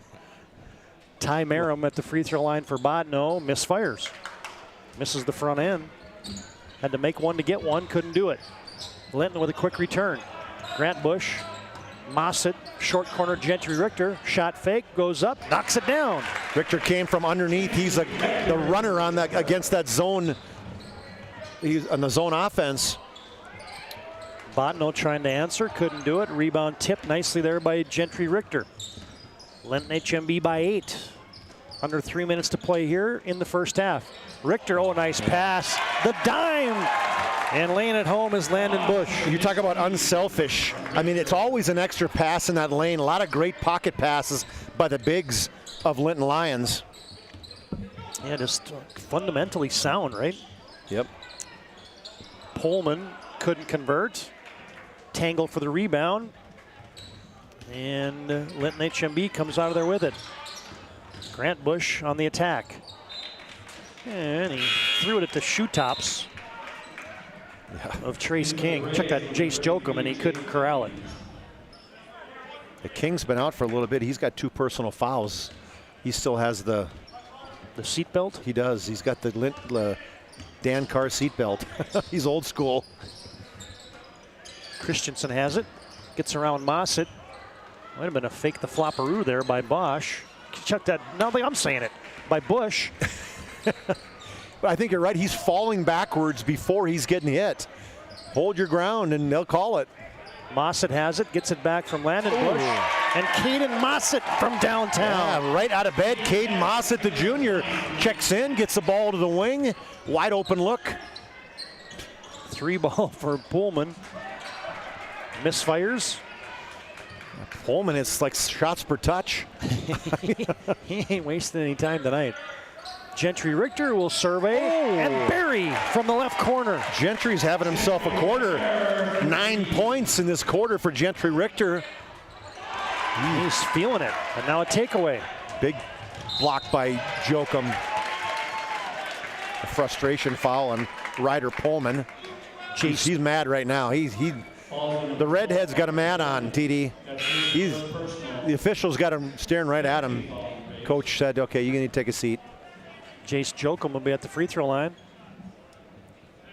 Max Palmer, On the line shooting 2, Jace Jokum. if I remember, wasn't it Palmer that had he got the Puma look and the Ricky Fowler look, right? That's kind of got the similar hair look. Yeah, that's the right guy. Looks like he's got a little hat head going anyway. He probably had that hat.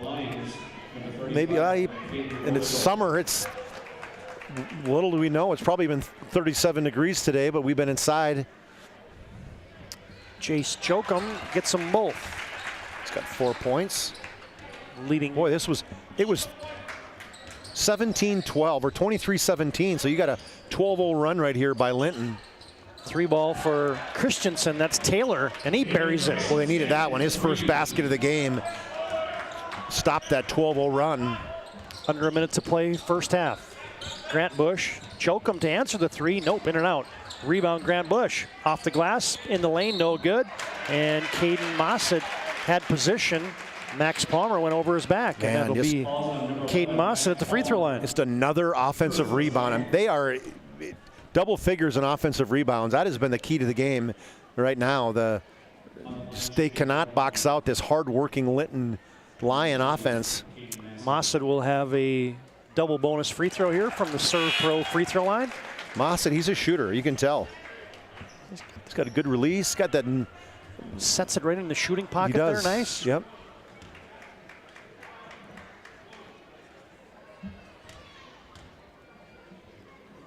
Mossett. We just jinxed him. Broadcast jinxed him. 40 seconds to play first half. Linton by 16. Taylor Christensen against this man-to-man defense. Gets it off to Ty Merrim. Straight away Nero.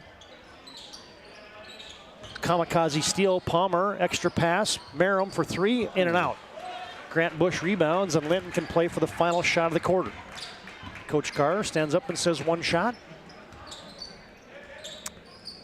Grant Bush plays catch with his brother, Landon. Now he gets a high screen. Bush, Euro stepping, wild air bank, got it back, tipped away by Max Palmer, and it's going to be last touch by Botno. Well, he's frustrated. He thought he drew the foul, then he thought he drew the second foul. Officials are talking, and one official on the top thinks that maybe Linton hit it out. The one underneath said, no, I think he's okay. All right, I'll agree with you. That's insult to injury for Grant Bush. It is. He's like, I think I got fouled 3 times on that one. Now you're going to give Botno the basketball? Now Coach Dan Carr is saying the same thing. He said, hey, that's not your call. You got to let it go. You should have called 2 fouls, the guy underneath. Don't bail him out. I've been doing this for 41 years, and I've never seen a call like that. Hennings will inbound it. 2 seconds down to 1 from half court. Botno, can they get that off? No. They say it was late. I think that's right. I think that's the right call. For Gabe Nero, couldn't beat the first half buzzer. Stay tuned. Our premier chiropractic halftime show comes up next. Focused on the health of the Minot and surrounding areas through the most cutting-edge advances in natural health care today. Linton HMB on top at the break, 36-20 over the Botno Braves. And our halftime show comes up next on the PSP Network. The magic of what we do really comes down to combining different aspects of care.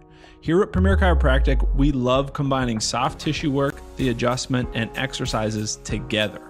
We found that this gets the best results for our patients. We have 3 chiropractors to fit the needs of the entire family, a rehab area for our exercises and equipment for any athlete to improve performance. Give us a call and we will get you back to doing what you love. Are you moving your business or your home across the town or across the country? We know it can be stressful. To ensure your possessions arrive on time, intact, and on budget, make your move with Jobbers Moving and Storage. Jobbers can help you with every aspect of your move. With our efficient step-by-step approach to move management, we can tailor a plan to suit your needs and schedule. With locations in Bismarck, Fargo, Minot, and Aberdeen, Jobbers Moving and Storage is your choice. Visit jobberswarehouse.com. It's Jobbers Moving and Storage. I'm a grateful person on a lot of levels. I've been given so many great opportunities.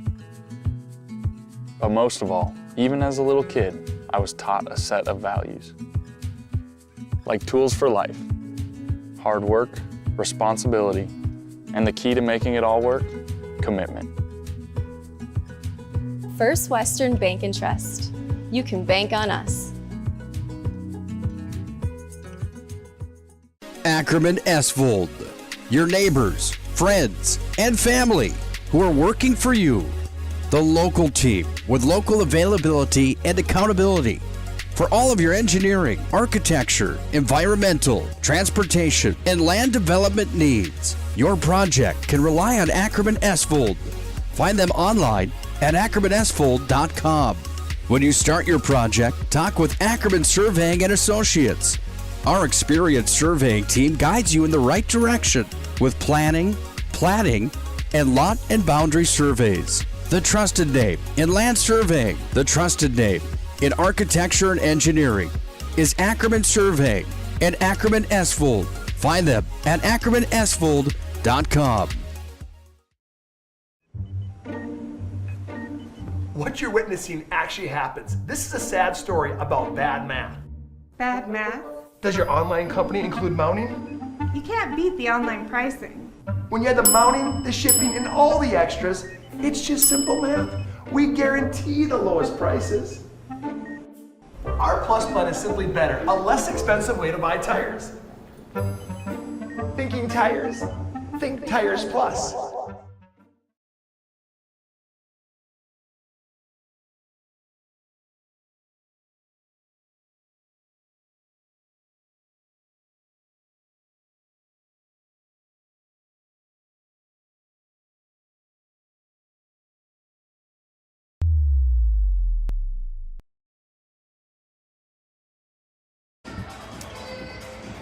Back at halftime on our Premier Chiropractic halftime report. Kind of look at some young ladies and boys giving us some halftime entertainment. Gymnastics kids is Linton HMB with an impressive first half there. They lead at 36-20 over the Bottineau Braves. And our thanks to Premier Chiropractic, Dr. Kirk Mason, Dr. Cody Haugen, Dr. Becky Perry-Domries. You can find them at premierchiropracticnd.com. Here at the Mandan Holiday Tournament, 2 games earlier today, your final scores as Wilton Wing fell to Glen Owen Hebron 79-78 in game 1. Flasher defeats Surrey 62-42. And in game 3 here, Linton HMB leads by 16 at halftime. Standing Rock and New Salem Elmont to come yet following this one. From the Hoopster Classic today, here's your final scores from up there. Berthold takes care of North Prairie.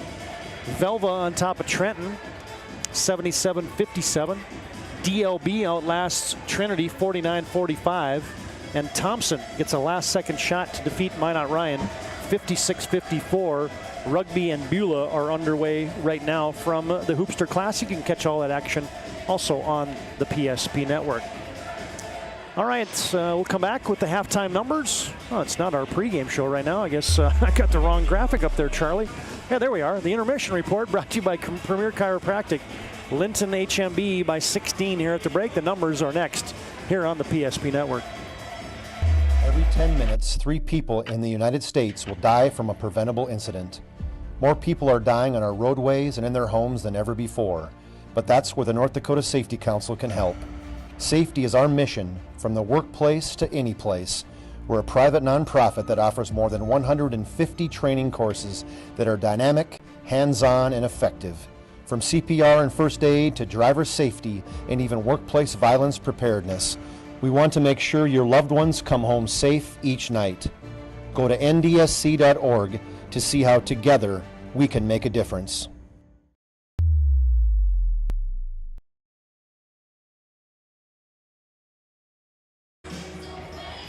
Premier Chiropractic halftime report. They're focused on the health of the Minot and surrounding areas through the most cutting-edge advances in natural health care today. It's Dr. Kirk Mason, Dr. Cody Haugen, Dr. Becky Perry-Darmers can be found at premierchiropracticnd.com. Chuck has a look at the halftime individual numbers.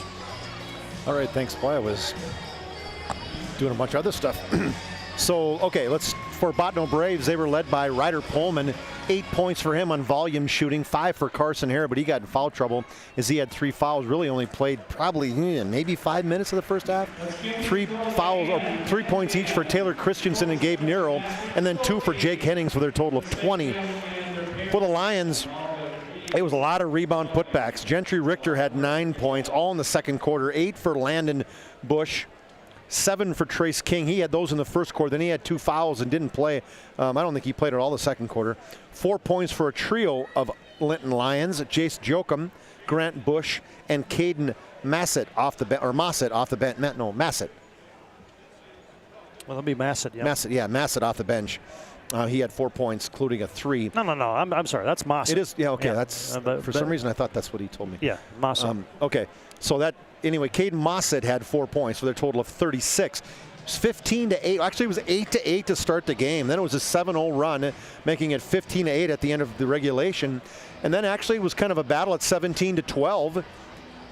And then, whoa, what just happened? Botno Braves turned the ball over a bunch of times, and a lot of rebound putbacks. Some threes started draining, and pretty soon it was 36-20 at halftime. So a good last 4 minutes of that second quarter for Linton got into this 16-point lead, 36-20.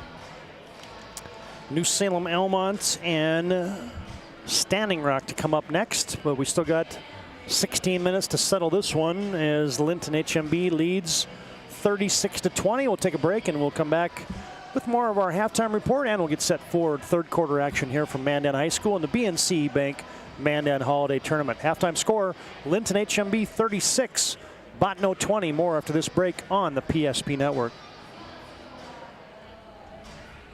Stylists are trained to understand the nuances of cutting men's hair. Less pomp, more adore, huh, Brittany? Square face wavy hair.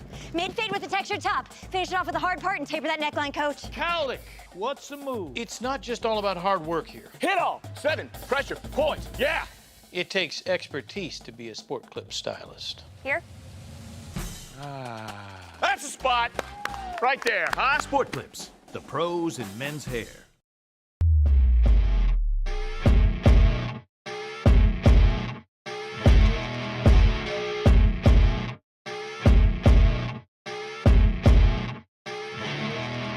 Here we go, where they get it into Doppler up the near side. 3, 2 second, 1 second.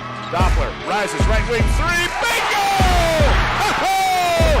Anthony Doppler wins it at the buzzer! Ho-ho-ho! Are you kidding me? He turns, he fires, and he buries it! You remember where this goes? I don't know. Are you sure it was a clicking and not a zzz, zzz? I think your quash litter valve's stuck. Do you even have insurance? If we soak it, it should be good. No matter how much you know or don't know about your vehicle, trust the experts at Tires Plus. Real answers from real mechanics. Inspections are free to ensure your vehicle is always in peak condition. Thinking service? Think Tires Plus. This broadcast on the PSP Network is proudly brought to you by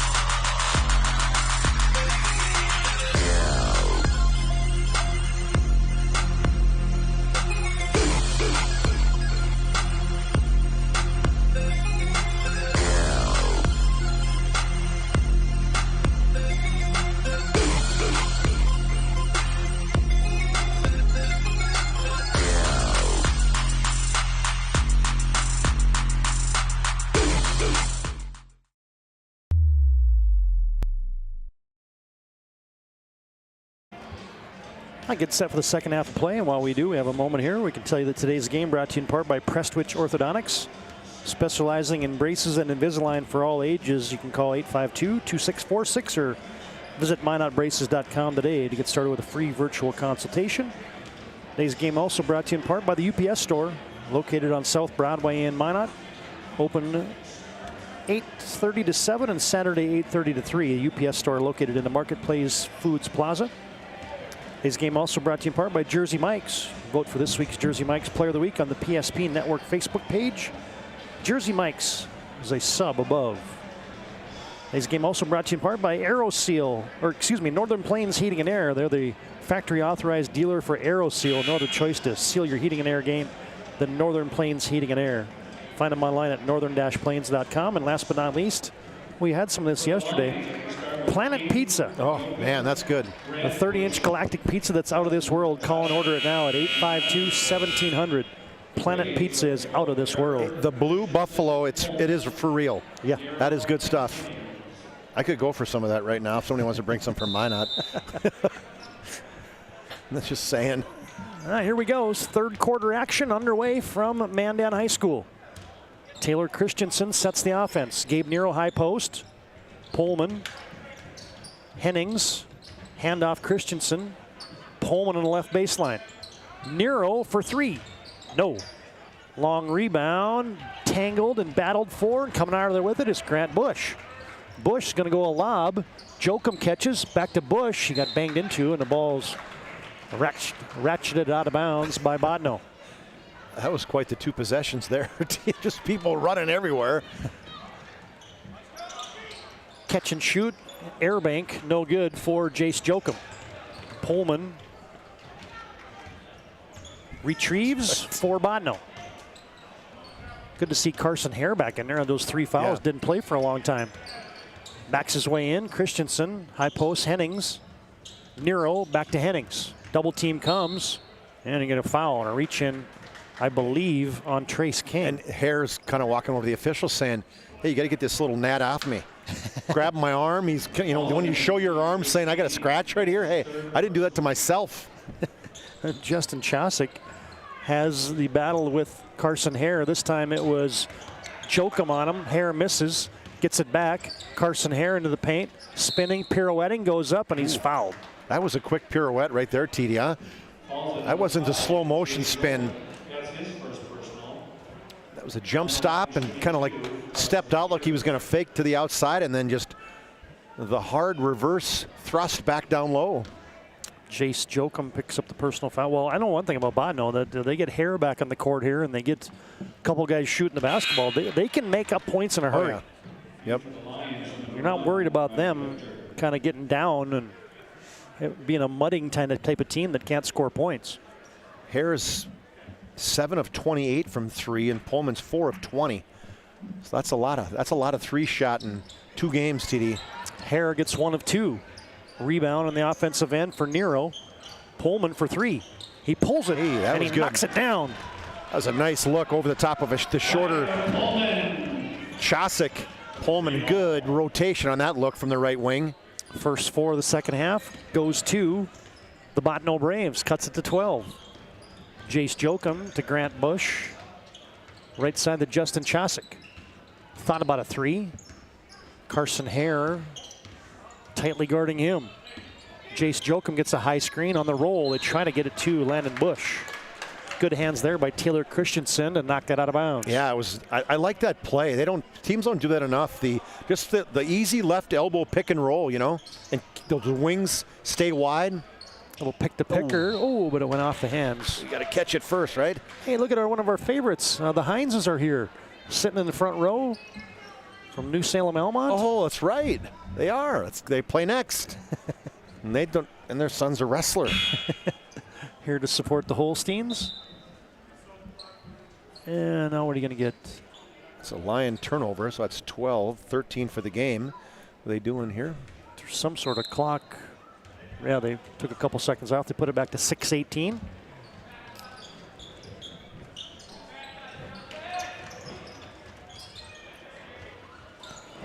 And you get a missed shot for the Botno Braves, and back comes Linton HMB. Linton, Hazelton, Moffett, Brada. Three-pointer by Chosick, misfires. Landon Bush operating, drop stepping, left-handed scoop, no good. Rebound, Hare almost got a foul. And now Hennings, they're going to call that. He didn't even know anybody was behind him. That's a tough call. As he tracks down the basketball in that corner and then basically just pivots, not knowing anybody's even there, and he picks off the nose of. Well, that should be. That's tough. His personal space, right? That's what he thought. Boy, the Bush boys are tough on the glass. Hennings is he's mad. Missed three by Jace Jokum, turns into an offensive rebound attempt for Grant Bush, and he got hit. That's going to be 3 on Nero. Nero, Hennings, those are the big bodies at 6'3", and then, Ryder Pullman's 6'2", but he's not necessarily a guy that's kind of inside. He's more running around the outside. But he's got to get his body inside. He's got to start using that football strength and boxing these guys out. Grant Bush makes the first one from the Servpro charity stripe, and he gets them both. The PA guy was, there we go, happy to get the correction.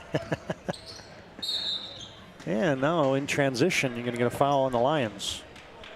Carson Hare in attack mode here in the third quarter. The quick return by Carson Hare. A little conversation going with Coach St. Clair and his team.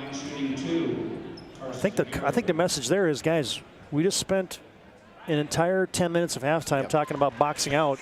Yes. And the Bush boys got 3 offensive rebounds here in the first 2 minutes and 20 seconds. I would say that was maybe more colorful than that, but that was really the the noun side of it. That's the gentle version? Yes. The PG version? The PG. Carson Hare. They're right. 12 points that's not many. That's 4 possessions. Cans both free throws. Does Carson Hare? Botno man-to-man. Landon Bush driving into Nero, and it's blocked, and it goes off of, check that, not Landon Bush, that's off of Grant Bush. Crowd doesn't like it, and Coach Dan Carr doesn't like it. The official said, hey, I wasn't over there. I can't help you. Good block by Nero. Let's focus on that side of it. Carson Hare is going to pull up a straight-on 3, no good. Christensen, and he got into Justin Chosick. It's going to be a foul on the Braves. 3 personal fouls, 3 team fouls. Taylor Christensen trying to hit the glass hard. Got boxed out. Well, Botno's got a lot of guys with a couple, 2-3 fouls. Yeah. 3 guys with 3 fouls. Hare, Christensen, and Nero. Jokum in the corner. Off the feed from Christensen. Cross-court pass, Grant Bush. Extra pass, Riley Richter, and he shuffles the puppies. It's twice he's done that as Pullman runs out on that zone. And he head fakes and forgets a dribble before he takes that first step. 4:55 and counting to play here, third quarter. Pullman, corner 3 ball, missed it. Rebound Hennings, he wants to go back up with it, missed it. Pullman jockeying with Richter, and Riley Richter comes out of there with it for Linton HMB. Leaves it for Landon Bush, now to Grant Bush. He'll crank from downtown. Hello. That's outside. Grant didn't know he had the range. That was deep outside in that left wing. 9 points for Grant.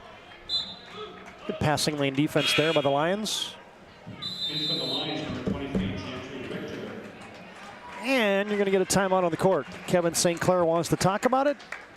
Yeah, it looks like this is going to be a short break. Yes, indeed. 4:26 to play. Third quarter, Lions on top, 41-26 on your BNC Bank scoreboard. More action after this break on the PSP Network. But Simon, what about mold? Agent Marlon Old. He holds the world record for fastest mold remediation. The right way to top a sub is with real red wine vinegar made from red grapes and no food coloring. And the right way to film it is in slow motion, obviously. Because authentic ingredients make a sub above.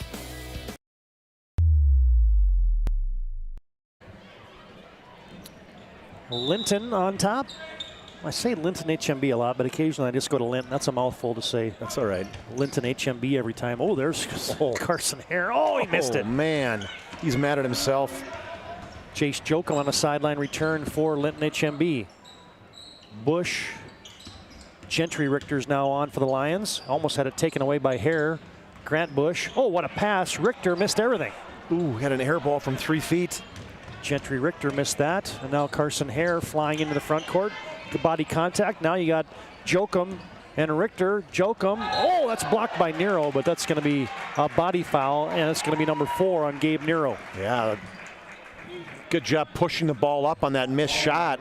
2-on-1 break immediately, and Jace Jokum decided to take it right at the defender, Gabe Nero, and Nero just couldn't let it go. He had to take and try to volleyball spike that against the backboard. He's going to have to come out. Saved his team a point as Jace Jokum. You know, Jokum statistically to start this season is the leading scorer for Linton HMB, but it's been a quiet start to the Mandan Holiday Tournament for him. Misfires on the first one from the Servpro free throw line, but he buries the second. Linton HMB has stretched this thing out to a 16-point lead. Now you're going to see a hand check. Todd down low by Chosick. It's going to be 3 on Justin Chosick. He's probably saying, oh man, I only played about 4 minutes the first half. Frustrated. He's like, coach, what'd I do? Hennings triggers it in to Christensen. Linton's been man-to-man throughout. Oh, whoops. Hare was going back door, and Connor Radke misfired. Connor said, it's my bad. Should have went the backdoor pass. Probably could have got a layup. 3:33 to play third quarter. 16-point advantage for the Lions, looking for more. Jokum with a jab step, Christensen with a poke away. Cross-court pass to Grant Bush. Gets a screen from Landon. Little hand back, Landon Bush. Weaves his way down the lane, scored it. Nice ball fake to his brother, cutting on his left side, then spun and went hard down to the right down the lane. Power move by Grant. Carson Hare to the 10. Hare takes it to home. Official, or the PA guy, got into that one.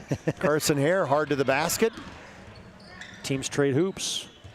Straight on Richter from downtown. Nope. Oh, there's Grant Bush. They're trying to play that zone defense, Todd, and they are not matching up well. On the other end, 3-ball for Hare, no good. Fight for the rebound, and it goes to Linton HMB. So which one of the Bush brothers made that one? I thought that was Grant. Okay, so did I. Yep.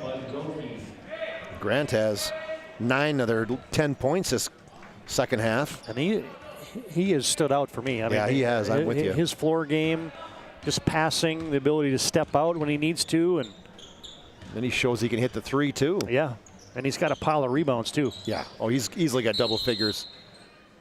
Well, you said they weren't going to call 3 seconds, but Gentry, he had the tent in, the fire going, he had it all going inside there. The official said, hey, you got to get out of there.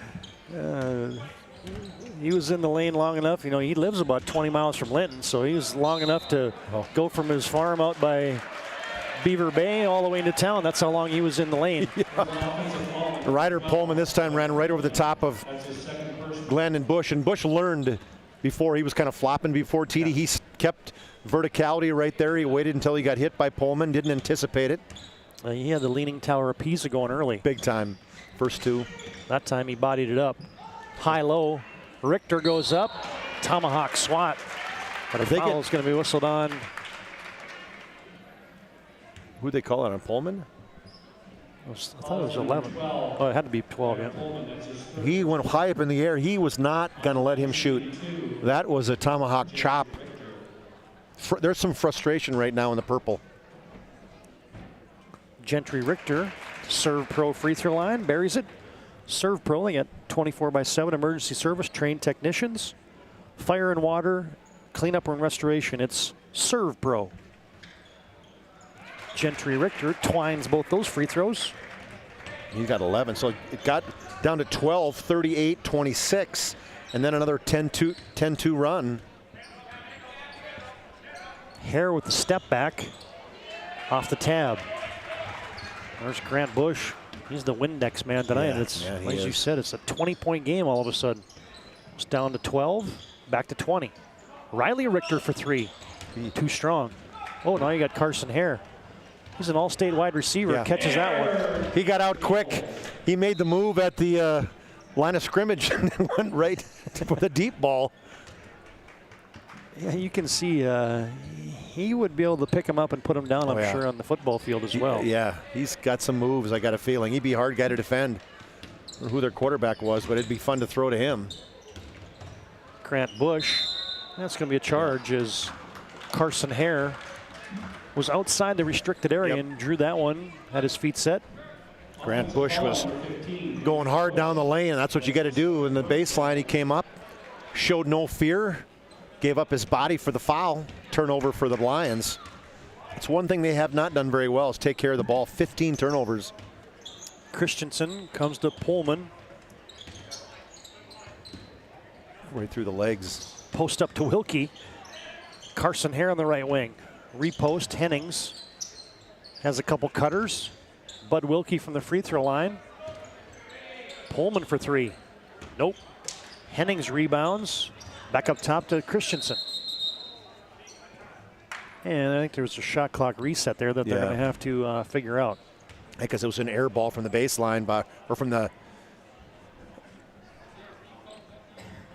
Yeah, I think it was the baseline. It was the air ball.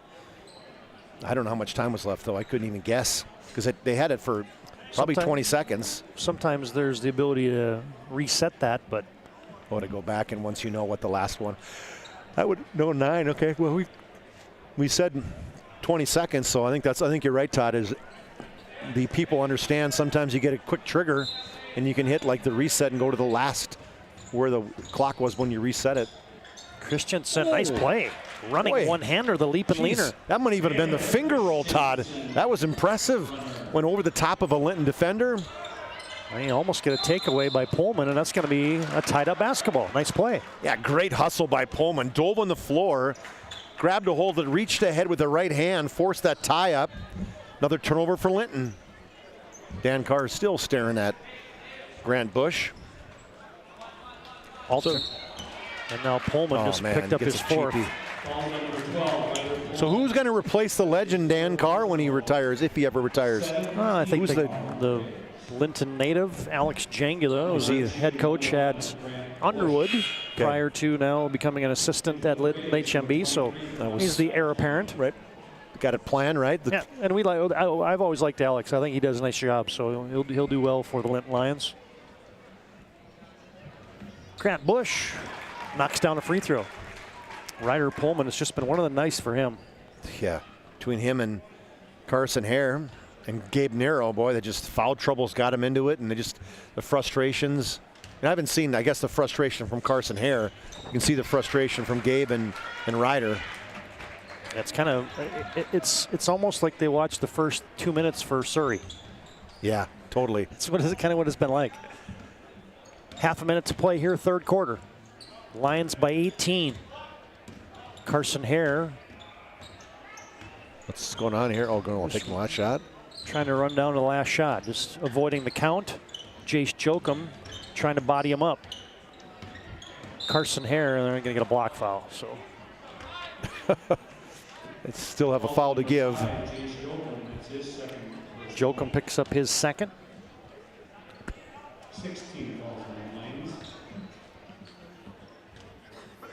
6.9 seconds to play in the half. Carson Hare wants to go into attack mode. Shot fakes, and now he just drew another foul against Jace Jokum. Hare was just playing with him.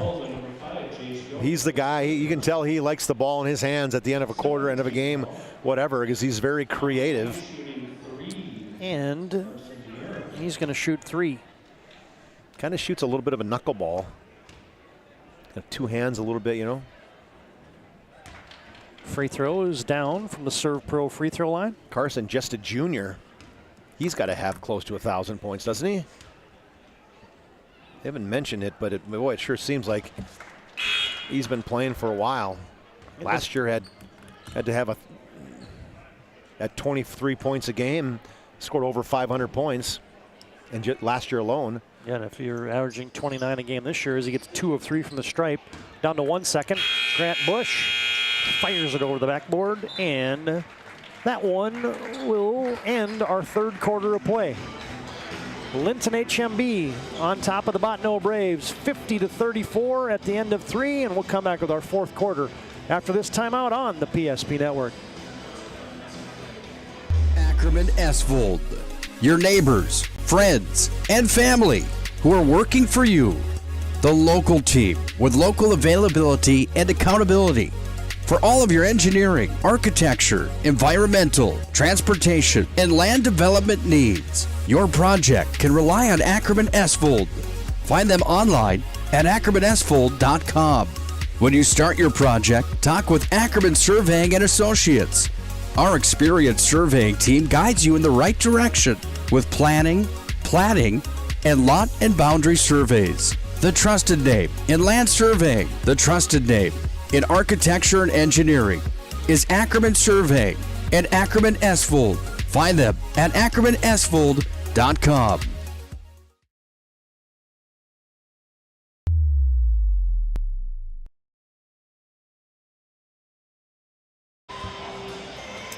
$50-34, Linton HMB leads on your BNC Bank scoreboard.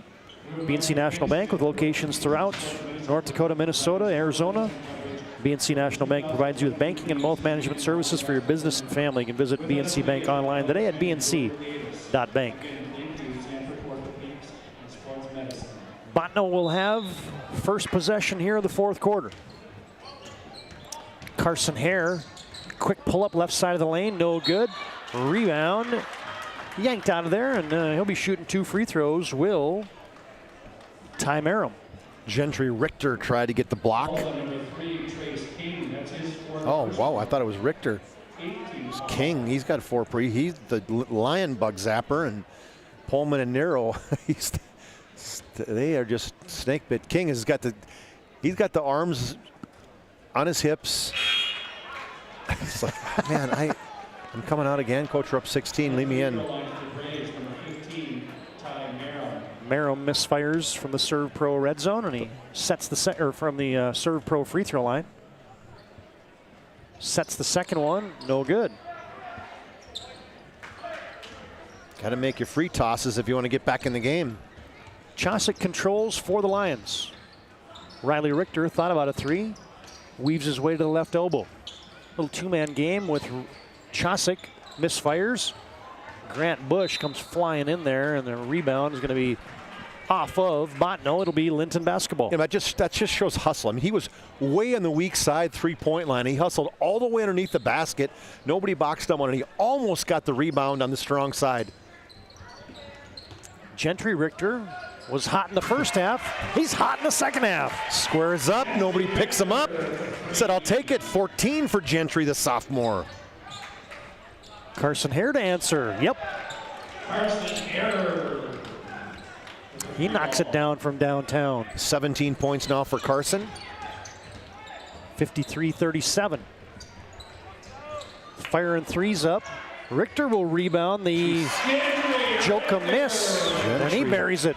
Another offensive rebound put back for the Lions. Carson Hare flying into the front court. No good. Merrim rebounds, and he's fouled. Riley Richter fouls him. Carson's he's kind of leaning over to the official saying, I can't get bailed out. I am going hard to the rack. But official's doing a good job. He's a little bit out of control sometimes. Boy, they're starting to fill up for the next game, TD. Man. The Rock and New Salem. Ty Merrim's having a hard time with the free throw line.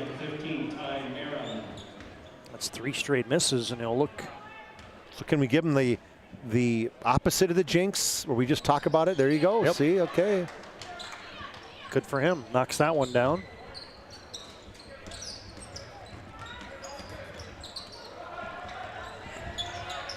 Linton HMB having a hard time getting it over the timeline, and we get a Hub International Insurance timeout. Call Hub International Insurance today for all your personal and business insurance needs. BNC Bank scoreboard, 55-38. Linton HMB on top of Bottineau. And we're back after this timeout on the PSP Network. The magic of what we do really comes down to combining different aspects of patient care. Here at Premier Chiropractic, we love combining soft tissue work, the adjustment, and exercises together. We found that this gets the best results for our patients. We have 3 chiropractors to fit the needs of the entire family, a rehab area for our exercises and equipment for any athlete to improve performance. Give us a call and we will get you back to doing what you love.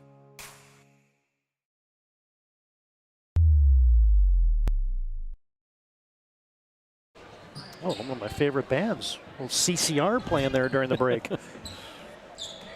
Lions on top, 55-38, 6:49 to play, fourth quarter. Chosick fires it cross court, get it in the hands of Riley Richter. Post up Gentry Richter, and somehow he shuffled the puppies. I think Carson had his hand on the top of the basketball as he came over to help from the weak side. Carson Hare bodies into Richter, step back right side 3, no good. Rebound, Pullman had a hand on it. Oh. Gentry Richter just got bodied into, and that's been the kind of night that it's been for Ryder Pullman. He didn't even try to do that one. That's 5. He sits down, frustrated, has 11 points. And the only good thing about that one is he fouled it at about 15 feet from the Bodno bench, and he just beelined right to it. Yeah, if it would have been the opposite side, it'd been a long walk, right? The walk of shame. It's just been that kind of night for Ryder Pullman. Gentry Richter, been money from the free throw stripe tonight. Now I got him 5 for 5. You got him right. He's the leading scorer. Gentry Richter, 17 points for the Lions. It's not bad production to get out of the bench. No, that's really good production. Gentry Richter, just a sophomore, buries both those. Carson Hare finally gets one to go on the other end. Well, he contorts his body, doesn't he, so much when he goes to the basket like that? I mean, he's got all kinds of different positions when he's going into the rack. He's hard to keep in front of you, I can tell you that. Gentry Richter, 28-foot line out to Joyce Jokum. Chosick now has it as the Lions lead by 17. Chosick back to Gentry Richter. Spins, shoots, feeling it, no good. Merrim had it go through the wickets. Grant Bush rebounds, draws some contact and buries it. Somehow Grant Bush is where he needed to be. He just reached down the floor, picked it up and turned and said, all right, I'm gonna take it. 4 feet. He is around the basketball. He is just. Carson Hare trying to make up for. That's a one-legged three-pointer, TD. Trying to make up for lost time. Didn't play much in the first half with foul trouble, but now he's kind of starting to get it going. Yeah, he got 22. And at the timeline, you're going to get a little foul. Going to be called on Max Palmer. Max Palmer finished 7th, TD. Thanks, Chris Geis, for that bit of information. He was an all-stater. He was second after the first day. Then he's one of the top 2 guys coming back. Champ Heddick, remember that name? Yeah, from Beulah. Absolutely. Misfired free throw, and then you get a block shot as Palmer, and now Carson Hare hit the deck hard. He got bodied into. We'll make the long walk to the other end with 5:24 to play in the game. Hey, Carson Hare makes a couple here, and all of a sudden it's back down to a 14-point game. Crazy. So. Carson Hare, had he played the entire game today, man, he's got, what, 22 points. But he's only played probably half the game. Carson Hare, fire up be a double bonus. Yeah, that free throw's up and good. Back into the Lions, Mandan. Riley Richter will come out and Landon Bush will check in. That's some more size. Carson Hare does indeed get them both. So you said, don't put her in the win column quite yet. No, there's lots of time. 5:20 to play in the contest. Chosick lost the handle. Probably too much dribbling there for the Lions. 18 turnovers. Handoff for 3. Carson Hare missed that one. That would have been a big one. Yeah, that would have been. I was thinking the same thing, Todd. Grant Bush rebounds. Check that, Landon Bush rebounds. Now Grant Bush double teamed, and he got a reach-in foul. Oh, man. Didn't need to reach in either. He had a great double team going. Oh, we called it on Nero? Well, they got it on Ty Merrim. Oh, Merrim, okay. But I think Nero thought I said Nero too, because he had his hands on his head like, man, I'm out too. And a double bonus from the Servpro free throw line for Grant Bush. Got the first one. Well, he is battling Gentry Richter on who we want to talk and give the MVP to. You're saying it's a 2-horse race? I think it is right now. Grant Bush misfires, gets 1 of 2. 60-45, 15-point lead for the Lions. 4:50 to play. Christensen can't hit the 3, and who's that off of? Going to be off of, I think, Landon Bush. Yep. It'll be Botno basketball. Crowd is quiet. Not getting a lot of crowd into it. And you get Kevin St. Clair asks for and receives a timeout for the Botno Braves. 4:47 to play in the contest. Game 3 here from the BNC Bank Mandan Holiday Tournament. Linton on top by 15. We're back after this timeout on the PSP Network.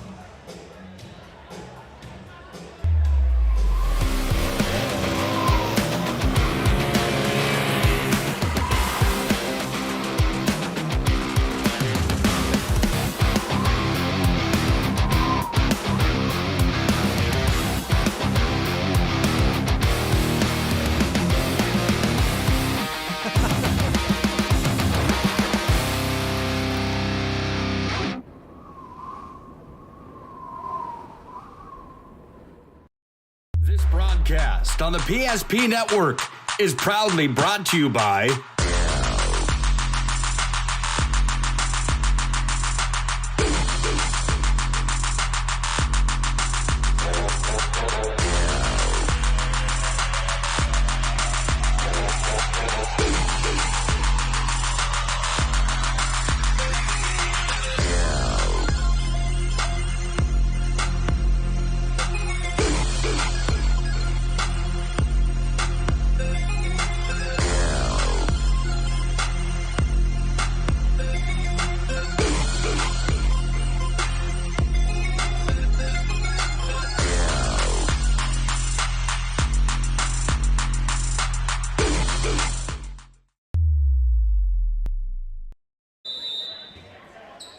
Lions by 15. Botno looking to dig into it. 4:45 to play in the game. Taylor Christensen off a screen. Carson Hare crosses over on Chosick. Flies into the paint. Off the glass, no good. Rebound. Landon Bush clears it. Gets it off to Grant Bush. They bounce it to Gentry Richter. Got a couple seconds to get over the timeline. Oh, they just do. Good pressure by Botno as they've cranked it up. And Jokum is going to be a reach in for Carson Hare. He hasn't shown much expressions, but he didn't think he got much of the arm on that one. No. That would have been hard for an official to see because his back was to the official, so when he was reaching in, he kind of had him blocked. Double bonus for Jace Jokum. Been a lot of free throws. This game has lasted a long time. Yeah. That first one was a blink and it was gone. Yeah. This one, we have shot a ton of free throws. I will add them up. Been a pile of them from the Servpro free throw line as Jace Jokum gets 1 of 2. Quick return down to Max Palmer. Thought about it. Gabe Nero wants it. Lane opens. Layup good. Wide open. Lint was kind of running away. Back to a 14-point lead. Let's see if Botno can get some stops without fouling. Linton HMB. Oh, they get a travel. Another turnover. A stop for the Botno Braves. Double team and the ball pressure right now, especially when it gets in those corners, forced the 19th turnover of the game. Dan Carson got a little quizzical look on his face. It's been one of those nights. Yeah. Carson Hare, and it's going to be somebody getting into him. And it's going to be Grant Bush. That's 4 on Bush. And man, you're right. He is so hard to guard, Todd. He's got that kind of herky-jerky dribbling going. He's got great handles between the legs, behind the back. You know, we mentioned NASCAR, I think, a game or two ago where we had a lot of green flag runs. Yep. Man, we have had a lot of caution flags this one. Oh, yeah, man. Got that right. Botno puts another one on the board as Carson Hare buries the free throw. Second one is too strong. Rebound, Landon Bush. That's the closest they've been.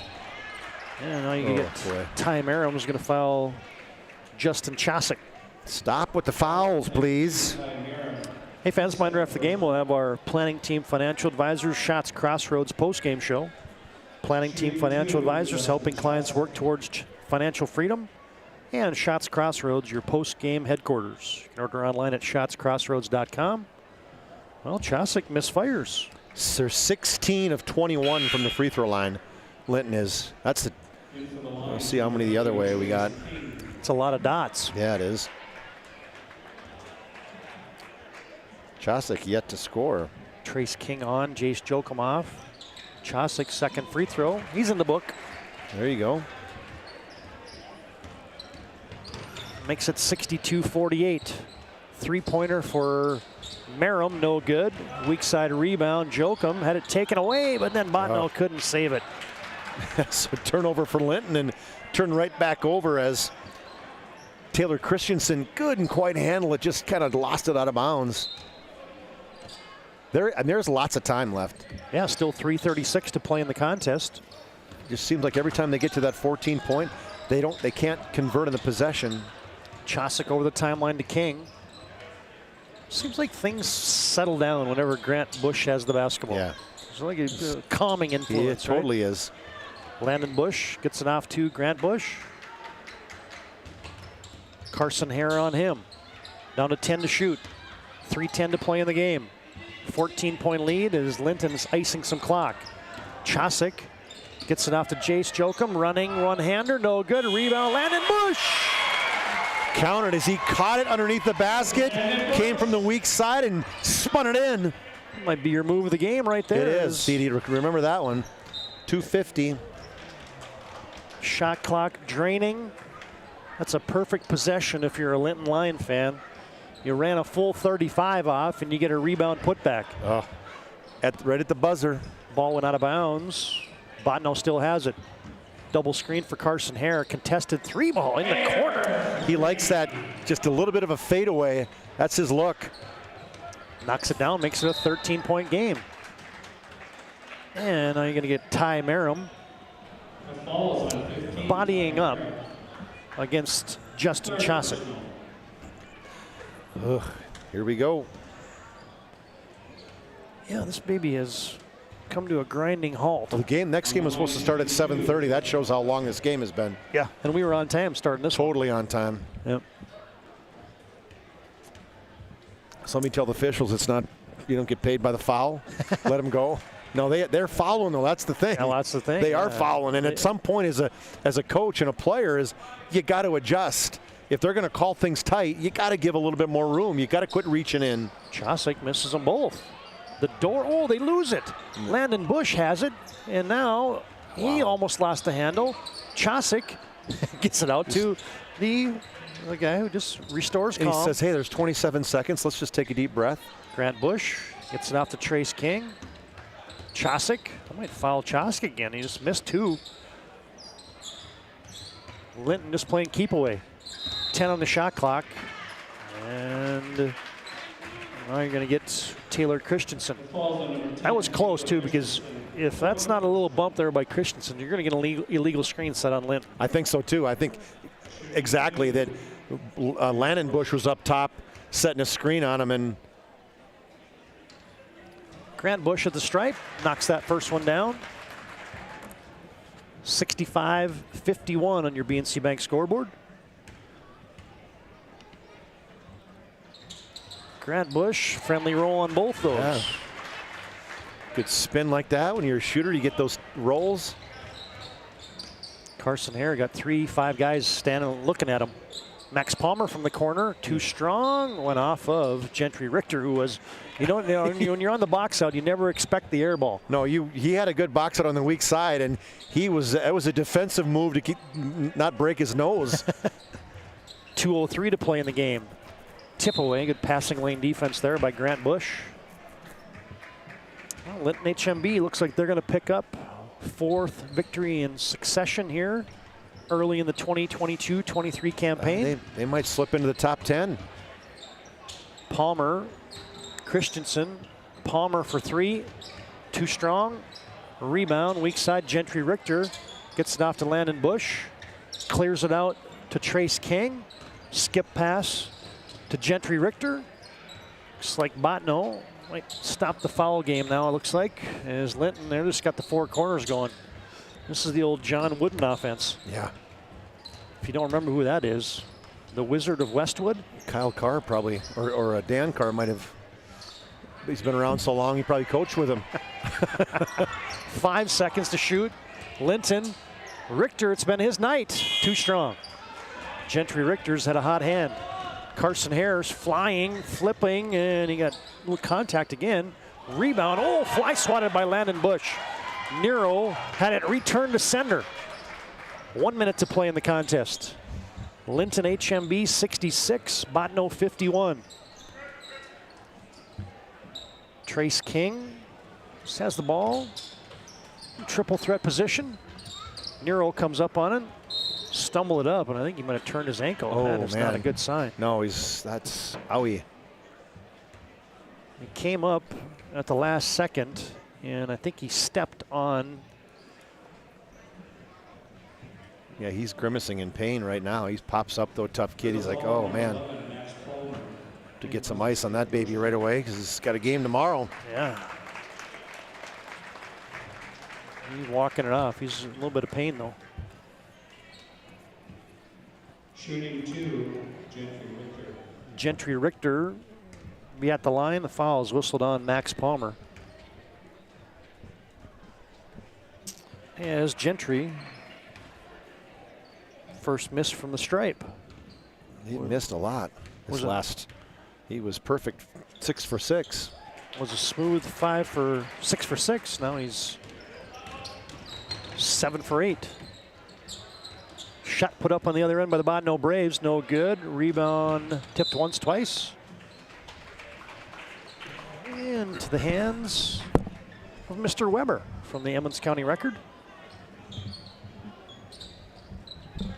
36 seconds to play in the contest. Oh, now you get a high school hideout, and Grant Bush says, nope, I'm not shooting the basketball anymore.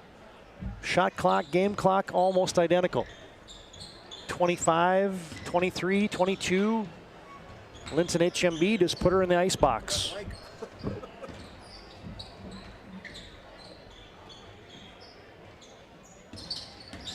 Down to 10 to shoot. Down to 8 to shoot. Grant Bush from downtown, no good. Carson Hare trying to beat the buzzer here from half court. It's going to fire, and he airballed it. And the clock stops with 0.4 seconds remaining. Linton HMB, the fans start to celebrate, and this one has gone final. On your BNC Bank scoreboard, the Lions improved to 4-0 with a 67-51 victory over the Botno Braves. Linton HMB will advance to the semifinals tomorrow night, 7:30 game. Take on the winner of our upcoming game, Standing Rock and New Salem Elmont. And that takes us into our Planning Team Financial Advisors postgame show. Planning Team Financial Advisors and Shots Crossroads bring you our postgame on all of our PSP network broadcasts. As you get Chuck Claremont down on the field or down on the sidelines, and he's going to get a word with head coach of the Linton HMB Lions, Dan Carr, and it looks like he's got Grant Bush. Take it away, Chuck. All right, thanks, Todd. That wasn't the prettiest game you probably coached in your career, Coach, but a win's a win, right? Yeah, that's true. This Hare kid, he creates a lot of problems for us, and he can get it off over pretty much anybody. Creates a lot of contact there. So, he's a dangerous player. And for you guys, I thought the difference of the game was your offensive rebounds. You're just relentless getting to the glass. And we've been stressing that a lot this year, and it's been paying off for us. Kids have been doing a good job, getting a little more aggressive to the boards. One thing I thought was great too is your pocket passes. Your bigs caught the ball in the middle against that zone. They made a lot of extra passes for layups. Yeah, well, trust me, we've been working on it a lot, and it's kind of paying off for us. Well, it's good as a coach when they can perform things that you're working on, right?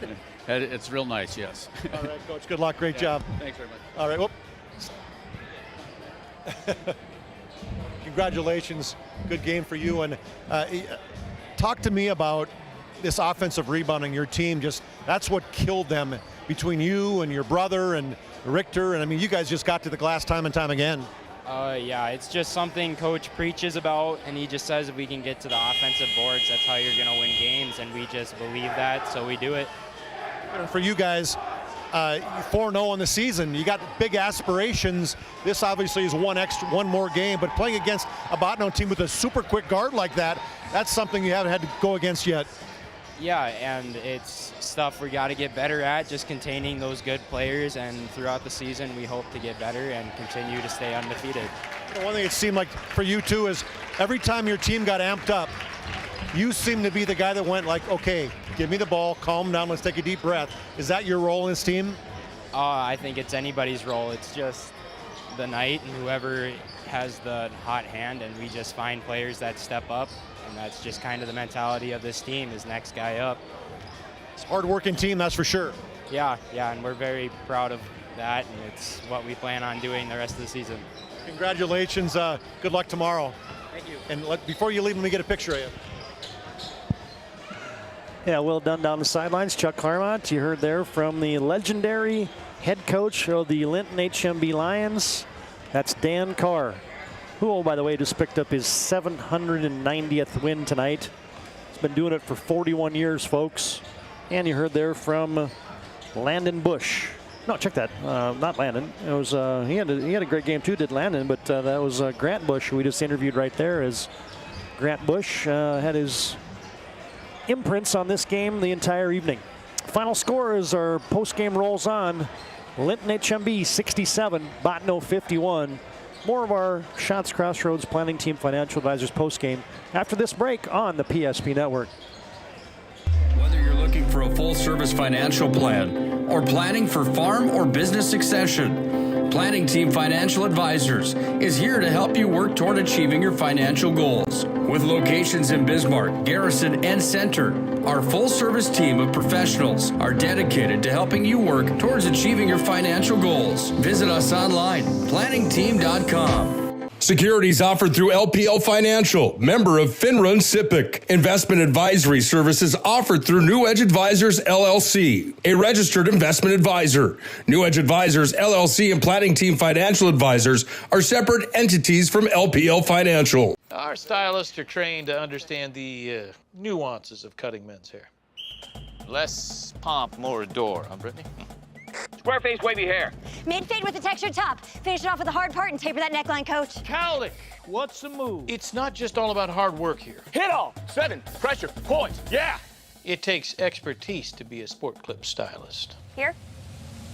That's a spot. Right there, huh? Sport Clips, the pros in men's hair. Are you moving your business or your home across the town or across the country? We know it can be stressful. To ensure your possessions arrive on time, intact, and on budget, make your move with Jobbers Moving and Storage. Jobbers can help you with every aspect of your move. With our efficient step-by-step approach to move management, we can tailor a plan to suit your needs and schedule. With locations in Bismarck, Fargo, Minot, and Aberdeen, Jobbers Moving and Storage is your choice. Visit jobberswarehouse.com. It's Jobbers Moving and Storage. Oh, easy, easy. I think I'm good. You got my good side, right?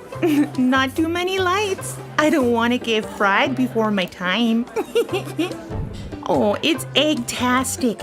You never know what dish you're going to end up in. My dream dish is a 99. It's so popular.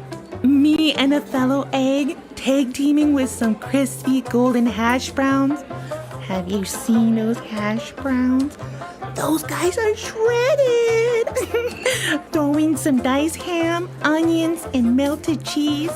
Oh, it's a party for your taste buds. Oh, here comes Chevy. Hold on, Chevy. Did you guys get everything that you needed? 99. Here I come. Shots Crossroads. It's an excellent place to eat.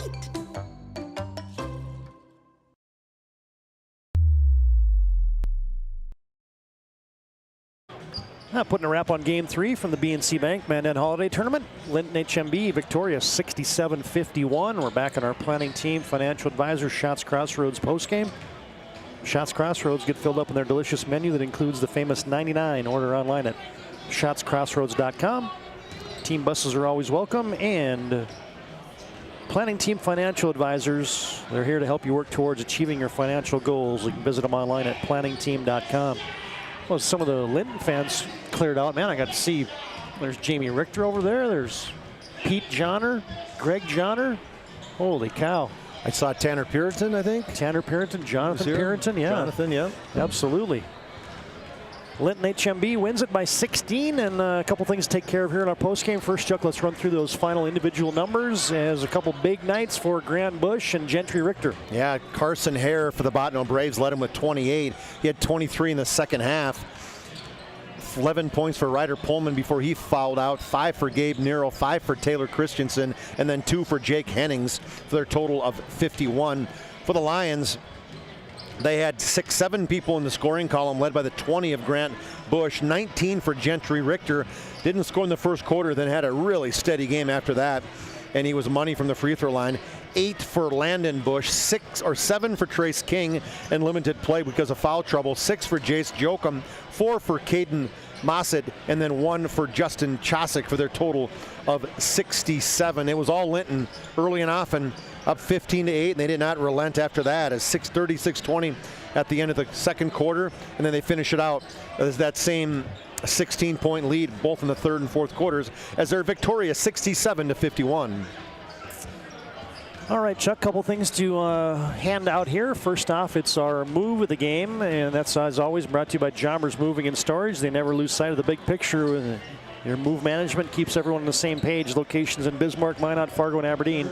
Find them online at jobberswarehouse.com. And Game 3's move of the game for the Linton HMB Lions is... Well, I forgot to put it down on the scorebook because I was so excited about it, is Landon Bush from the weak side, outside the three-point line, comes flying in with the score, the shot clock rolling down.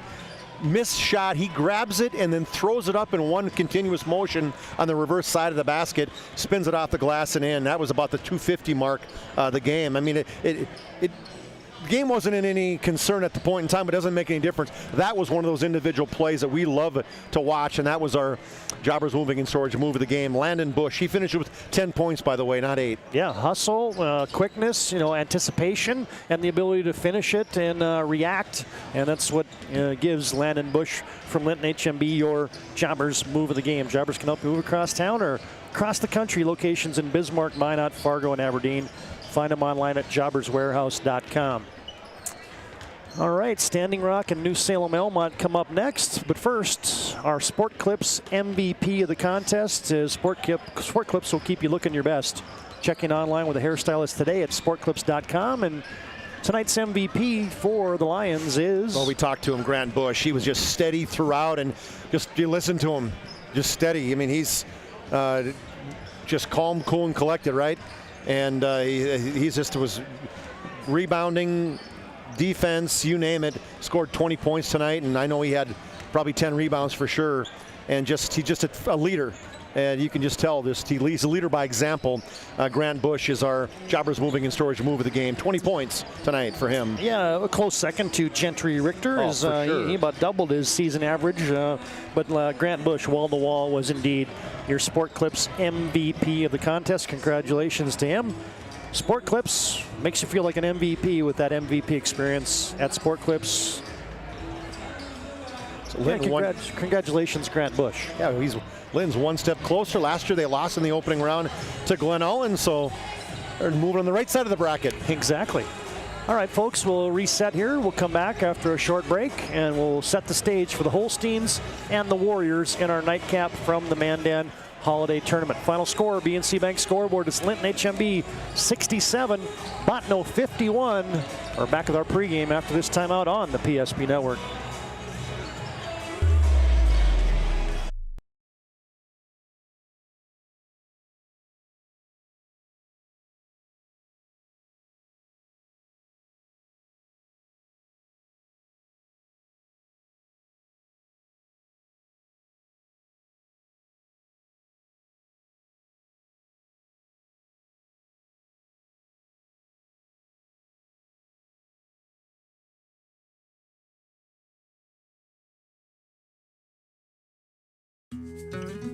I'm a grateful person on a lot of levels.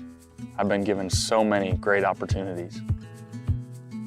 But most of all, Even as a little kid, I was taught a set of values. Like tools for life, hard work, responsibility, and the key to making it all work, commitment. First Western Bank and Trust. You can bank on us. The right way to top a sub is with real red wine vinegar made from red grapes and no food coloring. And the right way to film it is in slow motion. Obviously. Because authentic ingredients make a sub above. This broadcast on the PSP Network is proudly brought to you by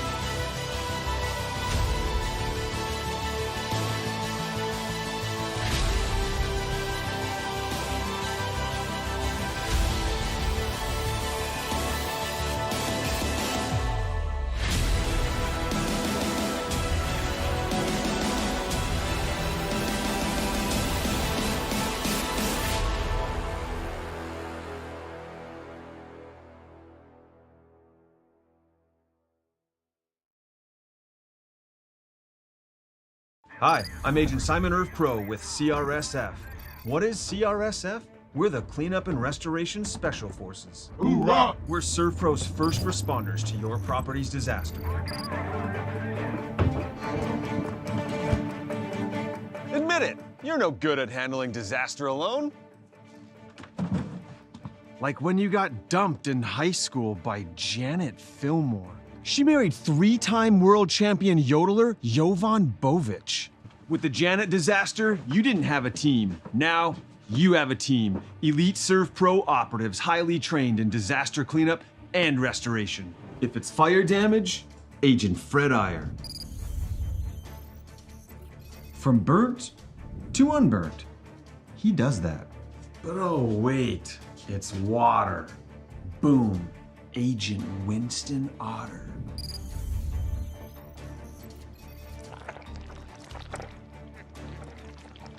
He's been called the human sponge. But Simon, what about mold? Agent Marlon Old. He holds the world record for fastest mold remediation. And finally, Agent Smith. He's in charge of restoring your property to its original state. So if you sprung a leak, lit your curtains on fire, or your insulation looks like week old bagels, call Servpro.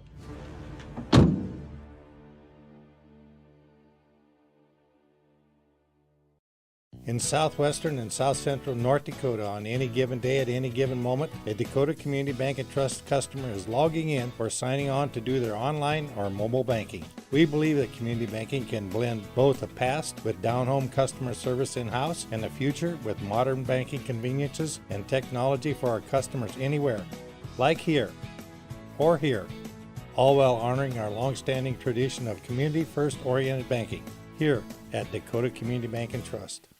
Ackerman Esvold, your neighbors, friends, and family who are working for you. The local team with local availability and accountability for all of your engineering, architecture, environmental, transportation, and land development needs. Your project can rely on Ackerman Esvold. Find them online at ackermanesvold.com. When you start your project, talk with Ackerman Surveying and Associates.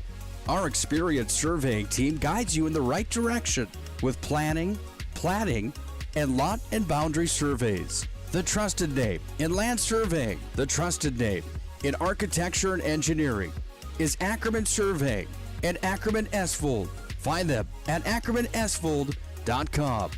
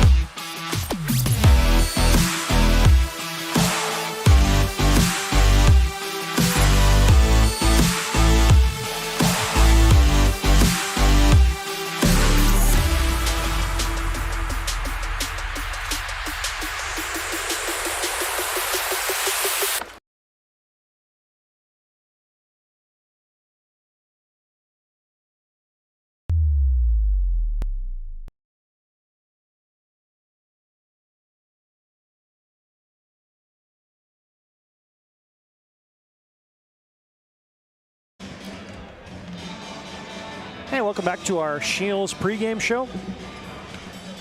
Game 4, our nightcap from the BNC Bank Mandan Holiday Tournament. And it'll feature the Standing Rock Warriors taking on the New Salem Elmont Holsteins in a Region 5 clash here to see who advances to the semifinals tomorrow night. Standing Rock 1-0 in the season. Their head coach is Hans Bradley. And the New Salem Elmont Holsteins 1-1 on the campaign. And their head coach is Ben Kringstead. Well, these two teams have played a couple times in recent memory, Chuck, and you don't want to see these tapes if you're a Holstein fans, because this one has gone in favor of the Warriors. Well, they played last January. It was kind of, I wouldn't call it close, but 71-53.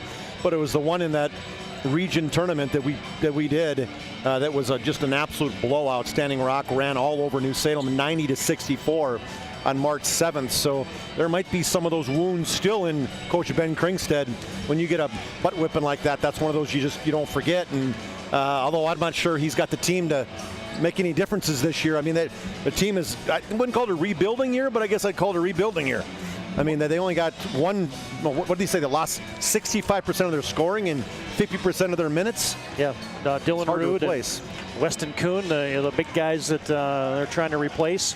Standing Rock's got a nice club coming back, and the things that I remember is we did both those games, the game at Standing Rock last year in the regular season and the Region 5 tournament from St. Mary's, is New Salem's got to control the turnovers, because Standing Rock really sped up New Salem the last time these teams played. Yeah, and that's one thing New Salem does not want to do. They want to, play slow and under control, and that's definitely their game. Well, as you get a chance to get on our Shields pregame show, Shields brings you the best retail experience. Shields offers clothing, footwear, and gear for all your passions, from fishing to fashion. You can shop sporting goods, hunting and fishing gear, clothing, and more at Shields of Minot and Bismarck. Happy to have Shields bring you our pregame show and all of our PSP network broadcasts, as Standing Rock has defeated Hettinger Scranton in their only game this season, 65-50. New Salem Elmont split their two games, winning against Kidder County 62-31 before falling to Beulah 54-36. So that's how these two teams get to the opening round of the BNC Bank Mandan Holiday Tournament. And let's turn our attention now to the starting lineups. First off for the New Salem Elmont Holsteins, as I get my sheet squared away here. Well, one guard for the Holsteins. Senior, 5'11", wearing number 15, Brady Grant. Oh, I'll find the right sheet eventually here. Oh, maybe I won't. At a forward, a junior at 6 foot, wearing number 20, Kathleen Erickson. As the other forward, Chuck, I just went through about 8 sheets here, and you think I can find my... what are you looking for, TD? I'm looking for my score sheet for Linton HM, or for this game right here. And in the paint, a sophomore. I got it here. You got an extra one? I do. Thank you. I somehow must have printed a double, because I wasn't able to find it. Thank you for bailing me out. That's Absolutely. what a great color guy does right there. Now, wait a minute. This is Botno and Linton. No. And now for the home team, the Standing Rock Warriors. I got about 8 Here, of I'll those. find it. Here, you can use mine. You're going to do it. I'll give it back to you. Here, I'll find it. I know I have a extra one here somewhere. Here's your starting lineups. First off, for the Standing Rock Warriors, Lance Bradley, starting guard. He's a 5'10 junior. Leandre Twin is a other starting guard at 5'9 and a sophomore. Starting at a forward. One forward. Junior at 6'2", wearing number 4, Brentley Harrison. Brentley Harrison. He's a good one.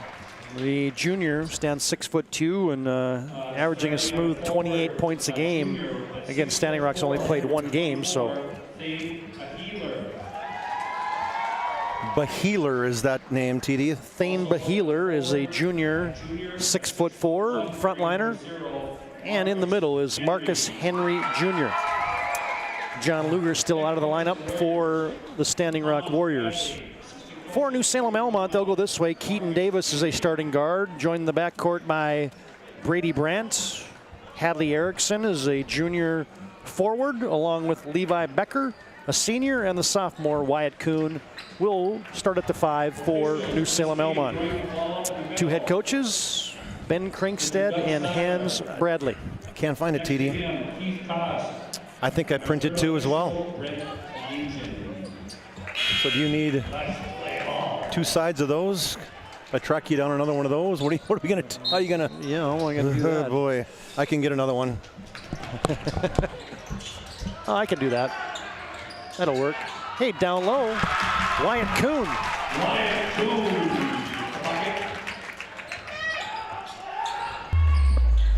Man, that's not like me, TD.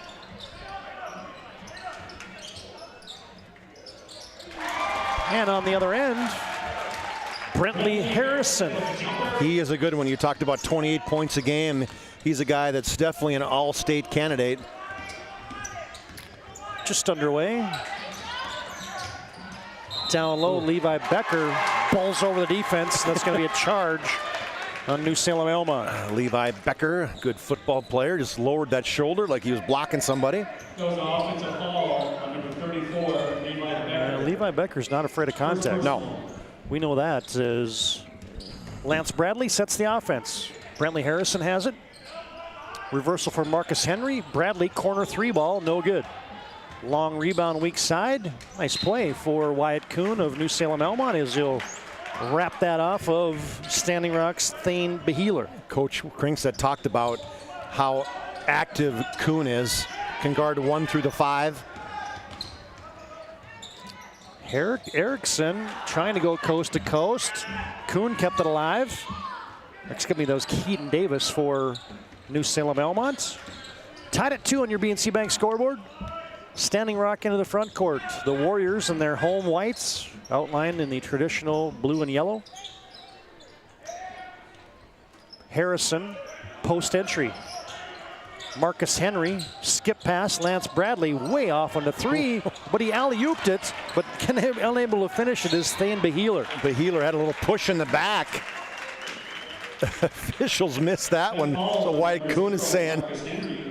Marcus Henry is whistled for the personal. There isn't one over there, TD, is there? An extra one? Nope. Here, Todd, right here. Oh, there we go. Thank you. You're welcome. That'll work. I guarantee it's laying here someplace. All right, we're good to go. Hadley Erickson hands it off to Brady Brandt. And now you're going to get Marcus Henry. He's going to get a quick second. Man, he's going to... Henry averages 4 points a game, but still, you don't want that. You want that guy. He's one of your starters, right? Raymond Yellowbird will come off the bench for Standing Rock. The 6'3" center. Keaton Davis gives it off to Hadley Erickson. Brady Brandt looks for a post-up. They get to Wyatt Kuhn. No double team. Kuhn muscles it up. Everybody was straight up. They're letting them play down low. Fast break, left-handed layup, nice play. Raymond Yellowbird. Boy, that was pretty finish. Now a steal, and Thane Beheeler knocks it down. These guys can score in bunches. They put such great pressure on you defensively. And now you're going to get a foul. Fouls on number 11, Leandre Twin. That's his first personal. Whistle go on Leandre Twin. As Standing Rock has jumped out on top 6-2. Wyatt Kuhn, left side of the lane, in and out, no good. Rebound. How about the start for Raymond Yellowbird? Yeah. Lance Bradley back on the push for the Warriors. In the lane, left side, knuckleball shot, no good. Yellowbird in ahead and a rebound. Beheeler, his pass tipped. Now Beheeler, lazy pass up top to Brentley Harrison.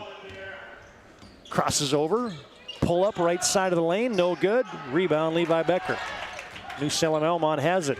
Standing Rock gets into this press quickly. Brady Brandt gives it off to Hadley Erickson. New Salem Elmont in their black uniforms with the white trim sets the offense. High-low Becker tried to get it in and is tipped away by Raymond Yellowbird. Yeah, too much congestion in there for that pass. This reminds me of the story that Nolan Richardson told about Larry Bird. He was watching this game and he's like, Bird this, Bird that, Bird this, Bird that. And I'm saying, Yellowbird this, Yellowbird that, Yellowbird this. This Yellowbird's a great player. He's in the spotlight, yep. If you haven't ever seen that or heard that, go find that. Nolan Richardson talking about Larry Bird. You'll get a kick out of it. Post up, Yellowbird, shot up, no good, gets his own rebound. Yellowbird gets it back outside to Brentley Harrison. Harrison pulls up off the Yellowbird screen, no good. Battling on the weak side is Thane Beheeler. Rebound put back for Yellowbird. Just, they are not giving up on that offensive rebound. Got to grab it and control it. And a quick timeout from Ben Kringstead, and we'll break. A Hub International Insurance timeout. You can contact them for your personal and business insurance needs. 8-2, Standing Rock on top here in the first quarter with 4:30 to play. And we're back on this timeout on the PSP Network. The right way to top a sub is with real red wine vinegar made from red grapes and no food coloring. And the right way to film it is in slow motion. Obviously. Because authentic ingredients make a sub above.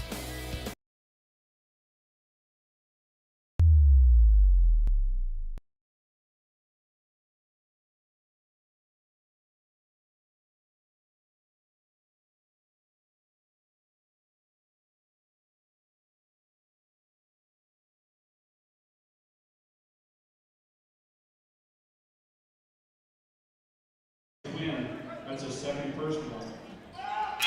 On the inbounds, you get a foul from Leandre Twin, then you get a substitution coming in for Standing Rock. Yeah, it's 2 fouls on Twin, 2 fouls on Marcus Hendry, so got 2 starters sitting on the bench. Ryan Waddell will come on for Standing Rock. New Salem gets it into Landon Tellman. Euro stepping is Wyatt Kuhn, and Raymond Yellowbird gets into his body, and Wyatt Kuhn will go to the line. So they told me that's Ryan Weddle. Okay, Weddle. There's such quick turnarounds between these games. You and I didn't even get a chance to confer on the pronunciation. I know. I went late to go talk to somebody. Thankfully, the scorekeeper knew them all. That's kind of she looked at me like it was a facetious question when I said, do you know the pronunciations? Like, yeah. Duh. Can you help me? Out of the Ben Kringstead timeout, Wyatt Kuhn knocks down 2 free throws. Kuhn, just a sophomore. It's hard to imagine because he's been playing since an eighth grade. He was all-district player in 8th grade, so he's a guy who led him to the state championship in football too. He was surely one of the big guys on that team. Brentley Harrison misfires on a baseline jumper. Brady Brandt has it for the Holsteins. Gives it off to Keaton Davis. Landon Tellman. Kuhn will launch for 3. Whoa, he shot at 17 from 19-9. That's not good. Harrison quickly back. New Salem. Oh, Yellowbird off the nifty feed from Brentley Harrison. Harrison just draws the eyes and the defense, and he actually had a defender. New Salem did in good position, but because Brentley Harrison drew everybody, they didn't see it. Kuhn tries to split the defense. Yeah, I think you're going to get a foul there on Thane Behealer. Number 24, Thane Behealer. That's his first personal. That's 16 fouls at the 3:30 mark of the first quarter. So you know, the style that Standing Rock plays, they will get some fouls. Yeah, and they're okay with it. They recognize that. They're going to, you know, take those chances. George Bradley is on. Kuhn, couple defenders there, still forces a shot up, no good. Yeah, Kuhn knew it was his bad. He looked over at coach and said, "I got it. That's my bad." George Bradley rebounds for Standing Rock. Lance Bradley up to George Bradley. Also on is, as you said, Ryan Weddle, beg your pardon. Lance Bradley misfires on the 3.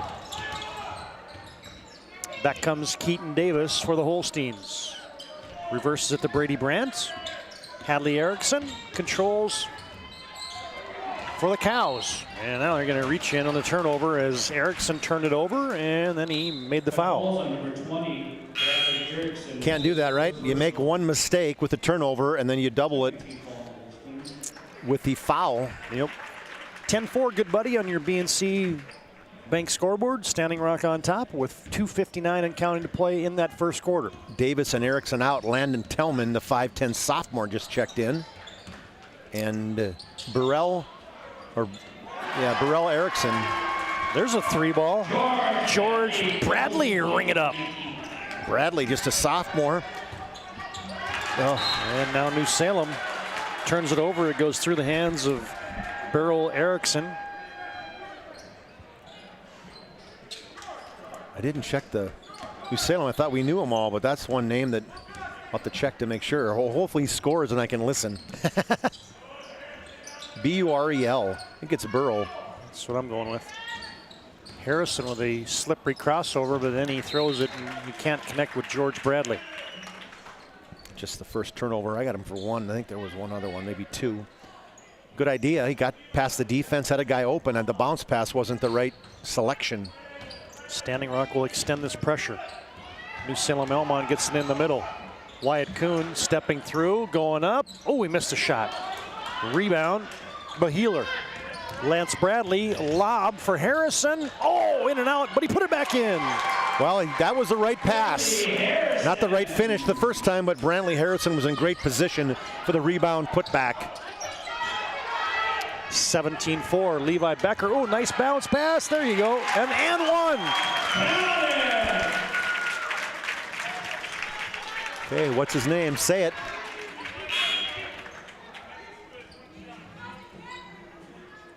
He didn't see who scored. That follows on number 3, Ryan Weddle. That's his first personal. 17 on the Warriors. On the line shooting 1. Burrell Erickson. There you go. Burrell Erickson. We got it. And he can't get the old-fashioned three-point play. Burrell makes it 15-6. Standing Rock on top here in the first quarter with under 2 minutes to play in the first quarter. Harrison missed everything. New Salem Elmont's got numbers. Got a power play, but Brentley Harrison back quickly. Here goes Brady Brandt. Maybe drew a little hip contact. Levi Becker puts it back up. Yeah. Brandt put it back up. And now you get the high school hideout, but hey, there's Tellman. He's a defensive back. Yep. And Ben Kringstead wants a Hub International Insurance timeout on the court. Hub International located at 4204 Boulder Ridge Road in Northwest Bismarck. First quarter with 1:22 to play. Standing Rock on top, 15-6. And we're back after this timeout on the PSP Network. This broadcast on the PSP Network is proudly brought to you by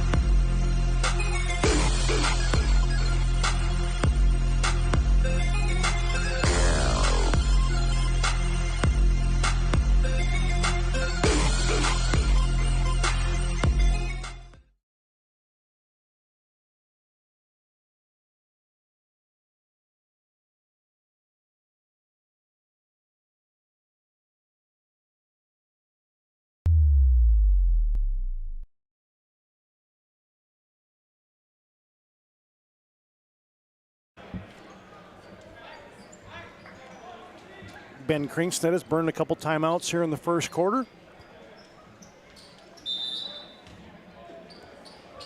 I think every time that pace gets cranked up, that's where Coach Kringstead says, all right, I'm going to burn a timeout and settle this down.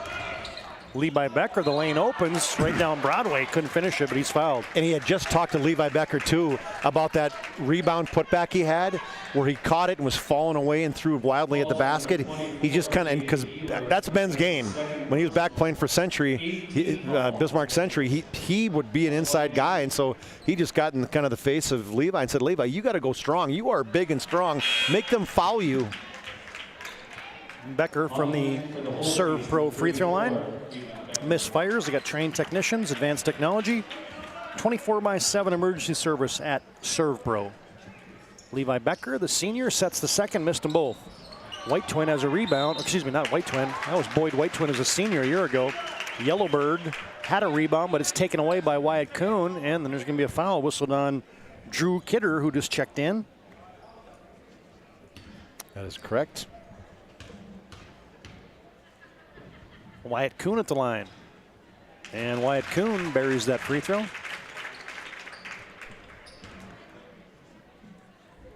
Five points for Wyatt, averaging 17.5 a game. Misfires on the second. He's got 5 of New Salem's 7. Hey, digging a rebound there is Burrell Erickson. Second chance for the Holsteins. The Bigs play a little two-man game up top. Levi Becker lost his footing, but it goes off of Drew Kidder. It'll be New Salem Holstein basketball. And even 1 minute to play in the first quarter. Standing Rock will, New Salem Elmont will lob it into Becker, now to Kuhn. Erickson, that's Burrell, double teamed, post up. Kuhn steps through, and there's going to be a reach-in foul on Standing Rock. That's going to be on George Bradley. A nice hard rip move by Kuhn is he caught it kind of in between the block and the elbow, but just a nice drop step to the baseline, tried to split the defense, and he did. Brantley got called for the foul. That's 10 team fouls, so you got a whole full quarter with 2 free throws a time. Wyatt Kuhn misfires on the first Servpro free throw. Second one on the way. Ooh, in and out. Heartbreak Hotel. Missed them both. Missed his last 3, and then Becker missed 2. That's 5 free throws. George Bradley rebounds. Hey, there's our guy. Raymond Yellowbird have a first quarter. Boy, no doubt. A good assist on the underhand pass by Harrison. Oh, now you get New Salem Elmont sped up a little bit, and they shuffle the puppies. Yeah, that was a key to the game for us, Todd, is tempo. New Salem has got to play under their own tempo. You can't get in a track meet with Standing Rock. Bradley picks up the bounce. Yellowbird, Harrison, back to Lance Bradley. High screen there from Yellowbird. Bradley gets it into Kidder. George Bradley trying to feather a pass on the baseline there, looking for Yellowbird, and that goes out of bounds. Last touch by the Holsteins with 8.6 seconds left here in the first quarter. Standing Rock on top by 10. Lance Bradley, shot clock is off. They get it into Brentley Harrison. A couple dribbles to his left, floats a one-hander up. Yes, and a foul. Smooth. That's what he is, Brentley Harrison. Smooth, kind of little fadeaway in the lane, just got hammered. I'm telling you, this guy's got all-state capabilities. Yeah, he does. Just tell on that. Just he's just under control, smooth, can pass, can shoot. Other than free throws. Missed the free throw, can't get the old-fashioned three-point play, and now you get. And he reached in, man, with 2.2 seconds left, and that's, I mean, you were looking at a potential desperation shot at the end of the buzzer. Instead, you're going to go down and shoot free throws. Now it's double bonus already with 2 seconds left here in the first half. Yeah, that wasn't a Phi Beta Kappa play right there. Wyatt Kuhn just missed a couple. And this one, nothing but the bottom. That's his 7th free throw in the first quarter. Yeah, Kuhn's had a steady trip to the charity stripe. Second one for the sophomore, rattles in. 2 seconds left in the first quarter. From three-quarter court, Harrison throws it up. Kidder couldn't finish it. And 1 quarter is in the books here from Game 4 of the BNC Bank Holiday Tournament. End of 1, Standing Rock 19, New Salem 9. And we break after this quarter break on the PSP Network. Every 10 minutes, 3 people in the United States will die from a preventable incident. More people are dying on our roadways and in their homes than ever before, but that's where the North Dakota Safety Council can help. Safety is our mission, from the workplace to any place. We're a private nonprofit that offers more than 150 training courses that are dynamic, hands-on, and effective. From CPR and first aid to driver safety and even workplace violence preparedness, we want to make sure your loved ones come home safe each night. Go to ndsc.org to see how together we can make a difference. The right way to top a sub is with real red wine vinegar made from red grapes and no food coloring. And the right way to film it is in slow motion. Obviously. Because authentic ingredients make a sub above.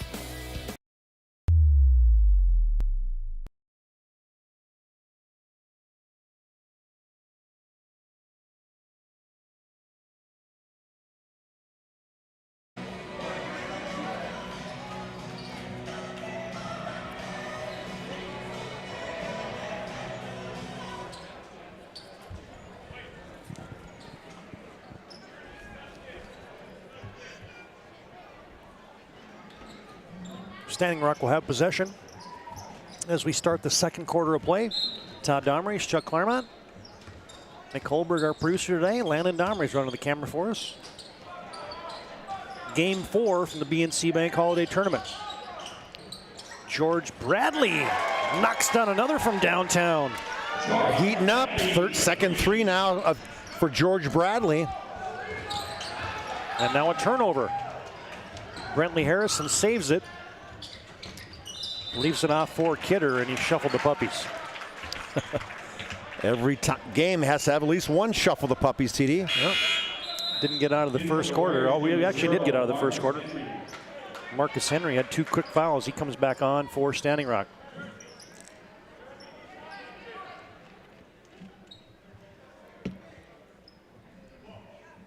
Miner will be back on the air. Wall-to-wall coverage from the BNC Bank Holiday Tournament tomorrow. That's a consolation game starting at 3 o'clock. Pre-game about 2:45. Burl Erickson almost had his pocket pick. Now he's going to go up. Nope. He drugged the pivot foot. He got a good rebound. He was in the middle of the trees, TD. I think it was a little intimidated. Lance Bradley on the bounce into the front court. Comes to George Bradley. Back to Lance on the little give and go. And a baseball pass tipped there by Brady Brandt. Brentley Harrison collects. Brentley flips it in the corner to Lance Bradley, who attacks the lane, leaves it. Baseline shot up and in for Marcus Henry. Marcus Henry wide open in the baseline, took his time. That's a tough shot from 6 feet there. That's a really difficult. Ooh, there's a spin move, a little dream shake there for Wyatt Kuhn. He shows his athletic ability right there. Brentley Harrison looking to answer on the other end. Fades, no good. Wyatt Kuhn rebounds. Gets it off to Alex Brandt. Ooh. And he lost it, almost blocked away. It was, yeah, blocked away and recovered by Brantley. Brentley Harrison back on the other end, couldn't get it. Brandt rebounds. New Salem doesn't want to get into a running game as Burl Erickson cranks up a 3. No good, got his own rebound. Throws it down low, Kuhn, that's blocked. Raymond Yellowbird again. Boy, he is all over the floor, TD. Offense, defense. Harrison from downtown. He is getting heated up now. 9 points scored up from that left wing. Great rotation. And I get a block on Raymond Yellowbird. Yeah, we had a great angle on that one, Chuck, and that thing looked good right from the moment that it left. Totally. Just rip. Brentley Harrison's. What do you call that on? Eagle Shield. No, that's on Raymond Yellowbird. Eagle Shield hasn't even been in the game yet. Well, he got the right number on the scoreboard. Yep. Keaton Davis checked back in for the Holsteins. All right. Little sidewinder, got a good roll, TD. Alex Brandt knocks down that free throw. There you go. And the second. Gets 2 Servpro charity tosses. You got to get some stops, though. Lance Bradley penetrating, missed it. Kuhn for a rebound. Up ahead, Tellman. Streaking, leaving it for Kuhn. Kuhn wants to drive, leans in the long, lanky Wyatt Kuhn for 2. And they came and picked him out in the three-point line, and he showed his dribbling and driving ability and his lean and reach ability. 11 for Wyatt. He's got 11 of the Holsteins' 15. Yep. Marcus Henry, inside out George Bradley. Post up, Leandre Twin, missed it. Rebound, and a sideline fast break up to Tellman. They give it back to Keaton Davis. Down low, they leave Kuhn, he got hit. And Leandre Twin got into his hip. Kind of caught it the wrong way, Todd, you know what I mean? If he would have just got it in drop step, that he caught it and kind of turned inside, and he knew that was the wrong way to turn. Turned right into the defender. On the line, shooting 2. Leandre Twin with 3 personal fouls. Got 13 fouls in the first half. Kuhn's struggling, and he's 5 for 9 now. Hey fans, tonight's game brought to you in part by the UPS store, South Broadway in Minot. They're there for all your packing and shipping needs. Today's game also brought to you in part by Jersey Mike's. Oh, Kuhn couldn't get the shooter's touch. Wyatt shooting 67% in the season. And we get a Hub International Insurance timeout on the court. Your local Hub agents, Josh Cattell, Michael Borman at 355-3100. You can contact them for your personal and business insurance needs. We'll keep this right here as we can tell you that tonight's game is also brought to you in part by, we mentioned, Jersey Mike's. Vote for the Jersey Mike's Player of the Week on the PSP Network Facebook page. Jersey Mike's is a sub above. Tonight's game brought to you in part by Roger Ward Moving and Storage. Been doing it since 1942. Find them online at rogerwardmovingandstorage.com. Tonight's game also brought to you in part by Northern Plains Heating and Air. Been doing it for 25 years. No other choice to seal your heating and air game than Northern Plains Heating and Air. Find them online at northern-plains.com. Tonight's game also brought to you in part by Planet Pizza. It's out of this world. Call them now and order at 852-1700. And last but not least, tonight's game brought to you in part by Prestwich Orthodontics. Visit minotbraces.com today to get started with your free virtual consultation. Oh, there's a takeaway. Burrell Erickson, however, couldn't tiptoe the far sideline.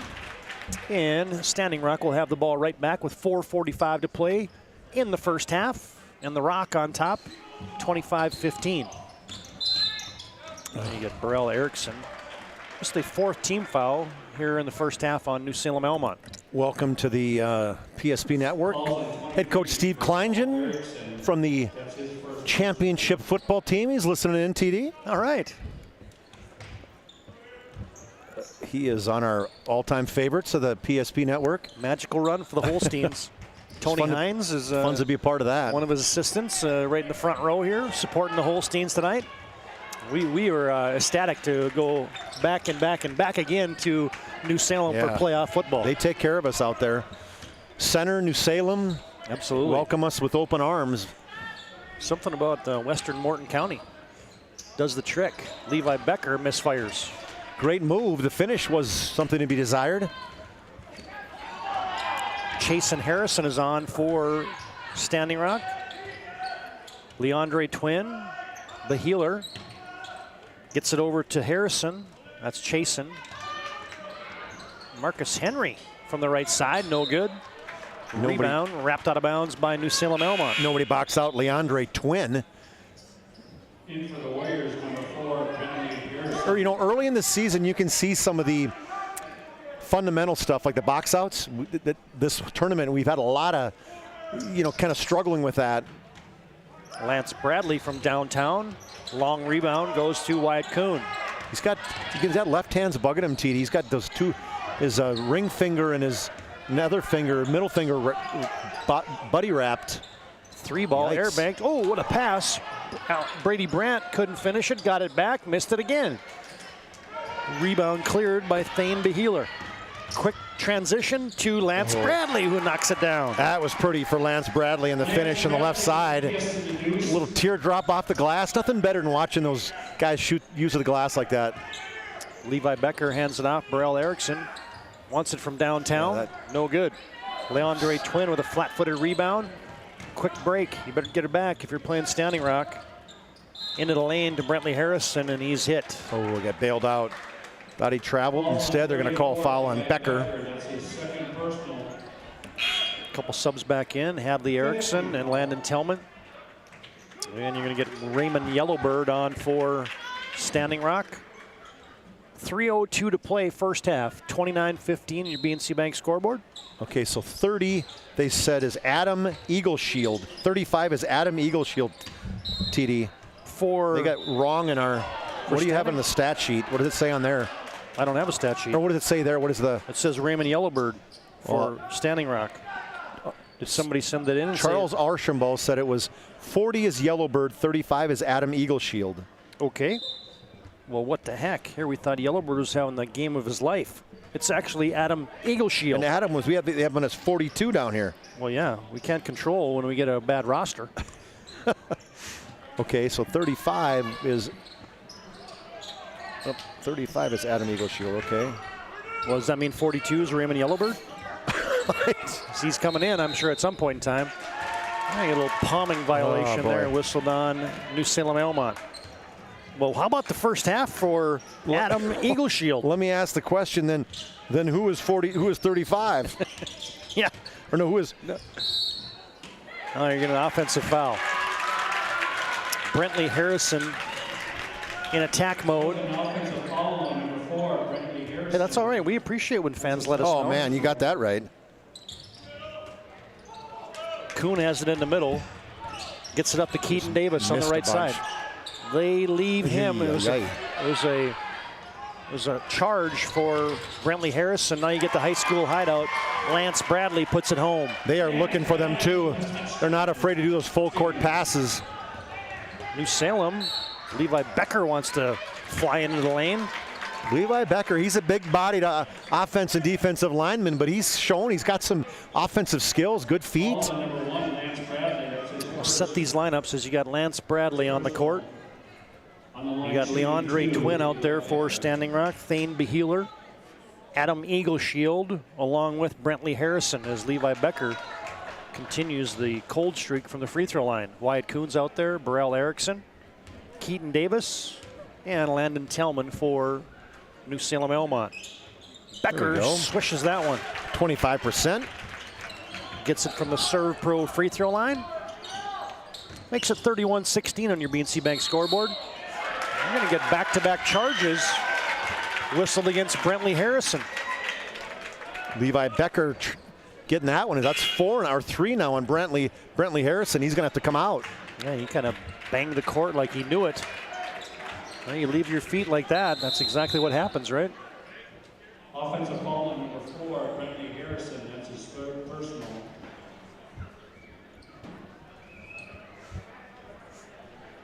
We'll get a chance while they're mopping up the floor here to let you know at halftime. We'll have our Premier Chiropractic halftime report. Dr. Kirk Mason, Dr. Cody Haugen, Dr. Becky Perry-Domers can be found at premierchiropracticnd.com. Standing Rock by 15 here in the first half, looking to advance to the semifinals of the Mandan Holiday Tournament. Brady Brandt into the front court for the Holsteins, and you get another carry. Coach Kleingen said, hey, I'm homesick. I got nothing better to do than critique you guys. We're okay with that. We don't have a problem being corrected. George Bradley misses. Eagleshield puts it up. Beheeler went and got a rebound, and he got undercut and grabbed onto. Number 15. Going to go on Brady Brandt. Just a 6-team foul, so next one will put Standing Rock in the bonus. Yep. Leandre Twin. Now we got a legal pick. Okay, this one's on. Offensive foul on number 35, Adam Shield. Oh, Adam just Shield. Not Eagle Shield, Shield.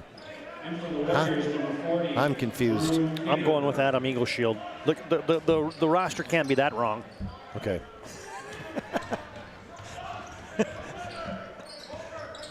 It might be, but we're going with I'll it's not. check it at halftime. Alex Brandt gives it off to Erickson. Davis. Back to Burrell Erickson. Baseline pass. Oh, a little step in. Couldn't finish it for Alex Brandt. Kuhn kept it alive. And it's going to go to Standing Rock. Yeah, good hustle by Leandre Twin. He dove down to get that offensive rebound. Saved it out of bounds off the leg of Kuhn. The healer. Iniani over. Sets, fires, and he doesn't get. Alex Brandt back for New Salem. Top of the key, 18-footer. Kuhn missed everything. Now you get two guys stick each other out. Two Holsteins. Wyatt Kuhn. The outside shot hasn't looked too good tonight, but he has made a three-pointer early in the season. He was 1 of 3, but Thane Beheeler misfires. Yeah, we're shooting about 25% combined in the night, I think, here. These last couple of minutes have not been the prettiest. And now, I think that was a kick, but somehow it goes off of. That's what Coach Kringstad's doing, is saying, "What? Wait a minute, how's it not a kick? You can't throw it off his foot." And now the official's saying, sorry, I can't call it. Well, what do you mean? If you saw it, if it's a kick, it's a kick. Talk to my buddy. Oh, he's steaming up now. The face is turning red. Post up, and the entry is tipped away. Oh, boy. This half can't get over quick enough, TD. Yeah. Something is amiss here at the Circle K. Something wrong, as you say it. Yikes. You got him hooked. Almost a takeaway. This is. Oh man, yeah. Misfired. New Salem Elmont gets a rebound with 30 seconds to play in the first half. Everybody was leaking out, but they couldn't get to him because it was great front court defense.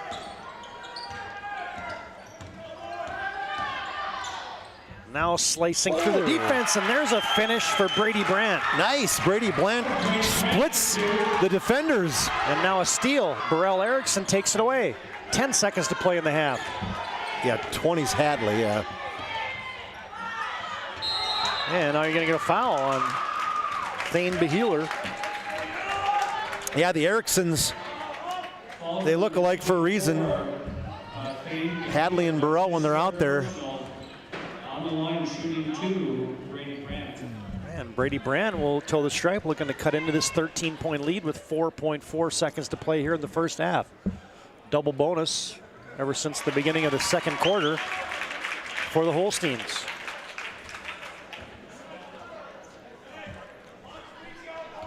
Brandt gets the first one.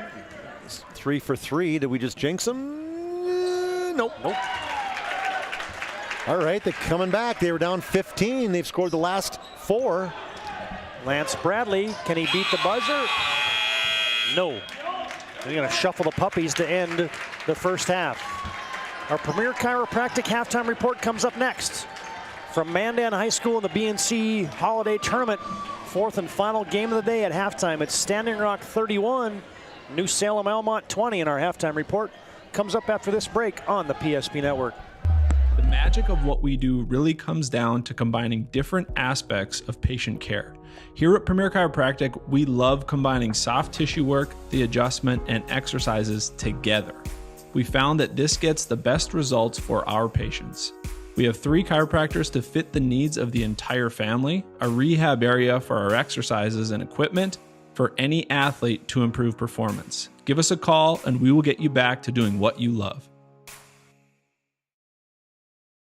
Smiles come from Vibetta Orthodontics. Vibetta Orthodontics is a certified Invisalign provider. Invisalign fits your budget and your lifestyle. Braces for children, teens, and adults with affordable monthly payments. Schedule your complimentary consultation and exam by logging on to VibettaOrthodontics.com or by calling 701-839-6010. Great smiles come from Vibetta Orthodontics. In southwestern and south central North Dakota on any given day at any given moment, a Dakota Community Bank and Trust customer is logging in or signing on to do their online or mobile banking. We believe that community banking can blend both the past with down-home customer service in-house and the future with modern banking conveniences and technology for our customers anywhere, like here or here, all while honoring our long-standing tradition of community-first oriented banking here at Dakota Community Bank and Trust. Many of our clients come to us already accomplished in their lives and on the right track. However, whether it's in response to a life-changing event or you are nearing retirement, you can sleep well knowing that together we have planned for both life's opportunities and challenges. And no matter what happens, we are here to help guide you.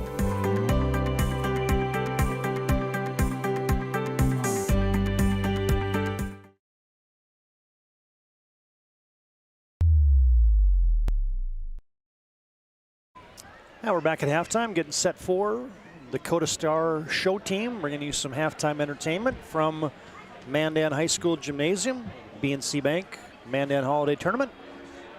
It's our intermission report brought to you by Premier Chiropractic, where they're focused on improving the health of the Minot and surrounding areas through the most cutting-edge advances in natural health care today. Standing Rock on top here, 31-20. But it was actually a little bit of a run there late in the first half for the New Salem Elmont Holsteins as they dug into that lead. As we can tell you a couple scores from earlier today from the Mandan Holiday Tournament. Wilton Wing fell to Glen Ellen Hebron 79-78. Flasher took care of Surrey 62-42. Linton HMB was impressive tonight with a 67-51 victory over Bottineau, and now at halftime, Standing Rock leads New Salem Elmont 31-20. Miner will be back on the air for the Mandan Holiday Tournament tomorrow. 3 o'clock game, we'll have Surrey and Wilton Wing. That's 4:30 game will be Bottineau and the team that's not successful in this one. 6 o'clock tomorrow night, Glen Ellen, Hebron, and Flasher. And the 7:30 game will be Linton HMB against either Standing Rock or New Salem Elmont. There's your upcoming action from the Mandan Holiday Tournament. And we got a bunch of scores in from the Hoopster Classic. Right there on the back of that. I had those. Yes, thank you, Charlie. Is Berthold takes care of North Prairie 80-27. Velva over Trenton 77-57. DLB outlasts Trinity 49-45. Last second shot gives Thompson a victory over Ryan 56-42. And the nightcap games up at the Dome, Rugby and Beulah, Shiloh, West Hope, Newburgh, and our Redeemers and Hazen. All those games also on the PSP Network. If you haven't gotten your fill from Class B basketball on the PSP Network the last couple days, you haven't been paying attention.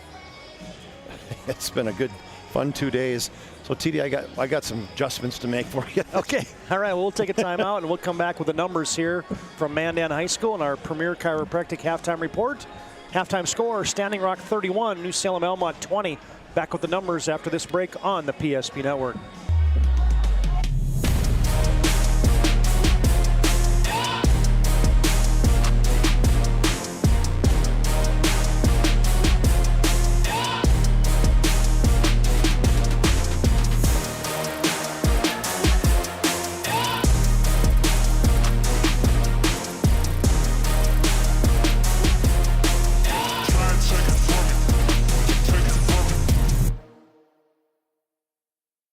Finding the right bank can be transformative for your small business. The best bank for your business will offer competitive fees and so much more. At BNC National Bank, our team is proud to offer you a helpful, supportive, above and beyond banking relationship. Starting to stress about the complexities of qualifying for a small business loan? BNC can guide you through the process with much less stress and likely far more success. Speak to one of our team members today.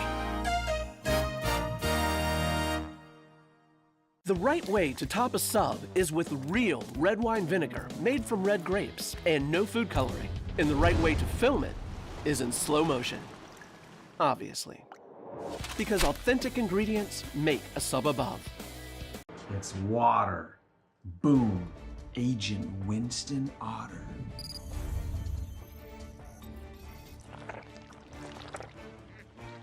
He's been called the human sponge. Our stylists are trained to understand the nuances of cutting men's hair. Less pomp, more adore, huh, Brittany? Square face, wavy hair. Mid-fade with a textured top. Finish it off with a hard part and taper that neckline, coach. Cowlick, what's the move? It's not just all about hard work here. Hit all. 7. Pressure. Points. Yeah. It takes expertise to be a sport clip stylist. Here? That's the spot. Right there, huh? Sport Clips, the pros in men's hair.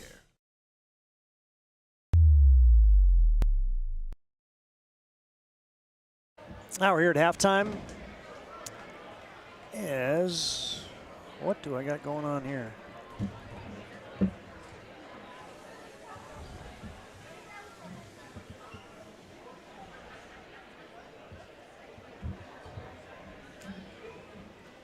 Well, I'm going to figure that out in a second here, but we do stats for you? Or? Yeah, Standing Rock leads 31-20 at halftime, and Chuck, give us those halftime numbers. All right, for the Holsteins, they were led by Wyatt Kuhn as he has 11 of the 20 points. Alex Brandt came in, had 4 for 4 from the free throw line, 2 points for Burrell Erickson, and then 1 for Levi Becker for their total of 20. Actually, that totals 18. So I'm off 2. I'll track that down.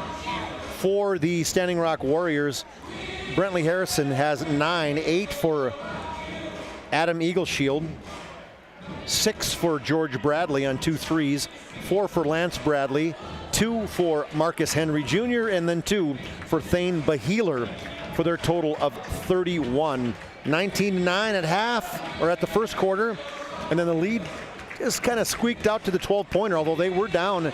The New Salem was down by 15.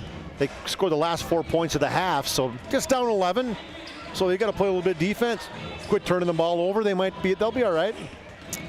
Well, we did get some official corrections here, so thanks for our fans that are tuning in tonight, giving us the information. And Drew Kidder is number 21 in the official book.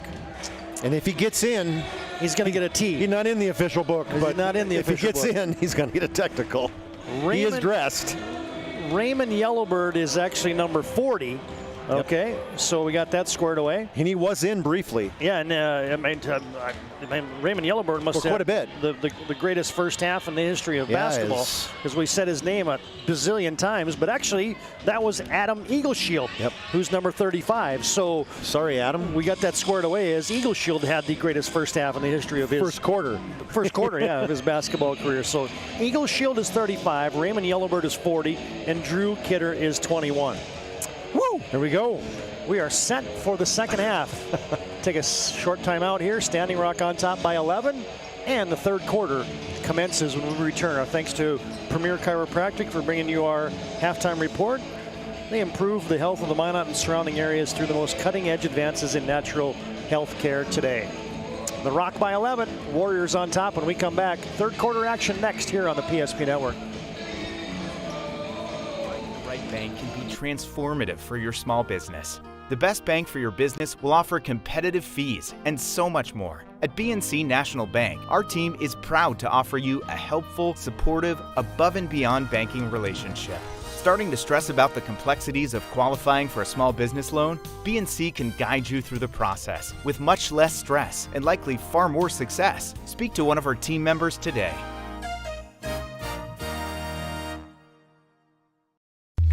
Crossroads, we make 8 gallons of homemade ranch dressing every day, so you can smother your dinner salad with it, dip those crispy golden French fries in it, and dunk your breaded chicken strips. You can even cover your... Wait, no. You can't put ranch on steak. Or can you? Shots Crossroads. Don't forget the ranch.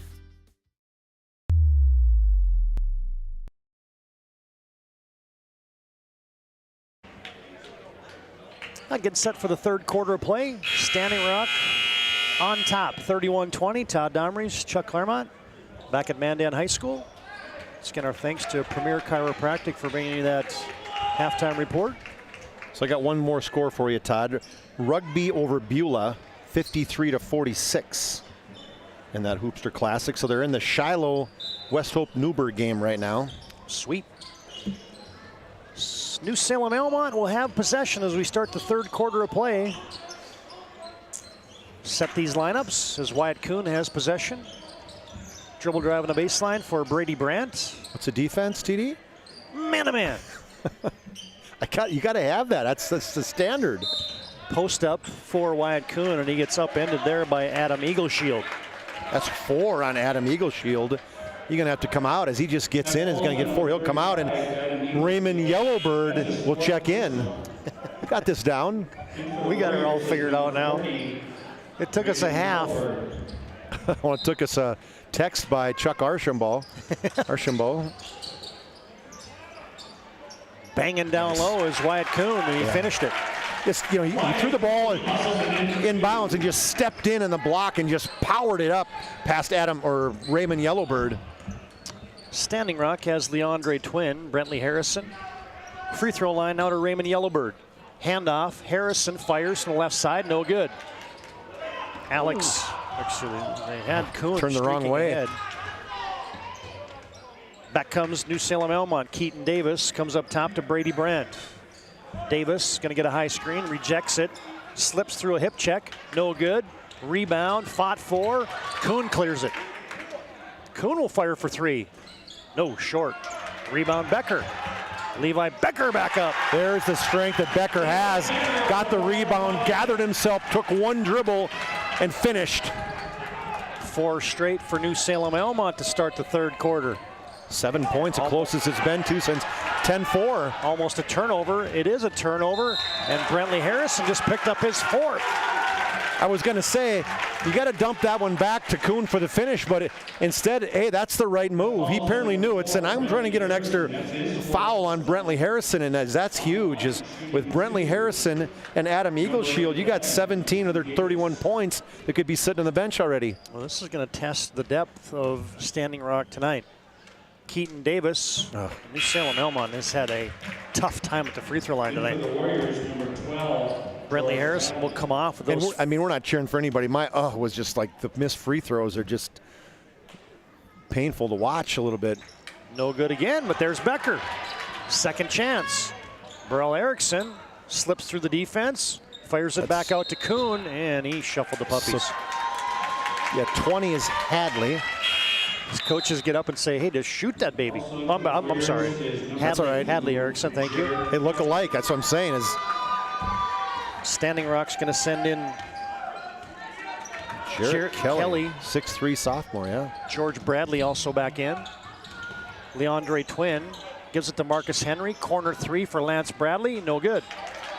Weak side rebound, pulled onto there by Keaton Davis. Still a touchdown lead for Standing Rock with 6 minutes to play third quarter. There's a give and go. Kuhn gets it to Keaton Davis. Oh, and what a feed by Kuhn.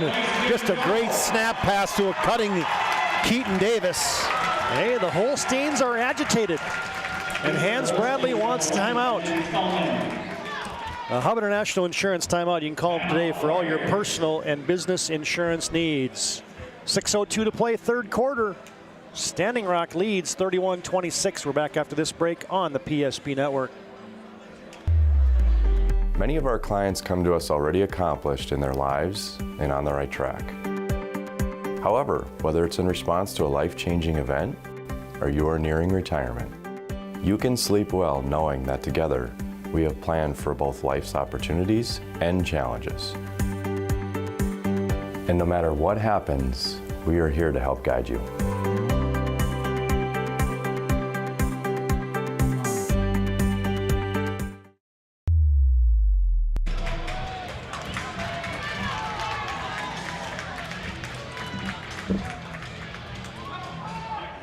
The Holsteins, as we said, are agitated. Does that mean that's a mad cow disease? That's what we were thinking, TD.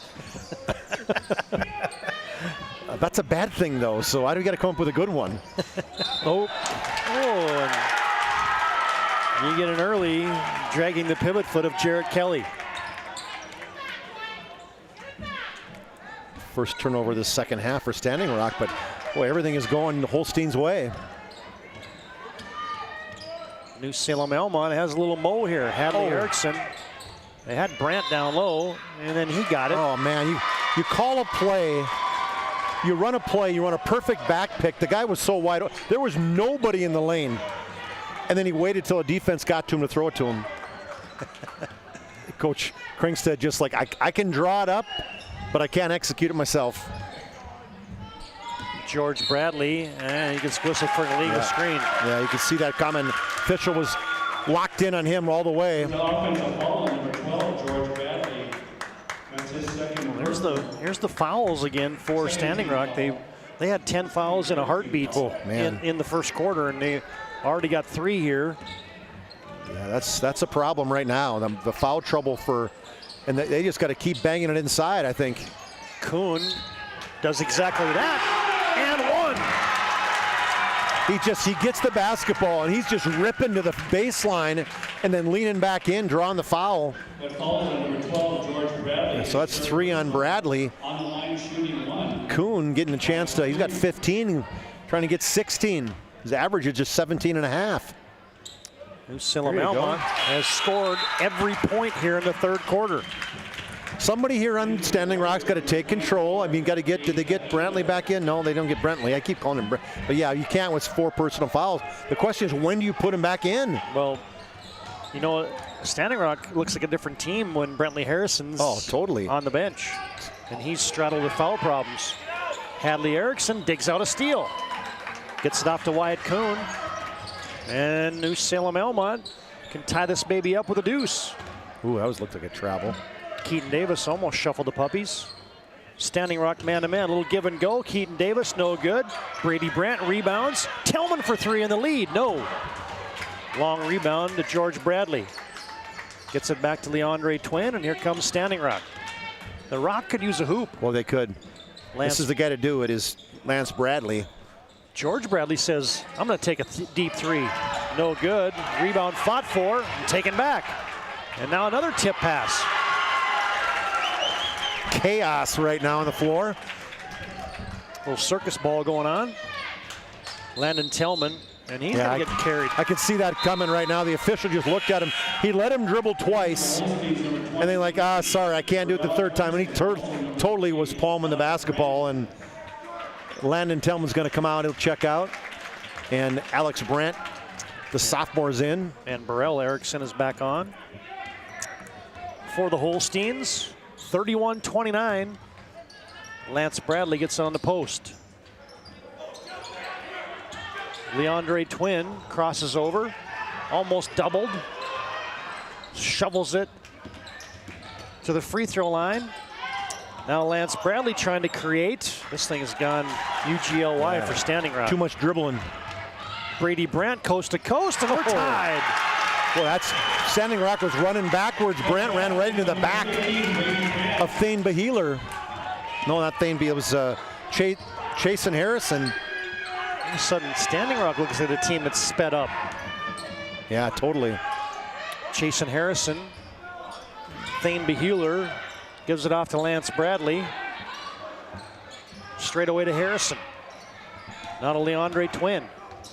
Twin to the top of the key. Beheeler, oh, nice give and go. Layup good. What a play. Great cut by Leandre Twin and a good pass by Thane Beheeler. That's the first points of the second half for Standing Rock at the 3:10 mark of the third quarter. 33-31, the Rock up by 2. And losing the handle there was New Salem Elmont. Brady Brandt dives in there. Oh. And you're going to get a timeout for New Salem Elmont. Hub International Insurance timeout. And contact your local agents, Josh Cattell or Michael Borman, at 355-3100, as this is going to be a short timeout? Short timeout, yep. 30-second, yep. 33-31, Standing Rock on top. 2:59 to play third quarter. Back after this timeout on the PSP Network. The right way to top a sub is with real red wine vinegar made from red grapes and no food coloring. And the right way to film it is in slow motion. Obviously. Because authentic ingredients make a sub above.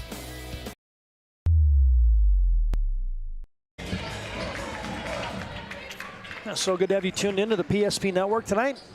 Our mission is to promote local athletes. Been doing a lot of it for Class B basketball the last couple days. Yeah.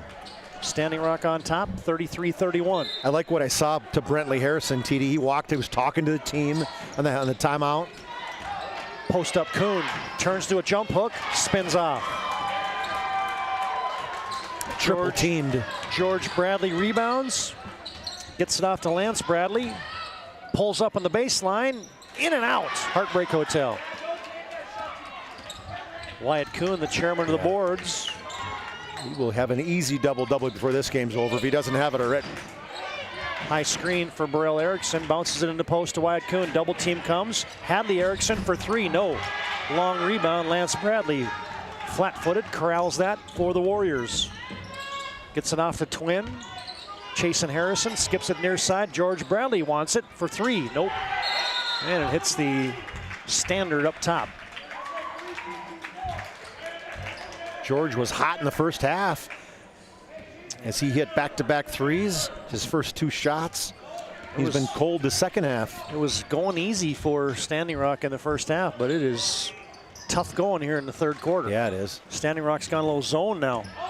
Baseline drive, Alex Brandt ties it up. And a great screen by Burrell Erickson that freed up Alex Brandt.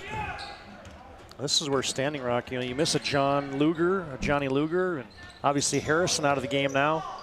And Bradley, that's kind of your big three back from last year, is Thane Beheeler restores order. Yeah, they needed that one. Thane Beheeler hadn't scored since early in the basketball game.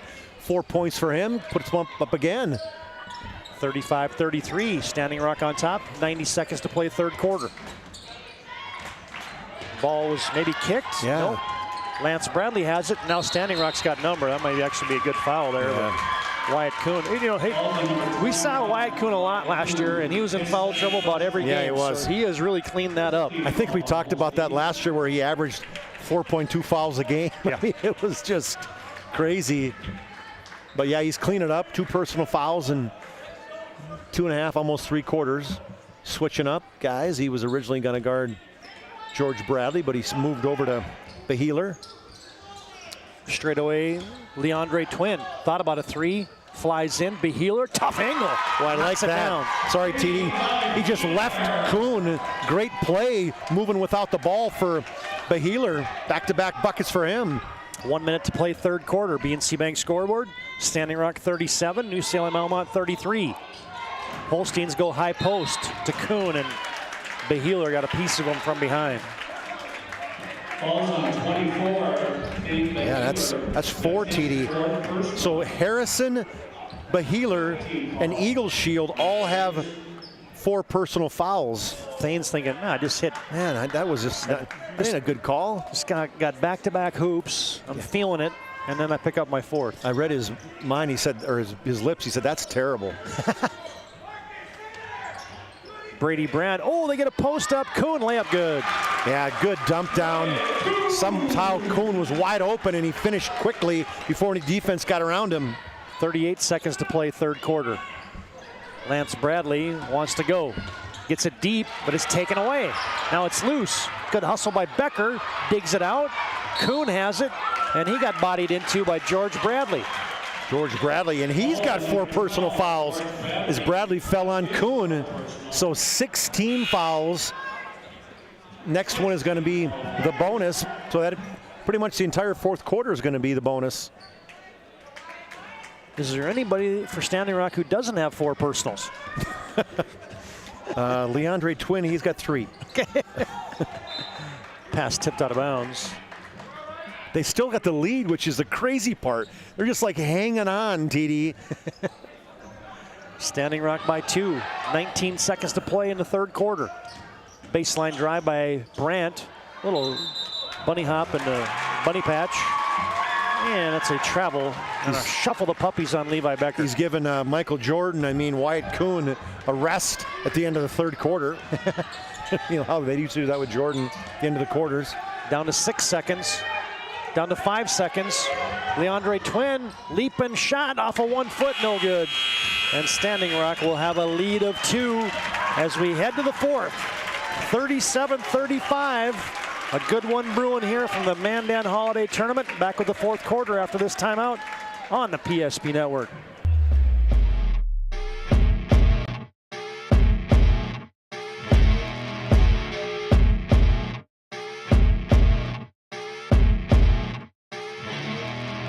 Here we go, where they get it into Doppler up the near side. 3, 2 second, 1 second. Doppler rises, right wing, 3, bingo! Oh! Anthony Doppler wins it at the buzzer! Oh! Are you kidding me? He turns, he fires, and he buries it! But Simon, what about mold? Agent Marlon Old.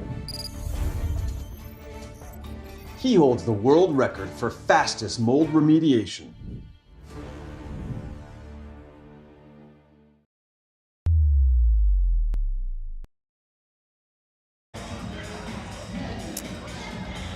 Well, 8 minutes. 8 minutes left to settle this one.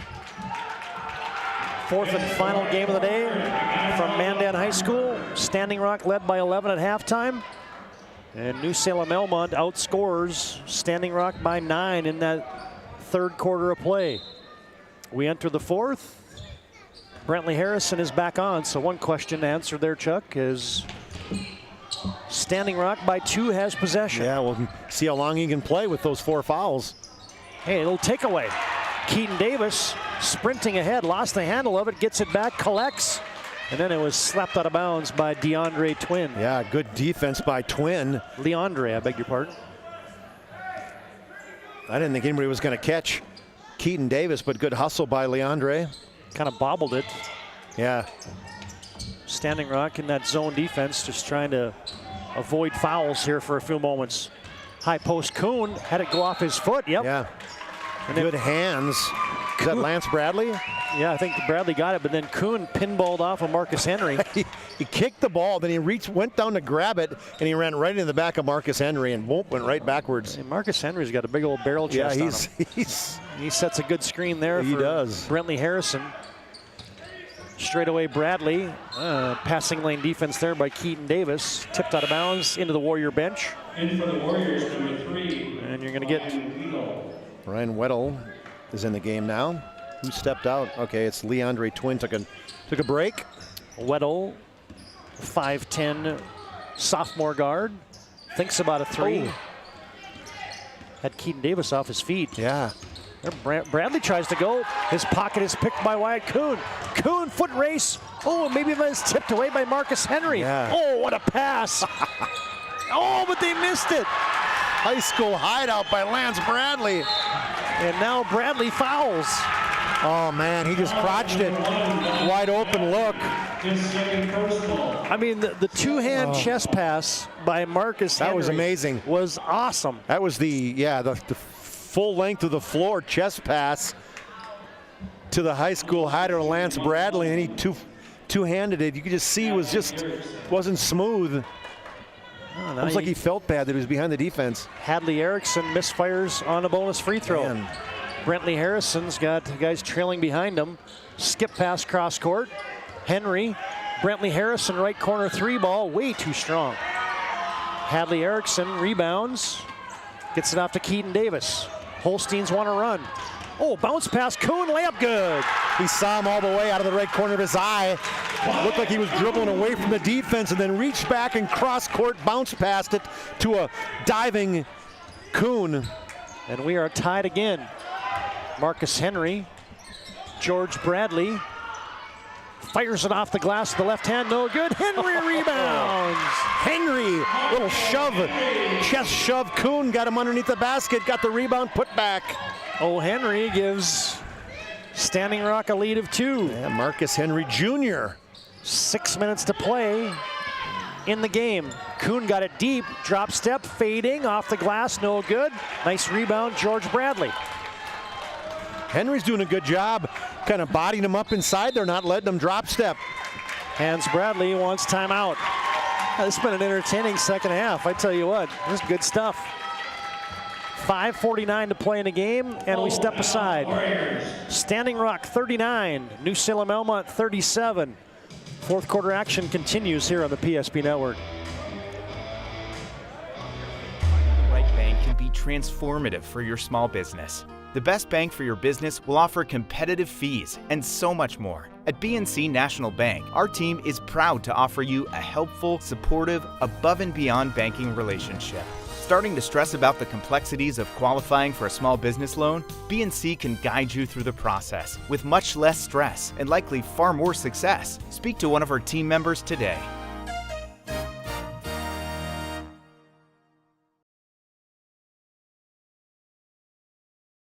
But Simon, what about mold?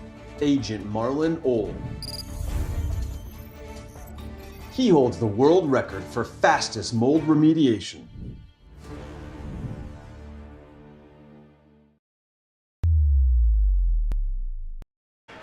Two scrappy teams getting after it here from Mandan High School. 5:49 to play in the contest. You got some of those chess pieces back out there now with 4 fouls for Standing Rock. Lance Bradley off to Brentley Harrison, and he nails it from downtown. Set play, Todd, 4 out, opened it up for Lance Bradley to draw the defense and dish it to the wing. Brentley Harrison, just how Coach Hans Bradley drew it up. Standing Rock by 5. Down low, they try to fire it to Hadley Erickson. Thane Beheeler takes it away. Bad pass by Kuhn, tried to jam it down there past 3 Standing Rock defenders. Little give and go. Beheeler, he had a wide open Marcus Henry, but it's going to be fouled. It's going to be just 2 team fouls on New Salem Elmont. Get Levi Becker and Adam Eagleshield back on for Standing Rock. That's good minutes for Marcus Henry. Brady Brandt's got the nice tan line. How do you get a tan line in December?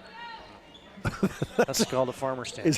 Well, I know, but it's middle of December. I've had one. Isn't that supposed to be gone? Oh, no, they last. Do they? Yep. Adam Eagleshield turn, fire, hits. Back in the game, Adam Eagleshield, the fadeaway from 10 feet. You bring, like you said, you bring the chess pieces back, and all of a sudden, you're up 7. Now your defense is energized as you get a tip away, and you're going to get a timeout. Coach Bradley, Johnny on the spot there, and Standing Rock leads by 7.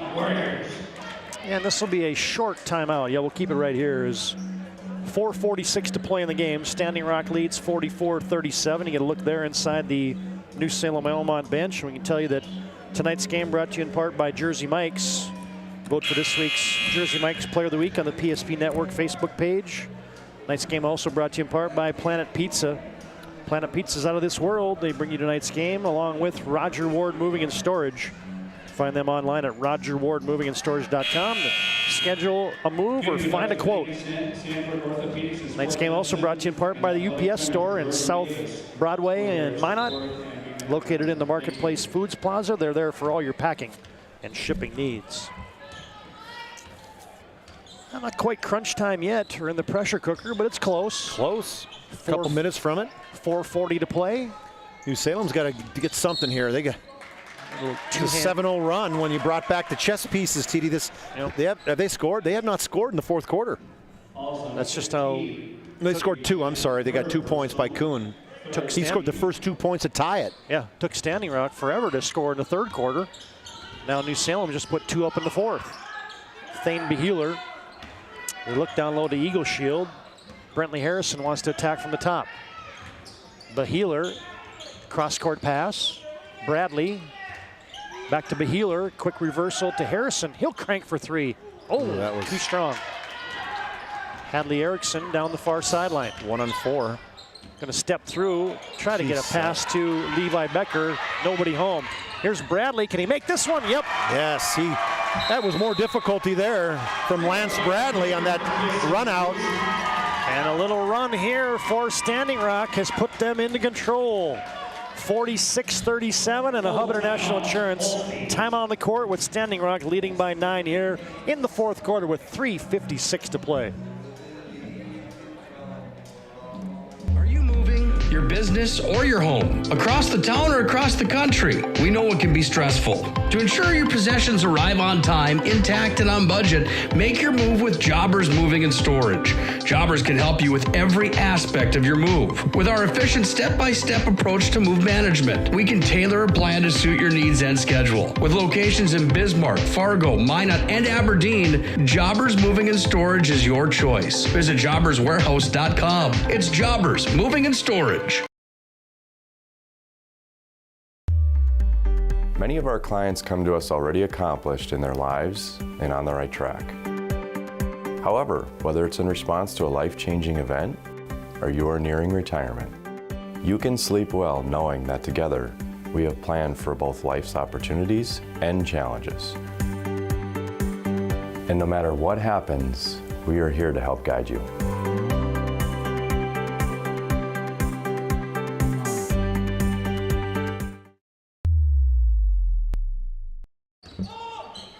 New Salem Elmont out of the Ben Krinkstead timeout, comes back down by 9. Oh, and Levi Becker throws it right to Standing Rock. Here's a run out again for Lance Bradley. Missed it. Rebound, Eagle Shield. Second chance for the Warriors. Bahealer. Eagle Shield. Bradley off a screen to the top. Brentley Harrison off a curl. Fires from the free throw line area, and he knocks it down. But what a difference getting Brentley Harrison back in the basketball game. You know, this junior, he is the team leader for sure. Down low, Becker got loose. Finally stopped the bleeding Levi Becker. 5 points for him on the drop step. New Salem Elmont digs into that Holstein lead. Or excuse me, New Salem Elmont digs into that Warrior lead. And now you're going to get a foul. 15, Brady Brandt. Brady Brandt picks that personal up. 14 foul.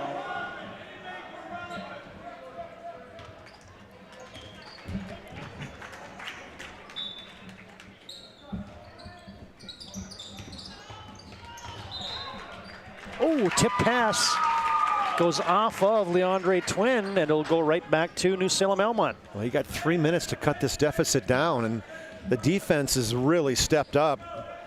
2:55 exactly to play in the game. Tillman, handoff to Erickson. Got to get it back down low, don't you? Brandt, Tillman, now they get it down deep. Kuhn, Eagle Shield says return to sender. Brentley Harrison skips it cross court to Bradley. Back to Harrison. Flies into the lane. Shot up. Oh, it rims off. There's Eagle Shield. It's not going to count it. It's going to be a foul. I tell you what, you know, we were calling him Yellowbird the whole first half, but this Eagle Shield has had a great basketball game. He just works hard. He gets in the right spots. Todd, in that situation that he kept moving, got inside of Kuhn. Sometimes Kuhn has a tendency to kind of lose focus on where his guy is, and if you keep moving away from the ball, you're going to get a chance for you either get open or get an offensive rebound. Lance Bradley, Bahealer, extra pass, Leandre Twin, wide right. Rebound, Eagle Shield had a hand on it, cleared by Hadley Erickson. Now it's taken back away by Eagle Shield. Been around the basketball the whole night. Hadley's done that like 3 times now, Todd.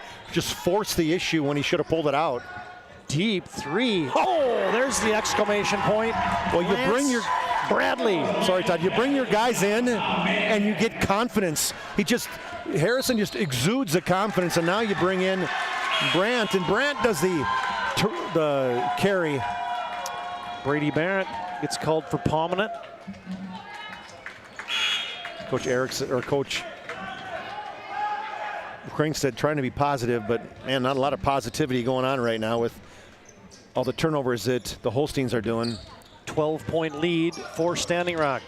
Lance Bradley left it short with the left hand. Burl Erickson. Kuhn wants a 3. Yep. Hey, there you go. Scored up, made confident stroke. High arcing three-pointer goes in for Kuhn. 23 points for him. He leads all scorers. Bradley going to be a reach in there on Landon Tillman. Kuhn makes it a 9-point game with 1:27 left. I think that's okay, because you got to extend the game. You're going to start fouling at some point. If I'm Standing Rock, I got 35 seconds. I'm passing the ball out. making them foul me.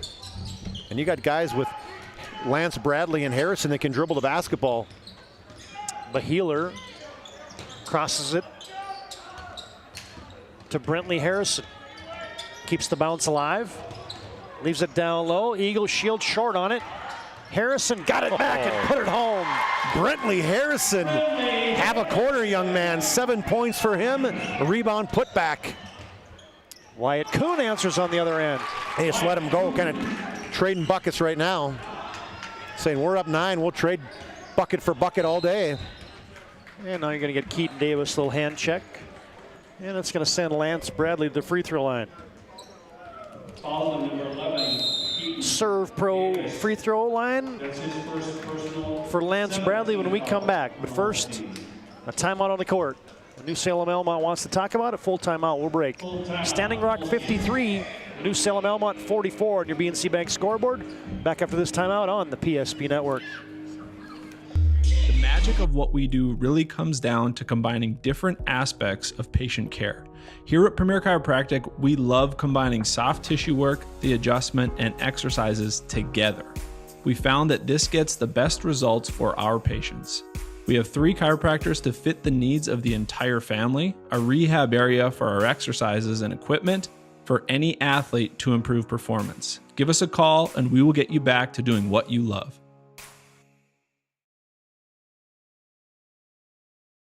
This broadcast on the PSP Network is proudly brought to you by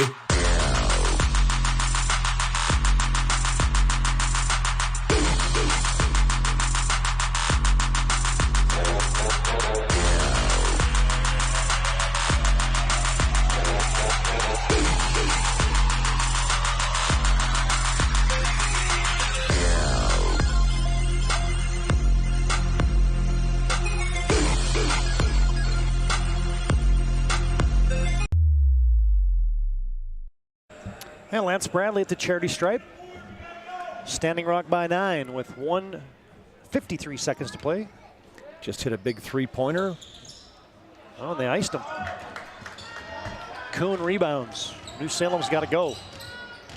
Wyatt Kuhn finds an open Tellman. Extra pass, Alex Brandt. Tellman for 3 in the corner. Yes! Oh, you needed that. Bad. You got a foul. You got a foul. And you get a foul there. Keaton Davis gives it up, and Bradley just misfired. And he's going to be right back at the free throw line shooting a... He's a confident kid.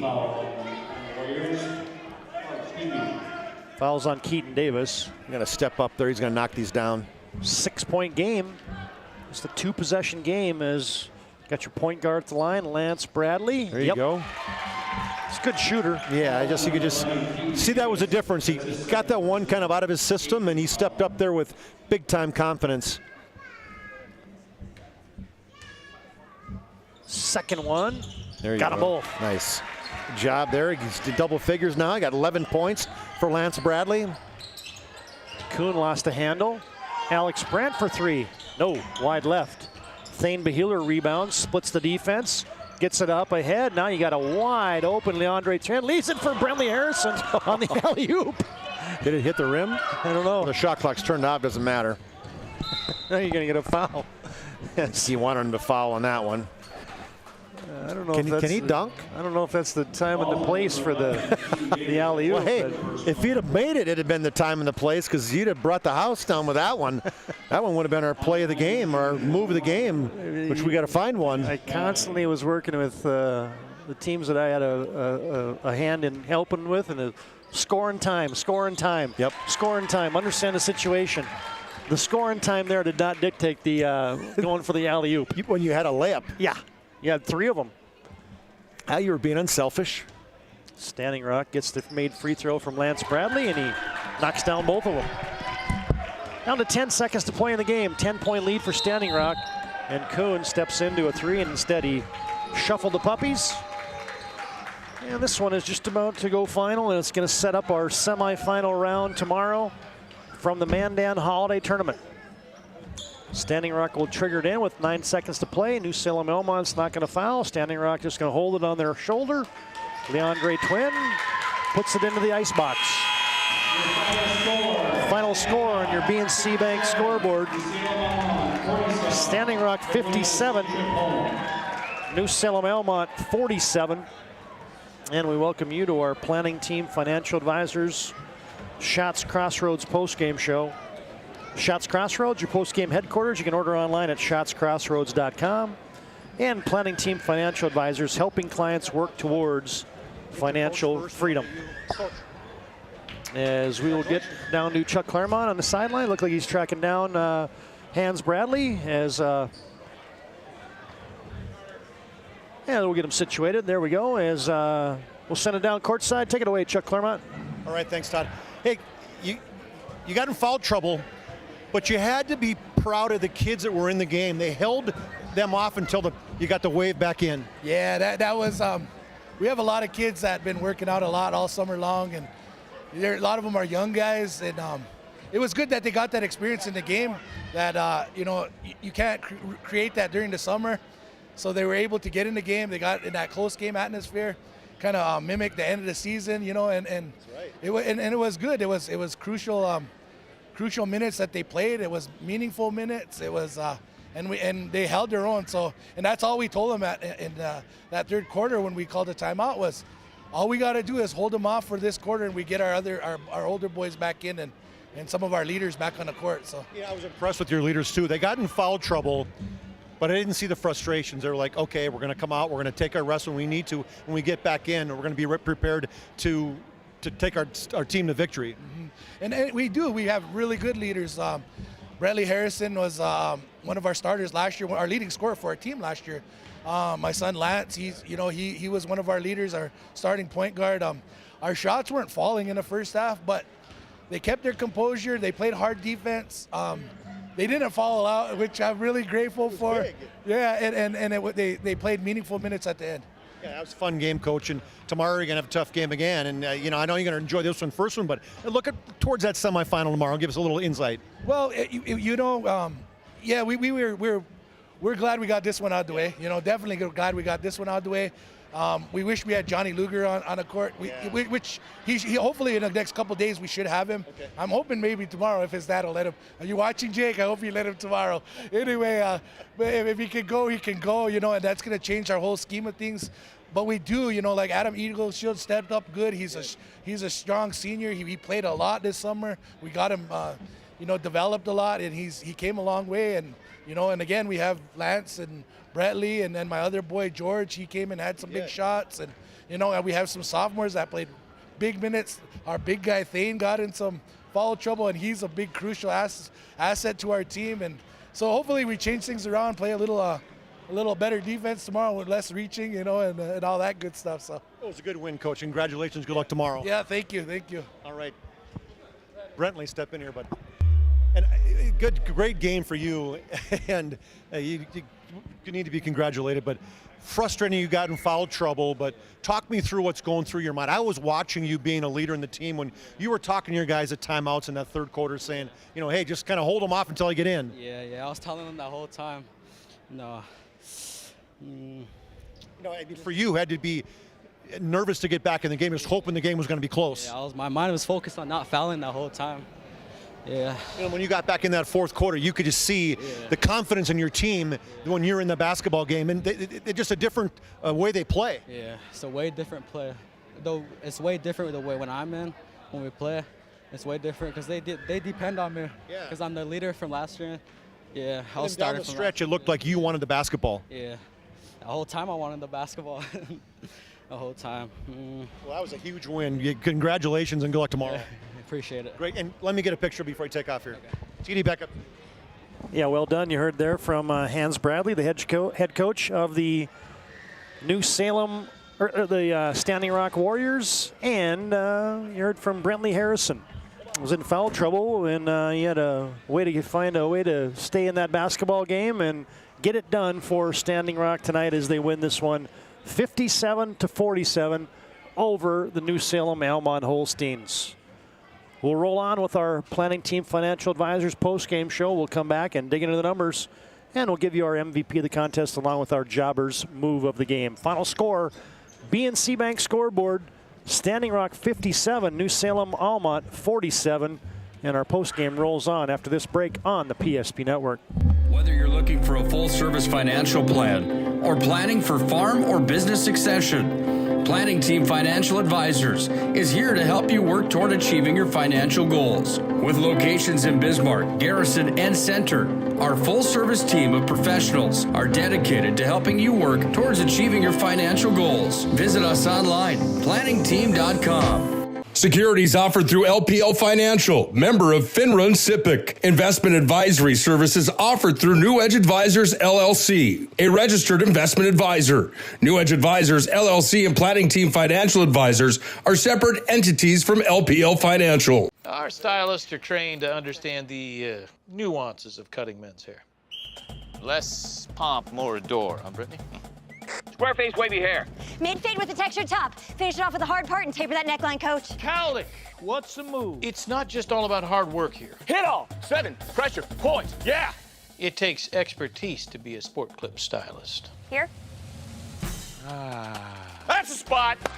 Right there, huh? Sport Clips, the pros in men's hair. Are you moving your business or your home across the town or across the country? We know it can be stressful. To ensure your possessions arrive on time, intact, and on budget, make your move with Jobbers Moving and Storage. Jobbers can help you with every aspect of your move. With our efficient step-by-step approach to move management, we can tailor a plan to suit your needs and schedule. With locations in Bismarck, Fargo, Minot, and Aberdeen, Jobbers Moving and Storage is your choice. Visit jobberswarehouse.com. It's Jobbers Moving and Storage. Oh, easy, easy. I think I'm good. You got my good side, right? Not too many lights. I don't want to get fried before my time. Oh, it's egg-tastic. You never know what dish you're going to end up in. My dream dish is a 99. It's so popular. Me and a fellow egg tag teaming with some crispy golden hash browns. Have you seen those hash browns? Those guys are shredded. Throw in some diced ham, onions, and melted cheese. Oh, it's a party for your taste buds. Oh, here comes Chevy. Hold on, Chevy. Did you guys get everything that you needed? 99. Here I come. Shots Crossroads. It's an excellent place to eat.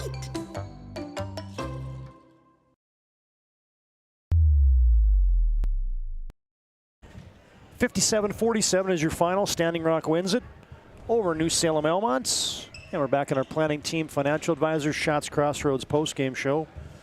Planning Team Financial Advisors, whether you're planning for farm or business succession or looking for a full-service financial plan, you can contact Planning Team at planningteam.com, and Shots Crossroads get filled up on their delicious menu that includes the old famous 99. Order online at shotscrossroads.com. Team buses are always welcome. All right, Chuck, a couple things to take care of here. First, let's look at those final game numbers as Standing Rock wins by 10. Well, more than 50% of the points came from Wyatt Kuhn, as he had 25 points. He just couldn't do it all himself, as he led them in scoring. 11 the first half, 14 the second, 6 for Alex Brandt, 5 for Levi Becker, 4 for Brady Brandt, 3 for Landon Tillman, and 2 for Keaton Davis. Burrell Erickson also had 2 points for their total of 47. For the Standing Rock Warriors, 3 guys in double figures, led by Brentley Harrison, as you heard him talk at the end of the game. Just excited, knew he's the leader of that basketball team. They need him in the game. 16 points for him, 13 for Lance Bradley, 10 for Adam Eagleshield. Good first quarter, as he had 8 points in the first quarter, finishing double figures with 10. 6 for George Bradley, coach's kid. 6 for Thane Beheeler, and then 4 for Marcus Henry Jr. Good minutes as he came back in the game, late in the game. And then Leandre Twin had 2 points for their total of 57. And they were cruising. They had it in cruise control for a bit. They were up 15 in the first half, and then New Salem just kind of chipped away. It got to 31-20, and then they started out on fire, scored the first 11 of the second half and tied it at 31, and it was tied at 33. And then it was 37-35 at the end of the third quarter. And the first basket of the second half the fourth quarter was by Wyatt Kuhn. It was all tied up at 37 again.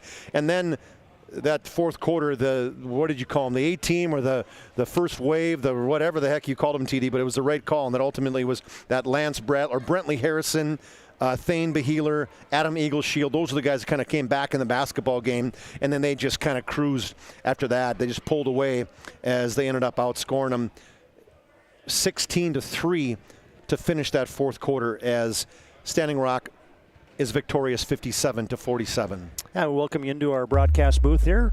Todd Domrey's alongside Chuck Claremont. Is, I guess, one final thought for me there is the composure stood out for me for Standing Rock tonight as Hans Bradley got that team kind of re-energized, reorganized, and that really spelled the difference in the contest this evening. Yeah, well, you know what he said is, hey, I just told the guys, just hang on. Hang on, get us through the third quarter until we can get our main guys back in the fourth quarter. And they did that. I mean, he talked about he played 10 deep. He was playing guys at the end of the basketball game that, hey, they weren't prepared to play, and they stepped up. And guys, let's talk about some of those guys, TD, where it was, it was Adam Eagleshield. He was surely one of them. And then Marcus Henry, as one of the starters that was in there, he hung in there, made a big bucket in that fourth quarter. And obviously Leandre Twin, the sophomore, he was one of those guys that, hey, he's not relied upon normally. He's the fourth guy, but ultimately he stepped up and made a bucket in that third quarter. And then Thane Beheeler, he made 2 big buckets as they only scored 6 points in the third quarter, but 6 points was enough to hang on. Yep. And that's exactly what they did, is they got outscored 15-6. So, give credit to those guys that they only gave up 15 points to New Salem, and they scored 6, but they did just enough to allow their main guys and Brentley Harrison to get back on the court along with Adam Eagleshield.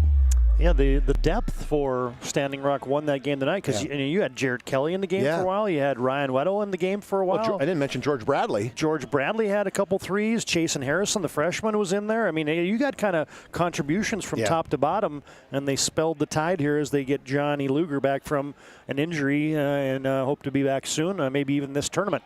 All right, fans, a couple things you'll have to take care of here in our post game. First up, it's our Move of the Game brought to you by Jobbers Moving and Storage. Jobbers can help you move across town or across the country. And they have locations in Bismarck, Minot, Fargo, and Aberdeen. Tonight's Jobbers Move of the Game for the Standing Rock Warriors is? Well, it's got to be in that fourth quarter when the game was it was tied at 37, and there was a bucket that I think Eagleshield made the first bucket of that fourth quarter, made it 39-37. They got to stop and then came back down, and then a big 3 by Lance Bradley. That extended that lead to 5 points, and it was no looking back from there. So to me, it's that Lance Bradley 3, coach's son, ice in his veins, that is my Jobbers Moving and Storage move of the game. They also had some clutch free throws down the stretch, did Lance Bradley as well. Congratulations, Lance Bradley. That's your move of the game, brought to you by Jobbers Moving and Storage. They don't ever lose sight of the big picture. Their efficient step-by-step approach to move management keeps everyone on the same page. Find them online at jobberswarehouse.com. Here's a look at the schedule for tomorrow as consolation game first. That's on your left side of the bracket. You'll have Wilton Wing taking on Surrey. That's a 3 p.m. start. We'll have Bottineau and New Salem Almont coming up at 4:30. That's your consolation bracket. And then we'll be on the air tomorrow at about 6 o'clock for Glen Ellen, Hebron, and Flasher. And the 7:30 game tomorrow night will be Linton HMB and the Standing Rock Warriors in the semifinals tomorrow night. Again, all 12 games of the Mandan Holiday Tournament.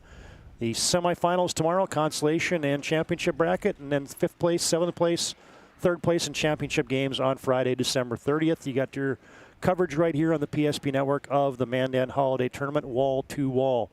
All right, last thing for us, Chuck. It's our MVP of the contest, and that's brought to you by Sport Clips. Sport Clips will keep you looking your best. Check in online with a hairstylist today at sportclips.com. And tonight's game MVP is? Well, we talked to him, Brentley Harrison, that he just showed how important he was when he went out of the game. They just had to hang on for dear life, as he had 9 points at half, did not score in the third quarter because he didn't play much because he got that 4th personal foul like right away. And then, man, he came back in the game and just energized that basketball team.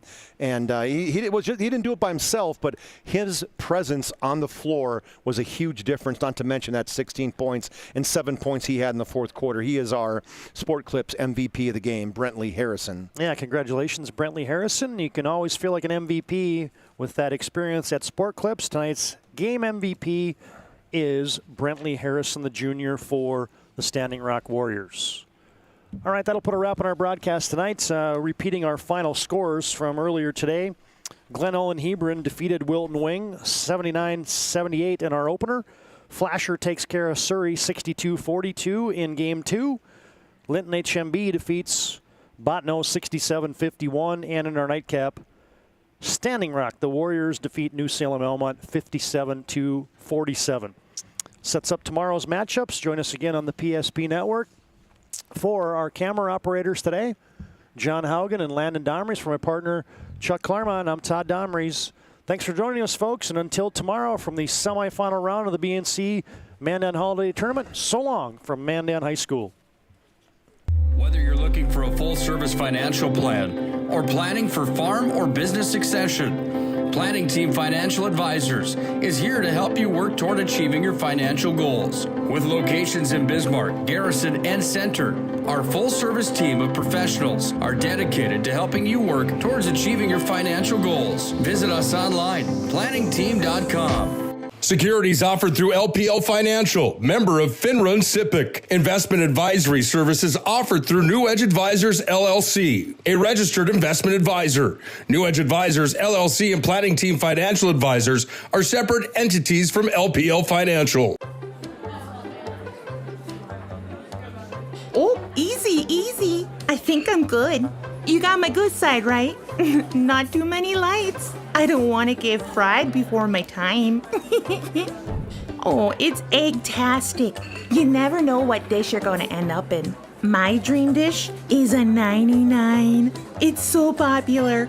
Me and a fellow egg tag teaming with some crispy golden hash browns. Have you seen those hash browns? Those guys are shredded. Throw in some diced ham, onions, and melted cheese. Oh, it's a party for your taste buds. Oh, here comes Chevy. Hold on, Chevy. Did you guys get everything that you needed? 99. Here I come. Shots Crossroads. It's an excellent place to eat. It's time for the Shots Crossroads and Planning Team Financial Advisors postgame show. Now for a look at game stats and analysis.